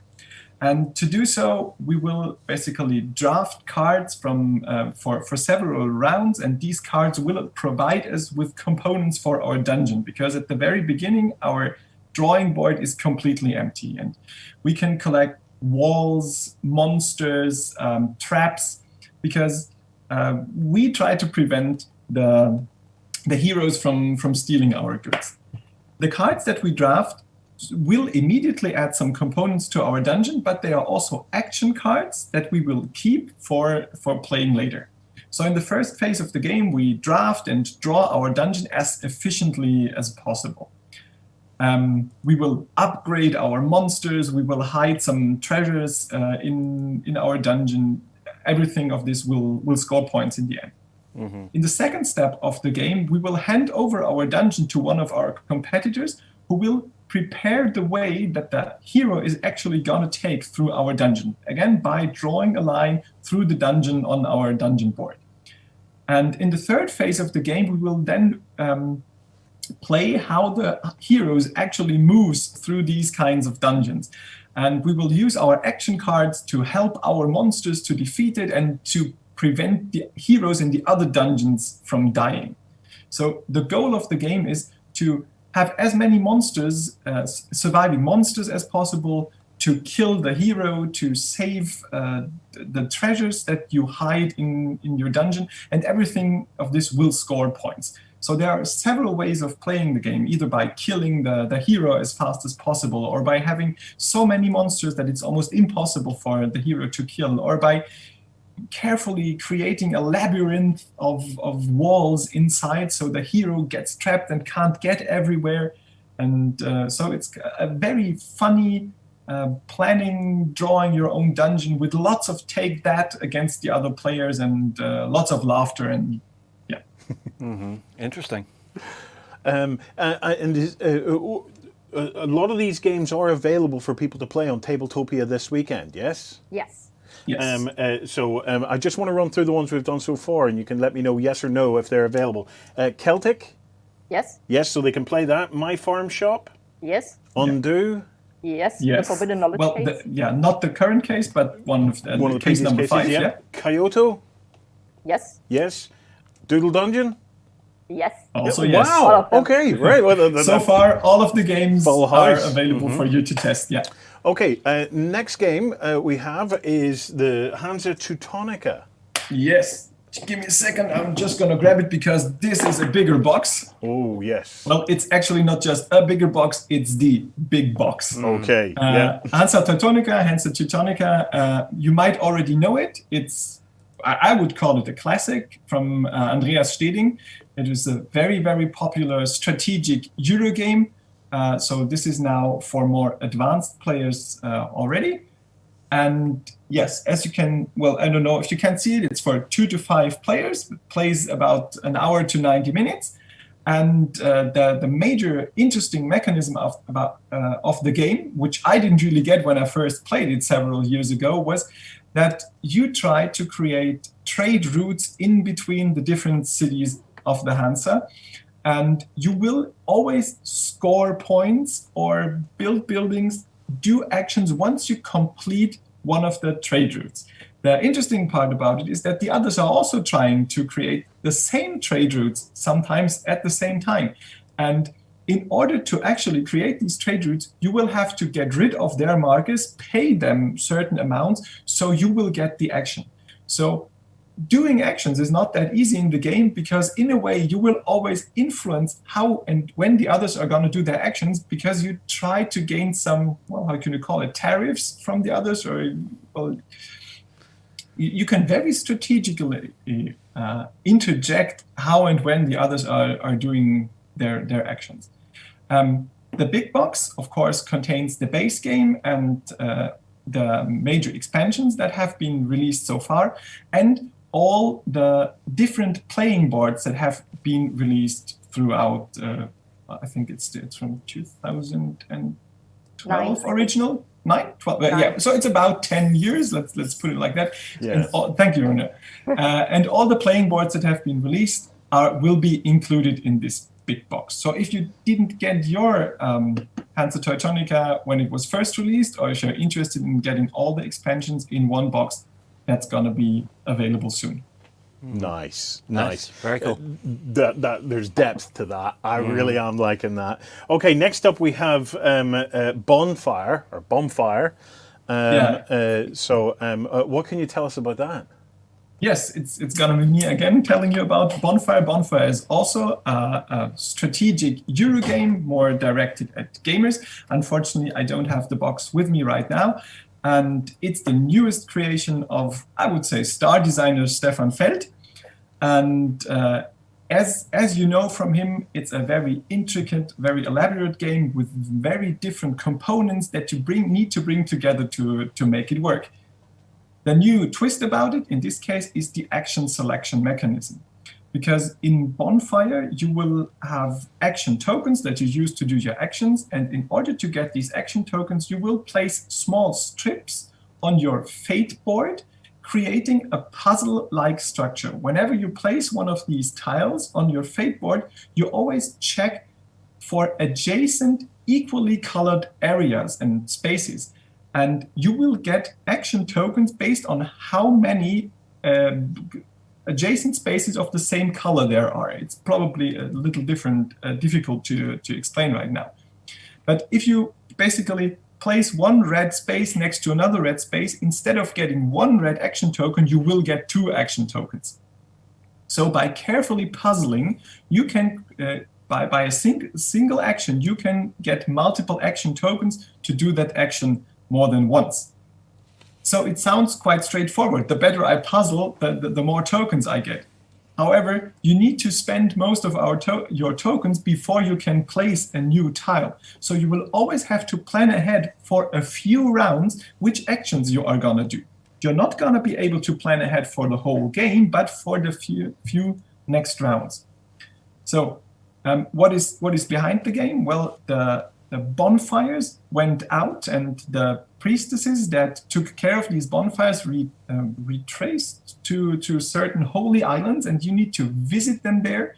They will give you tasks, and if you fulfill these tasks, you can relight the bonfires in your town. Mm-hmm. In order to get the most amount of points, however, you will not just have to relight the bonfires, but you will have to basically decorate them with portals, and it is also beneficial to add additional priestesses to your board that will take care of these bonfires. So as you can already see, several different elements that are not all necessary to win the game, but they are all intertwined and will score you more points if you combine them in the correct way. As you can probably already guess, and it's quite common for Stefan Feld's games, it is has lots of options and lots of things you do. You always want to do everything, but you never can. Mm-hmm. Mm-hmm. Interesting. Wow. Very interesting. Okay, the final one that we get to talk about. This is Talisman, the role-playing game. So Talisman Adventures. Exactly. What can you tell us about it? It's coming soon, yeah? Yeah, so the core rulebook will be out later this year, hopefully October, maybe November. Mm-hmm. What is already available is the playtest guide, which is basically like a quick start, which introduces the world to you, how to create your own characters, and how to play until, I'd say, level 3 with your characters. So that's all already included in here. If you want to just, get started and see what it's like, you can get that already. And as I said, the core rulebook will be out later this year. The setting is the Talisman board game that most of us probably know and hopefully love. Mm-hmm. But this time you're not just trying to reach the Crown of Command, but you create your own character and go on adventures. Like in other role-playing games, you will be able to play humans and elves and dwarves, but also trolls and other nasty creatures, because in this game you don't have to play a hero. You can also be a villain if that's what you want. Yeah. So there's lots of options there. The dice system used here is what we call 3d6. So you have 3 6-sided dice. You use one of them, is called the Kismet die. If you roll a 1 or a 6 during one of your tests on this die, then something good or something bad will happen. And yeah, so it's very focusing on getting the feeling from the Talisman board game, but in an RPG way, for you to really get into this world and explore things and do whatever you like, really. And is there any demos of that taking place this weekend? Yes, there's one demo today at 6 p.m. British time, which you can still sign up to. As far as I know, it will be held via our Discord channel, and the link to that will be can be found on our Expo booth website. I have the Expo booth up, so if I show people, so if you're watching and you want to try any of these games that we've talked about, so let me just show you from the start. So you go to UK Games Expo homepage, click the Hit the Show floor, okay, and then in there you'll find Pegasus Spiel. Once in there, you can see all of the demos that they have coming up, and you can reach out and join those. There are tons and tons of demonstrations that these guys have organized, so that is absolutely the best way to get stuck in and learn to play some of these games, because you know, it's these videos are an opportunity for you to see what is there. Now it's up to you guys to go and get stuck in and have some fun playing these things. A lot of effort has been put to getting these things onto Tabletopia, so you can enjoy them from wherever you may be in the world. Guys, thank you very much. Have you anything else on Virtually Expo you would like folk to know about? One thing I just wanted to mention is that in addition to the Undo demo case, we have a couple of other promos you can get during Expo at stores, but also at some later days, which is a promo card for Port Royal, the tutorial case for our game Adventure Island, which actually helps you get into the game and know the rules, some very, very cool promo cards for werewolves. Actually, the Watchdog you can use in any werewolf game. It doesn't have to be the Pegasus version. And also, in addition to the Talisman 4th edition that we are distributing and the Talisman role-playing game, there's also a cooperative family game called Talisman Legendary Tales. And for that, there's a promo character you can also get for free.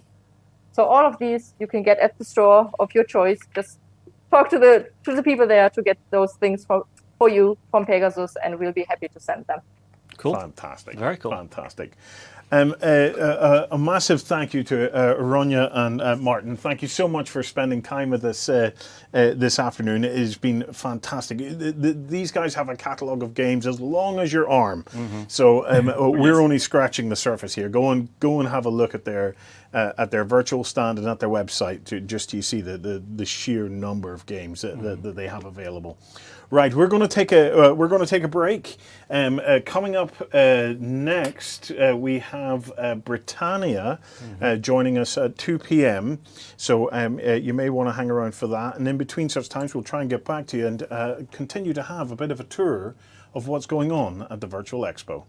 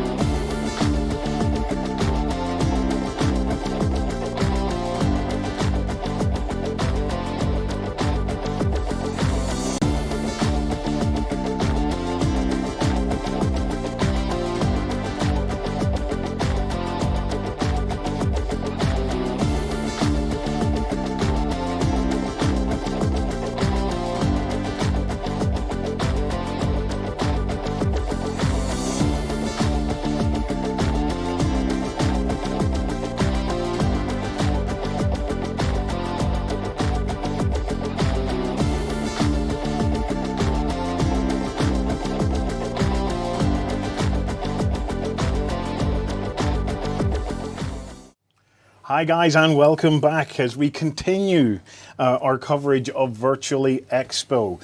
We're joined by Andy and Steve from Britannia Game Designs. Hello fellows, how are you? Hi, nice to be here. Awesome, awesome. Thank you for having us. You guys, BritGameDesigns.com, people can go there for a look. Britannia Game Designs, you guys are behind the Chivalry and Sorcery RPG. Can you tell us a little bit about it? Chivalry and Sorcery has got a long history as a medieval role-playing game. First edition came out in 1977, and we brought it over to the UK in 1997. It's been 16, 17 years since the fourth edition, and we thought the time was now right for the fully complete fifth edition rule set. Last year we ran a Kickstarter which was successfully funded in 16 hours, and all backers received their copies in Feb this year. Wow. Yeah. It's now generally available. Nice. Very nice. And what are the future plans for the RPG? We've got a lot of expansions planned for CNS. As a historical role-playing game, we've got the whole of the history from 1000 AD to 1500 to draw upon. And one of those expansions, Andy is working on himself. Yeah, the early feudal source book, which is so there's several ways that people generally play Chivalry and Sorcery. One is as a straight historical game. The other is what I would call historical fantasy, where you add in a bit of magic to it. And the third is to create your own worlds, drawing heavily from the medieval period, sort of more heavily than would be customary in a role-playing game usually. So it was the early feudal source book. We divide the Middle Ages into 4 periods for different levels of technology, different types of society or social organization. So the early feudal source book will, I hope, be the first in a line covering eventually all 4 of the periods. And this will run from about 1000 AD to about 1150. So this is the period of the Norman conquest, of the anarchy in England, of the First Crusade, of El Cid and the Reconquista in Spain, of the foundation of the Kingdom of Sicily. So there's a lot of very interesting things happening with that. That's your general appearance there is Bayeux tapestry, Norman knights, kite shields and conical helms and mail hauberks. It's an incredible period, actually, including the First Crusade, which really set the stage for hundreds of years of people re-traveling out to the Middle East for all sorts of reasons. Yeah. Well, one of the things that we've done with this edition is really try and open it out to cover all of Europe and the outlying areas. So in previous editions, there's been the default religion has been very heavily based on Catholic Christianity. With this edition, for the first time, we've included Islam and Judaism as core religions. Yeah. With some guidance as to creating Jewish and Muslim characters. Obviously, there was a huge Jewish presence and a Muslim presence in Spain and in Sicily and southern Italy. So we're really trying to broaden it out as much as we can, give people the flexibility to move just outside sort of the England-France paradigm. Yeah. So you have a Kickstarter plan for later this year then, yes? Yes. Sorry, go ahead, Steve. You know more about this than I do. Yeah. The Kickstarter we have planned for later this year, Land of the Rising Sun. It's a revamp and bringing up to date Lee Gold's Land of the Rising Sun for 5th edition. There'll be a lot of gamers out there will know Lee Gold. She's been one of the preeminent female writers in the hobby, and we're pleased and proud to be able to bring back to life her Japanese setting for Chivalry and Sorcery. And that's currently going through an editing, sort of a proofing and editing process. And when we launch the Kickstarter later this year, it'll effectively be at the stage ready for the printers. So any backers will be getting their PDFs immediately the Kickstarter finishes. Yeah. So Lee wrote the first edition of Land of the Rising Sun, which was based on Chivalry and Sorcery rules. Now the year escapes me, late 70s, or was it 1980? And went on to write GURPS Japan, and her own role-playing game, Lands of Adventure, for Fantasy Games Unlimited. But she's probably most prominent as the long-time editor of the Alarums and Excursions Apazine, which has been running pretty much continuously since the mid-1970s. Yeah. Wow, impressive. Nice. Yeah. So there are other products in the pipeline for this as well. What's coming down the pipeline? In the pipeline, we currently, it's work in progress. We have CNS Celts, which we're pleased to have Richard August on board. He's been assisted by Mark Langworthy in writing that. We also have Chivalry and Sorcery Vikings, which will be written by Nimrod Jones. We also have Chivalry and Sorcery Alchemy and Chivalry and Sorcery Artificers, which will be expanding on various modes of magic for the game. Mm-hmm. The Artificers will cover weaponsmiths and jewelsmiths. Alchemy will cover the philosophy behind medieval alchemy, not just the creation and methods towards the Philosopher's Stone. Mm.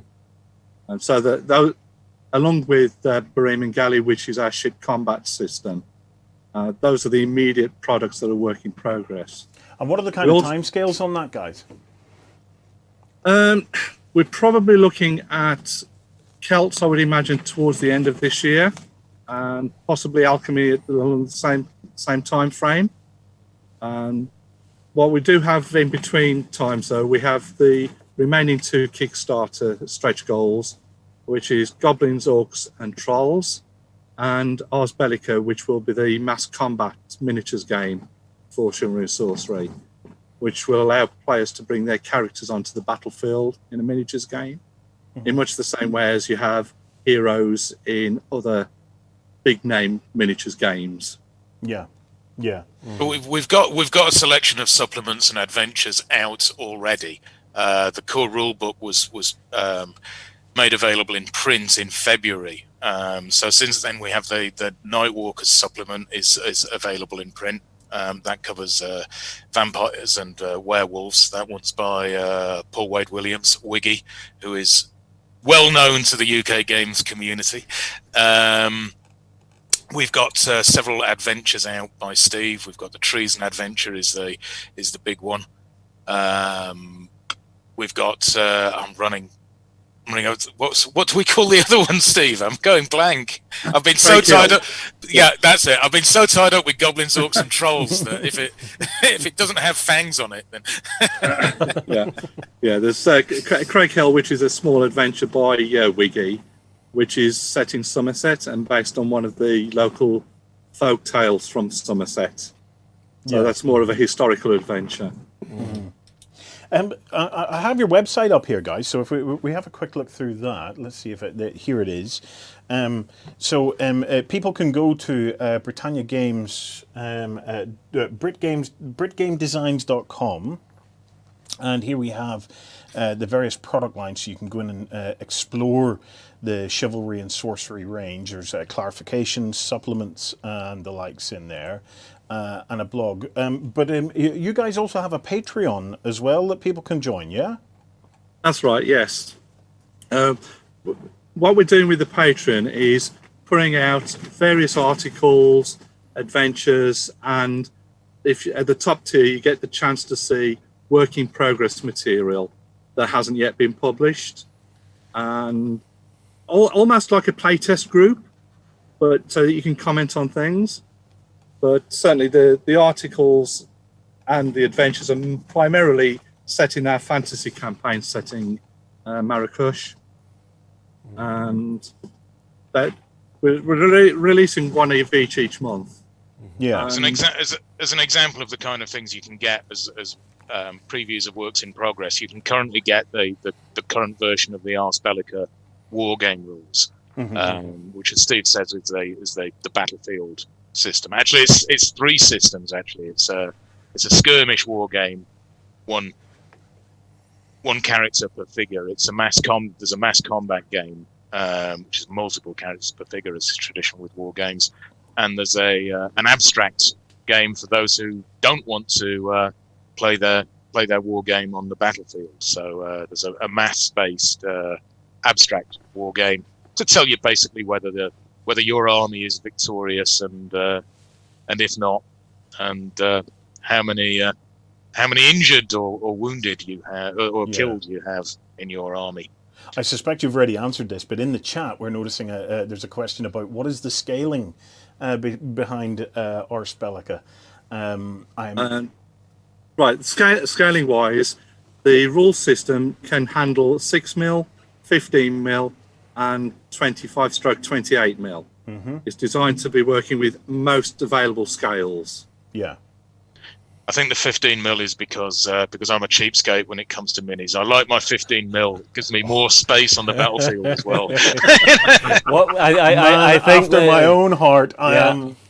Well, I don't know, Warren. The reasoning you give is because 15mm you always say is more cinematic. Yeah, well, it's not only that; it's also easy to paint. 15mm is the perfect scale. Okay, so yes, and I will thumbs up from me. Oh, I've met a kindred soul. I have met a kindred soul.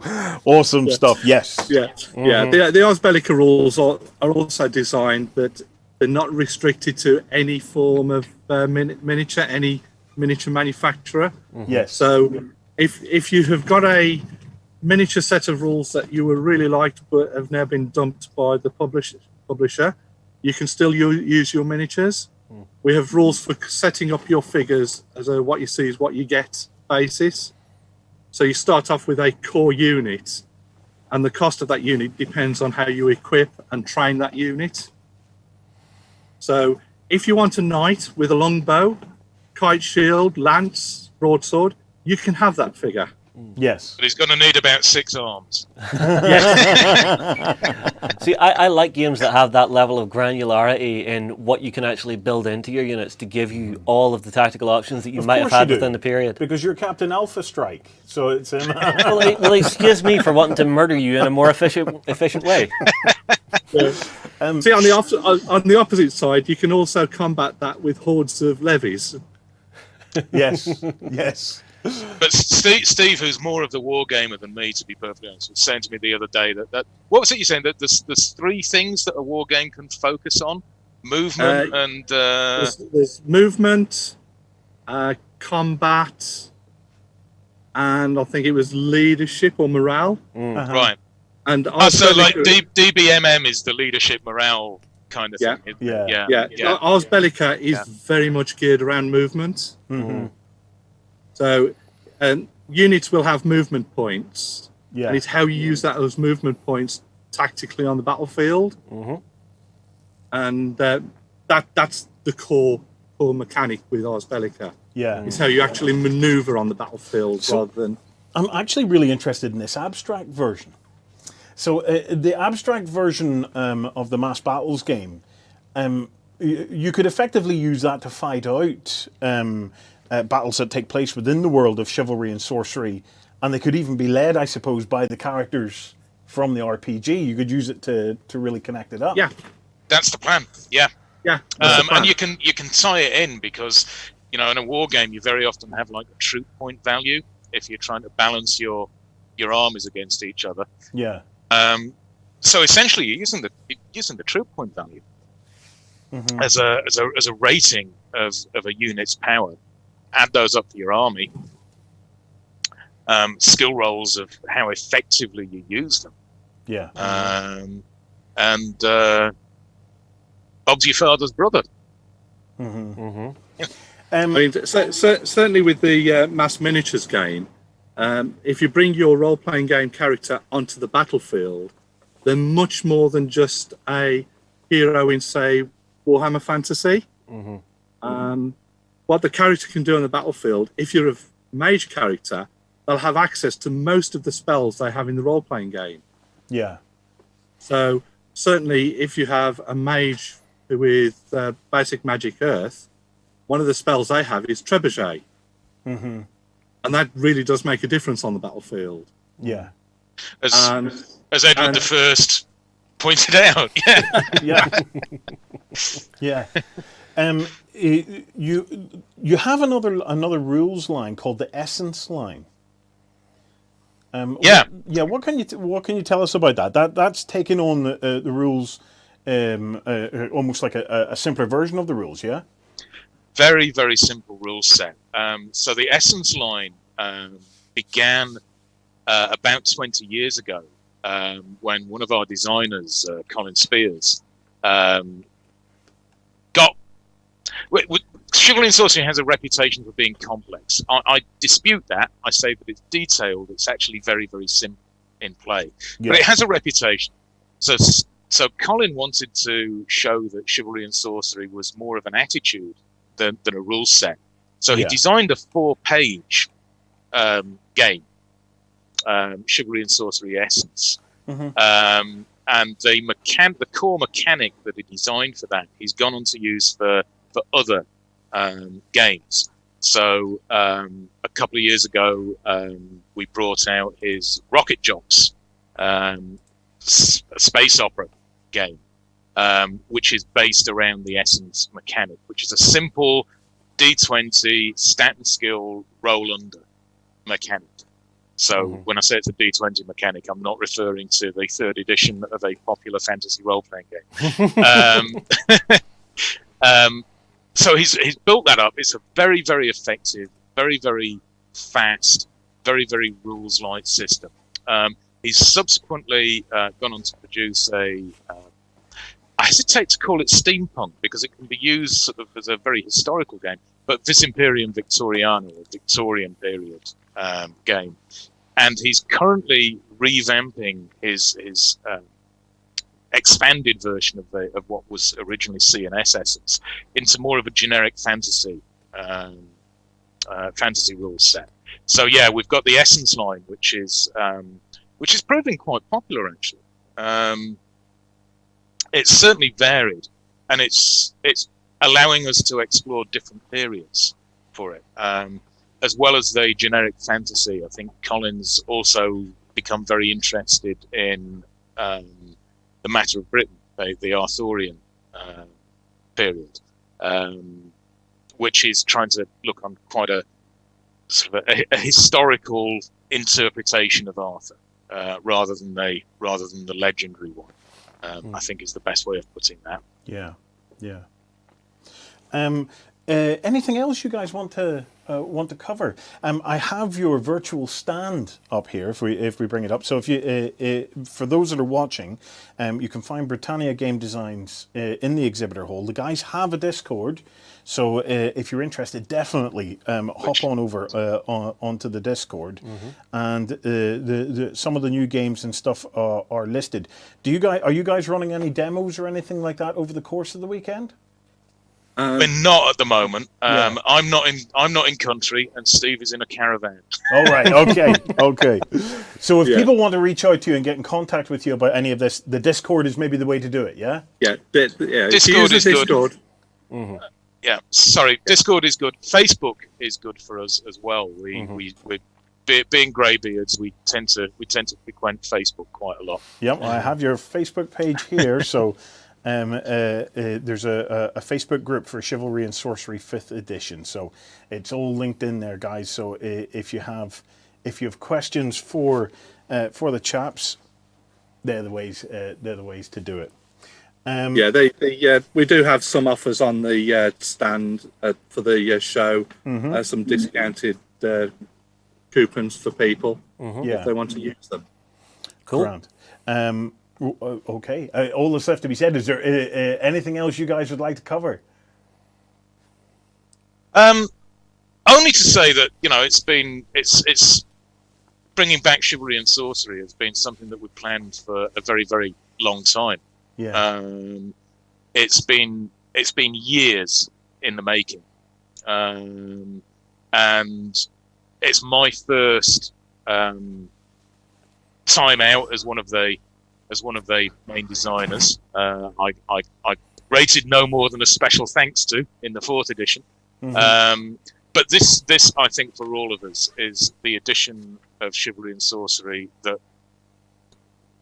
is the one that we've dreamed about. Yeah. You know, it's the full colour. It's back as a single volume of rules for the first time since the 1st edition. It will do you a straight historical game. It will do you medieval fantasy. It will do you high fantasy.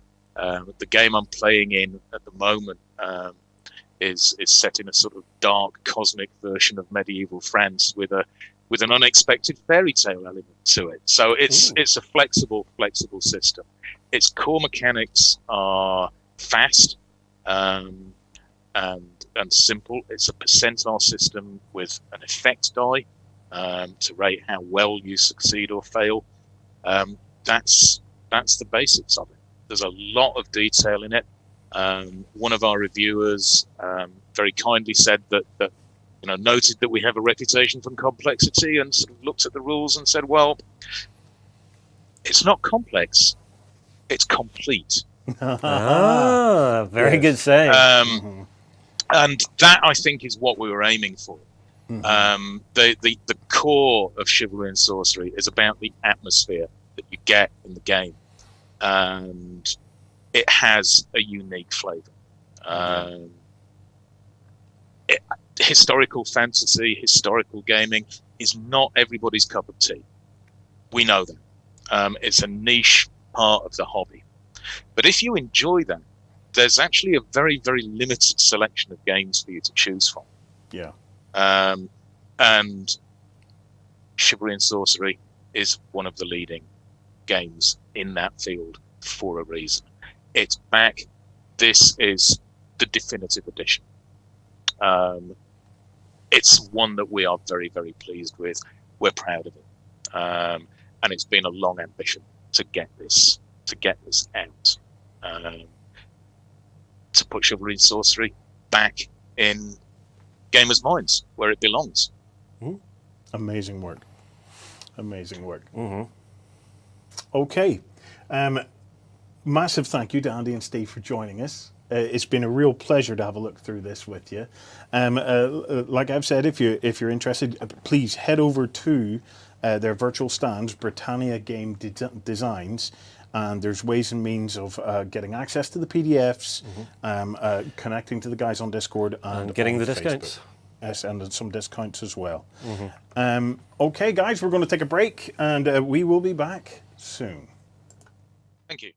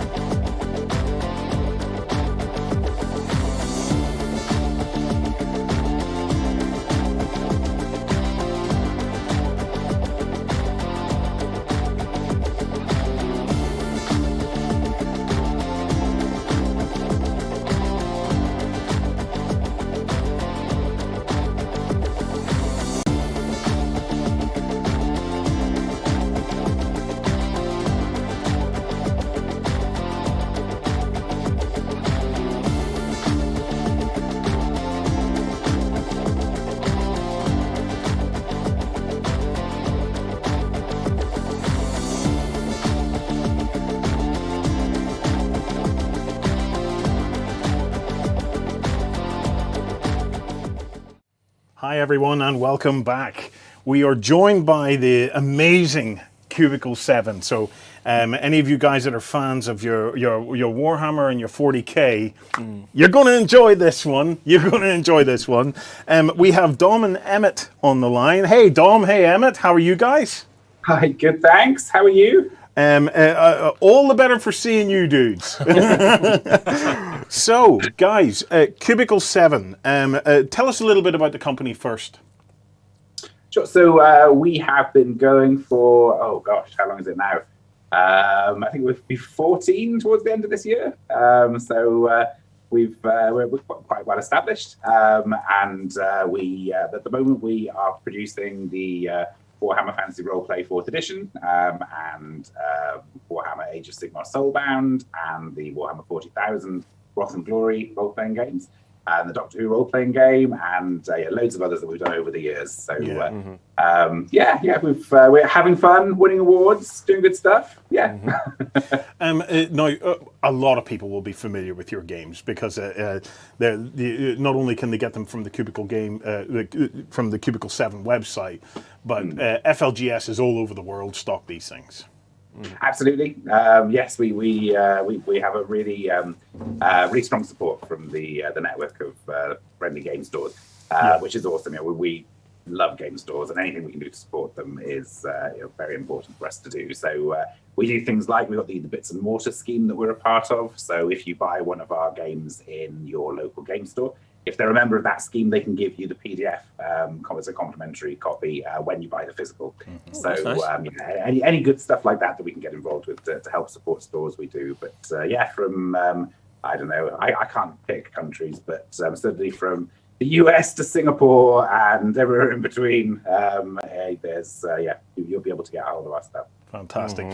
You guys are also local to us. You're based in Ireland, yeah? Yeah. Yes. Yep. We are just south of Drogheda. We are in Gormanston. Yep. Drogheda, Justin. That's somewhere I have to take you because there's a place in Drogheda where they've got a dude's head inside a glass case. Me and you're going to go and visit that. Okay. See, this is something I love about Ireland is we've got that lovely GH in some of the names of where we're at, like Drogheda. Drogheda, yeah. And absolutely, we're going to go and look at that mummified dude's head. Okay, well, look, I tell you what, if you and me are going down to Drogheda, let's make sure and stop in with these guys while we're there. Do you know what? We will do that. Get a pint. Whenever COVID starts to relax a little bit, so as me and him don't end up as heads in a glass cabinet, we will make the journey down, and we'll call it a pilgrimage, or if we get a third person, it'll be a crusade, apparently, and we will head down to Drogheda to visit you guys. Well, I mean, hang on, my head in a glass jar, it's lovely, it's shiny, it's perfect. Yeah, why not? Yes, yes. You drop in for a coffee afterwards to recover. So for folk that are new to RPGs and things like that, what's the best way for them to kind of start that journey with you guys? Well, I think that we're trying to put as much stuff on our website to really help people who are new to RPGs as possible. So we have a series of articles and sections that we're adding all the time that just give you loads of advice and tools on how to get into RPGs, how to get started, and we also, when we're looking at like starter sets, for example, for our games. We try to bear in mind people who may not be as familiar with role-playing games at all. So the aim is to give you your first game and really kind of like hold your hand and talk you through it as you're going. So you learn through playing the first adventure. So if you take the Warhammer Fantasy Roleplay starter set, for example, the idea is you've got this big adventure that starts you off, that teaches you how to play the rules. It's full of awesome moments and some hilarious NPCs as well, which are really, really great to interact with. But it's takes you on a step by step. You learn the rules, and then afterwards you've got a whole source book for the city of Ubersreich, which is where the adventure takes place, and a load of adventure seeds that are worked up into like full page ideas. So you've got that first experience, and then you've got a load of stuff to work through once you've gone through that first adventure as well. So it's gets you into it, but also then gives you a load of stuff to do afterwards. Yeah, fantastic. Let's talk a little bit about what you guys have planned over the course of this weekend. So we'll just see if this can come up. Yeah, here we go. So I'm on the UK Games Expo homepage. I'm going to hit the show floor, and we're going to. I'm just going to put it into the search Cubicle. Where are you? There you go. Cubicle 7. So for anybody that is wondering, if you once you sign up to the virtual con, you can come in here, and this is the virtual stand. You can join the guys on their Discord server. I highly recommend Discord. It's becoming a real pillar stone of us as a tabletop gaming community. Many of us now run Discord communities, and it's a great opportunity for us to have crossovers between our Discord communities.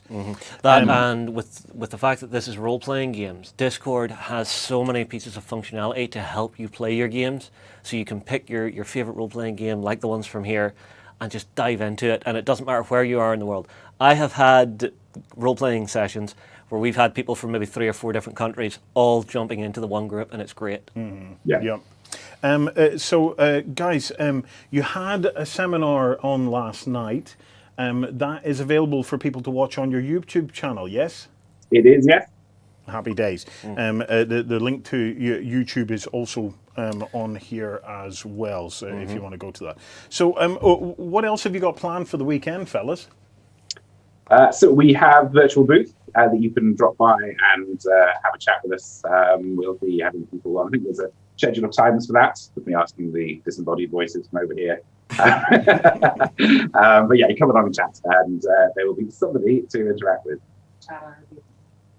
Okay, and on our booth on Discord as well. So we have a Discord channel, I think it is, isn't it? Yep, the link's on our social media, so have a look there, and you can chat to us on Discord. What else have we got? We've got the YouTube channel. There'll be loads of videos going up on there, so you can have a look at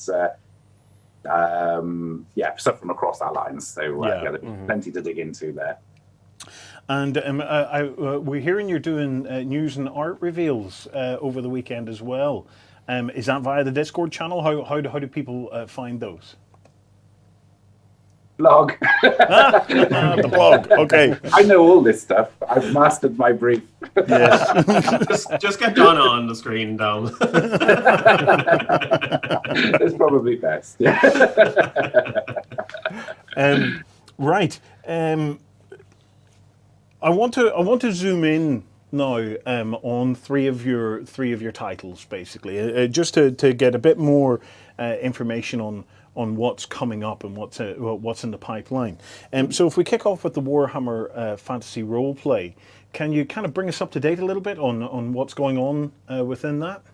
Yeah, absolutely. So we have with Warhammer Fantasy Roleplay 4th edition.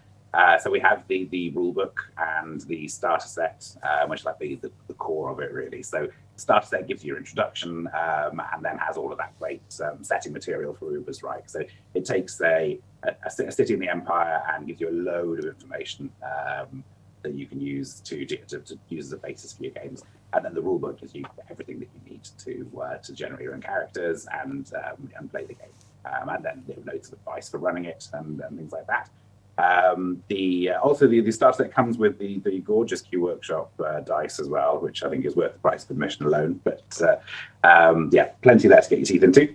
Then we had Rough Nights and Hard Days, which Graham Davis, who is a Warhammer legend, put together it's a series of adventures that were remastered and represented, and with some extra bits added into that as well. And that gives you adventures to get into, maybe follow on from Uber's Reich.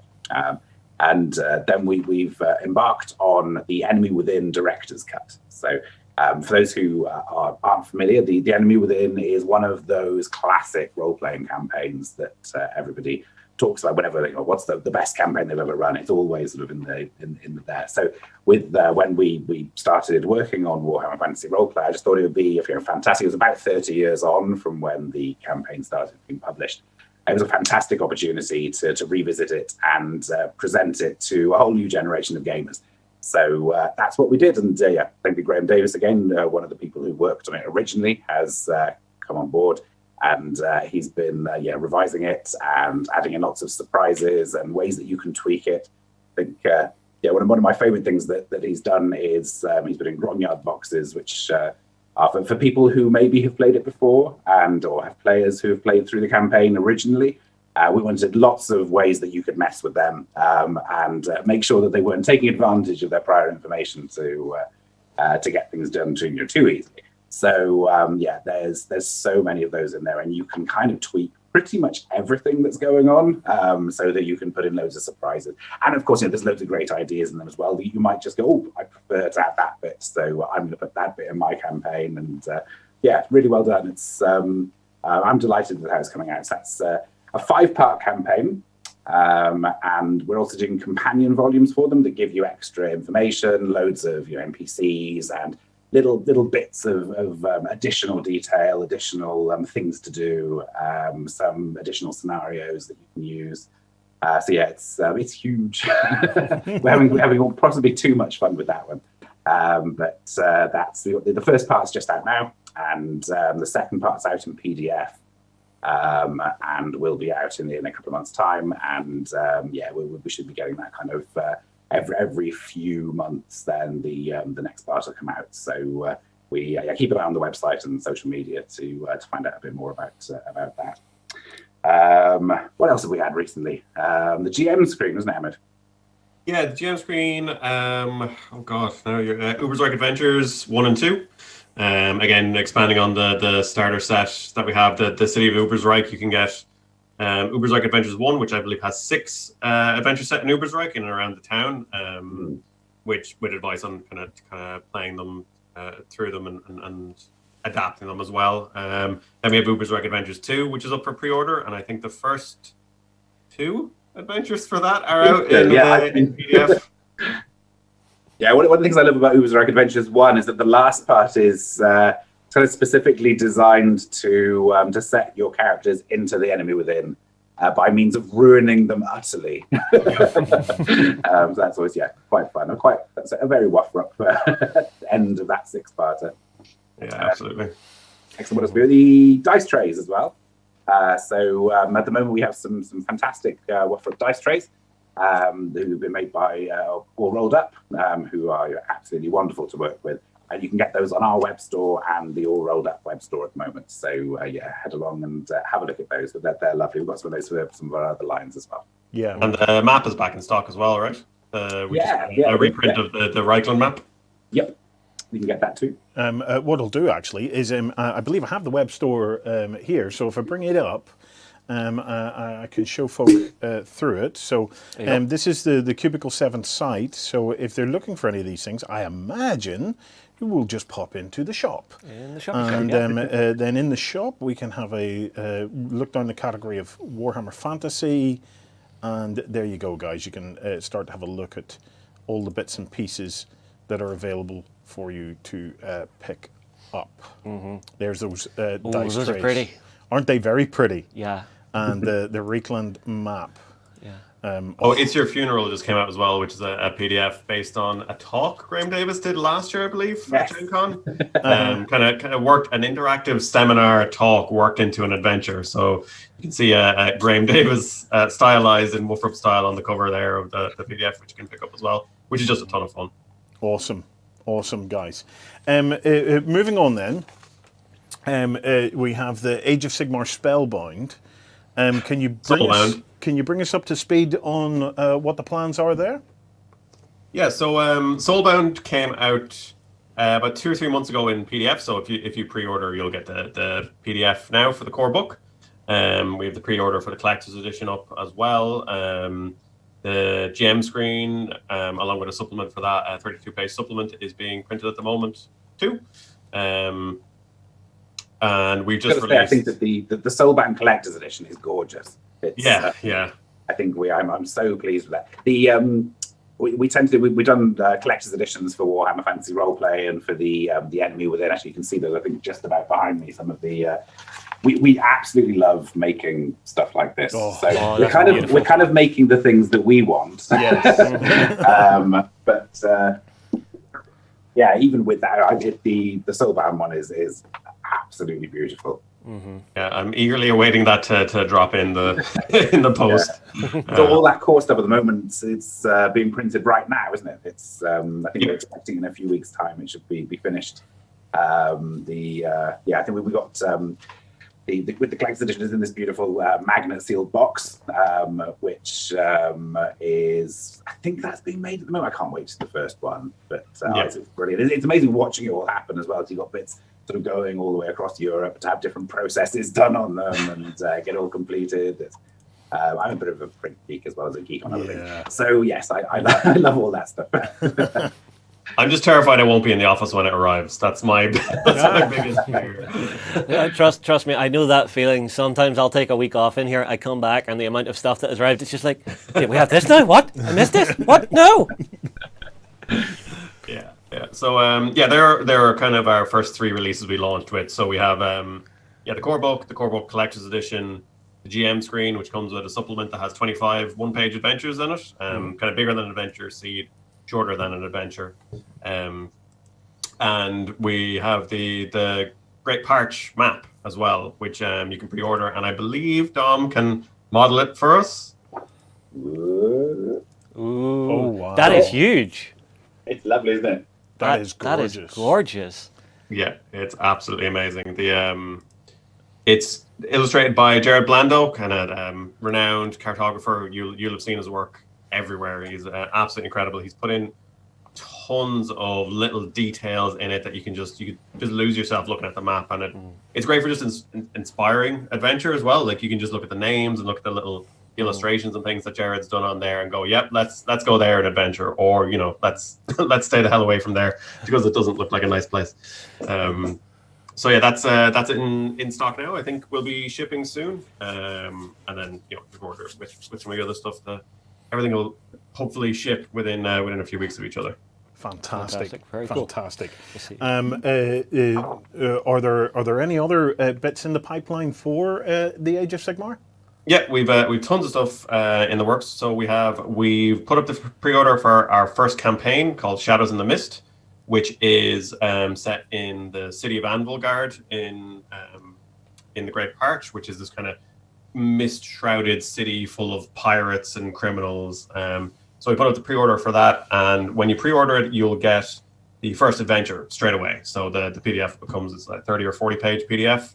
You'll get straight away for the first adventure called Bloodtide, where you get to do a bit of a seafaring and hunting down ghouls and creatures and things. And then as each new adventure is released, you'll get them just directly into your drive-through account or through your Cubicle 7 account. They'll just kind of drop in there when they're ready. And it'll come with a 30 plus page guide to the city of Anvilgard, which will give you tons more information on the city and more adventure hooks and things that you can expand your adventures even more. So that's up for pre-order now. We are pretty close for the starter set as well. Hopefully that'll be up for pre-order in the next few weeks. Similar to kind of taking the lead from what we did on Wolfrup, you get 48-page adventure that teaches you how to play the rules. And then you have a 64-page adventure to the city of Brightspear, which is a brand new city in Age of Sigmar that we've kind of gotten to design from the ground up. So it's filled with tons of interesting locations and people and things to meet. And again, just lots of opportunity for adventures and shenanigans there. But it's like we did with Wolfrup. It's giving you something else to play after that initial adventure. So after you've learned the rules, it's this campaign tool that you can use to build out your own campaigns and springboard onto further adventures. So there's tons in the box there. If anyone's seen the Wolfrup starter set, you'll know what you're getting. Character handouts and tokens and reference sheets and dice and it's a packed box. Fantastic. Nice. Fantastic. Champions of Order. Yes, we revealed that this weekend already. So if you go to our website, you should be able to see it. We showed a cover art for that for anyone who keeps up to speed on the Warhammer Age of Sigmar battle game. You'll recognize the new faction, the Lumineth Realm Lords, which are the new Elven faction allied with Teclis. So they're very magic-centric elves, kind of reimagined from the old world elves. This kind of new way of looking at things. They're really, really awesome. So the Champions of Order book introduces them as a faction. You get a load more archetypes, like what you get in the core book. We introduced sub-factions. So again, anyone who's played the battle game, you know that you don't just have Stormcast Eternals. There's a myriad of storm hosts within that. So it's kind of sub-factions that you can play within those. We have like 100 new talents and 50 new spells and miracles, and yeah, it's packed with loads of stuff. So it's a player supplement to expand your game of Soulbound. So that's kind of next up after the starter set. And then after that, we're working on a bestiary, Horrors of the Mortal Realms, which will be about... Lovely. I think that's one of Warren's favourite types of RPG book, is whenever he can just sit down and go, so what deadly, dangerous creatures can I throw at people today? I love monster that manuals. one's spiky. I am a collector of monster manuals. I just think that they're the most fabulous things in the world. It takes me back to being a kid when we didn't have internet, and you used to go to the library, and I used to get encyclopedias from the library. And my grandfather, who I was living with at the time, would say to me, "What on earth are you doing getting encyclopedias?" But I like the bite-sized factiness of it all. Yeah. And a monster manual is like the best version of that, dudes. All right, I'm going to show my age a little bit here. Do you remember Encarta? Yes, on the CD-ROMs. Yes, yeah. I remember when it wasn't on CD-ROMs. So it's okay. You're showing your age. So moving on, guys, I want to talk a bit about the 40K universe. As we know, it is exploding at the moment. This is my favorite. What can you tell us about what's in the pipeline for Wrath and Glory? Lots. I think. We've got a load of books in development at the moment. So there's going to be an awful lot of Wrath and Glory stuff coming out. We're starting with. I need to get my list. Forsaken System, I think, is the next one. I think, unless, which actually is similar enough to what we're doing with Champions of Order. It's more player-facing options. So expand on the various different species and types of characters that you can play. Yep. There's a reveal about that going up shortly, I'm informed. Keep your eyes peeled, folks. Oh, happy days, yeah. Yes, it's got some more information on the Gilead system as well, which is where the place where the Wrath and Glory setting material is based. So it's a system that's been completely cut off by the opening of the Cicatrix Maledictum. And nobody knows what's going on in the rest of the universe. It's a very tense place, and it just poses loads of really interesting questions and situations to play through. So, when the light of the Astronomican's gone out and nothing's getting in or out of the system, is there an Imperium still out there? Should we be just carrying on? Because obviously, if you make any changes and then that goes away and the Imperium comes back and goes, "We were here all along," you're going to have some pretty serious problems. So there's loads of really interesting things that go on. It's as we explore the system a little bit more as well, there's loads of stuff in there that's I can't wait to share with everybody. Yeah. So we've got the Forsaken System Player's Guide. Titans of the Fane will be the next step after that. And that is a campaign that you'll play through. It'll introduce a few more of these elements of the Gilead system and a big nasty plot that is taking place. So that's we're having a lot of fun play testing that one at the moment. Me and the boys here in the office are just about to kick off into a Wrath and Glory campaign, just in and amongst ourselves. Nice. I cannot wait to dig in. I'm a 40k nerd. I'm a 40k nerd. I have come to terms with this. But I cannot wait to jump into a role-playing game where I can play a Tanith Guardsman. A Tanith Guardsman? Hell yes. Just so I can do a terrible Scottish accent the entire time. Oh, you'll be good at that. Well, good at being terrible. So if people want to find out more, you guys have a load of video updates over on the Cubicle 7 YouTube channel related to Wrath and Glory, yeah? That's right. Yep. Zach is, I think, presenting a load of stuff on there. So, there's loads to dig into.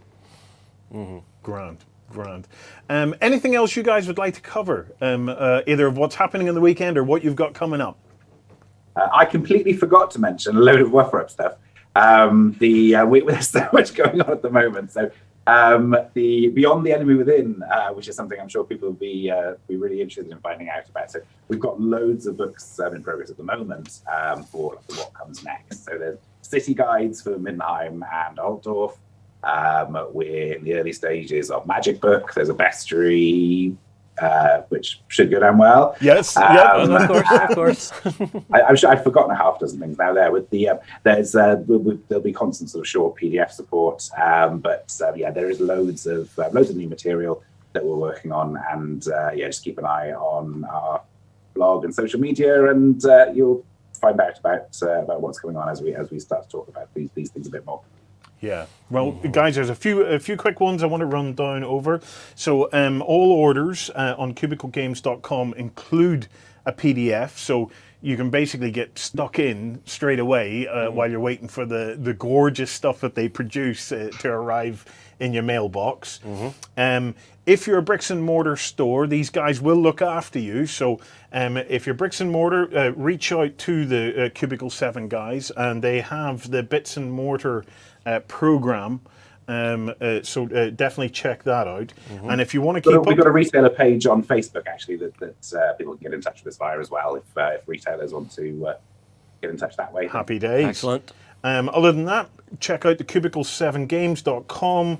They've got blog over in the news and events, newsletters, Twitter, Facebook, Discord, everything. All means to keep in touch.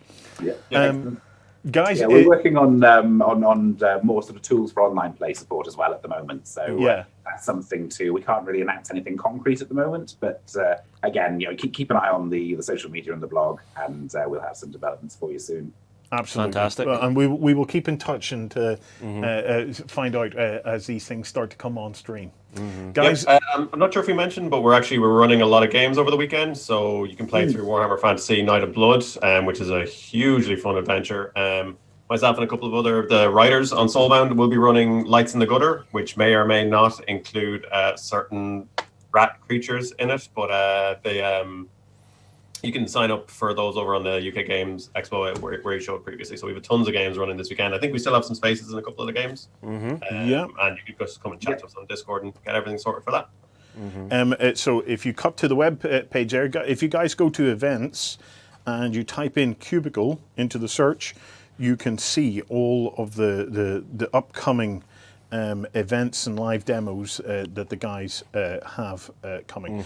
Loads of them, stretching all the way through Saturday and Sunday. So I think you should get, if you search Warhammer, you should get them all. Warhammer. Okay. That's a good way to do it as well. Yeah. So let's do that. Warhammer, and bang, and there we go. That works perfectly. So loads and loads for you guys to get stuck into this weekend. Absolutely. Yeah, go ahead. I was saying I didn't mention Doctor Who as well. With the Doctor Who role-playing game, we're working on a second edition of that at the moment. There'll be more on that later in the year. But maybe if people drop by the booth and ask us about that, we can fill in a bit more details. Happy days. Have you anything on your website regarding it? We have. Yes. Doctor Who RPG, yes. Probably more to do with the existing stuff. Do you remember we did those Doctor by Doctor sourcebook series? Yes. It was basically the excuse for us to geek out and watch every episode and stat up everything from the history of the show. There's loads of Doctor Who stuff to get your teeth into. And the Whovians are in a dream in this place. Look at that. There's just tons of it. Well, this is perfect for them because it doesn't matter who you are. If you're a Doctor Who fan, you have your favourite Doctor. Everybody has their favourite Doctor. Yes. So you can just jump in and start role-playing with your favourite Doctor. Tom Baker here. See, I don't know. I always had the cycle. Oh, who was the guy before Matt Smith? I forget his name. David Tennant. David Tennant. David Tennant, yes. He was my favourite. I forgot his name like an idiot. Actually, everyone's favourite. Do you know what? I'm going to go out on a limb here. I'm going to say my absolute favourite was Eccleston. I thought he was a fabulous Doctor because I like the way he slightly underplayed it. I like the grittiness of his Doctor, and he rejuvenated that for me, because whenever that came out, remember, pretty much a lot of our memories of Doctor Who from the past was of the Bertie Bassett monster and and all this very weird campy stuff from the past. Tinfoil Cybermen. Yeah, so Eccleston and Rose, that was a great reboot. It was a great reboot. I will definitely give you that. I think he's coming back to do some audio fiction, isn't he? Or did I hear something like that? Oh, I hope so. Yeah, well, Eccleston was brilliant. Look, Dom, Emma, if there's nothing else you need to cover, I just want to say a massive thank you for coming on to the live stream. It's been a pleasure catching up with you guys, and like I said, do keep us posted, and we will do our best to keep folk posted on all of the stuff that you have coming out, because you've tons coming out. Absolutely tons. And do drop in after you've come and seen Oliver Plunkett's head. Oh yes, of course. Absolutely, we will. I would say you guys pretty much have an open invitation if you ever want to come up here for a weekend of like role playing or anything up here in the OnTableTop Visitor Centre. You're very welcome. Oh, absolutely, we'll take you on that. Yeah. Okay, folks, we are going to take a quick break. Go off and explore, and then come back here for the top of the hour, where we are going to be talking to Syrinscape. So yeah, thank you once again to Dom and Emmett. It's been awesome. We'll be back soon. Cheers, folks.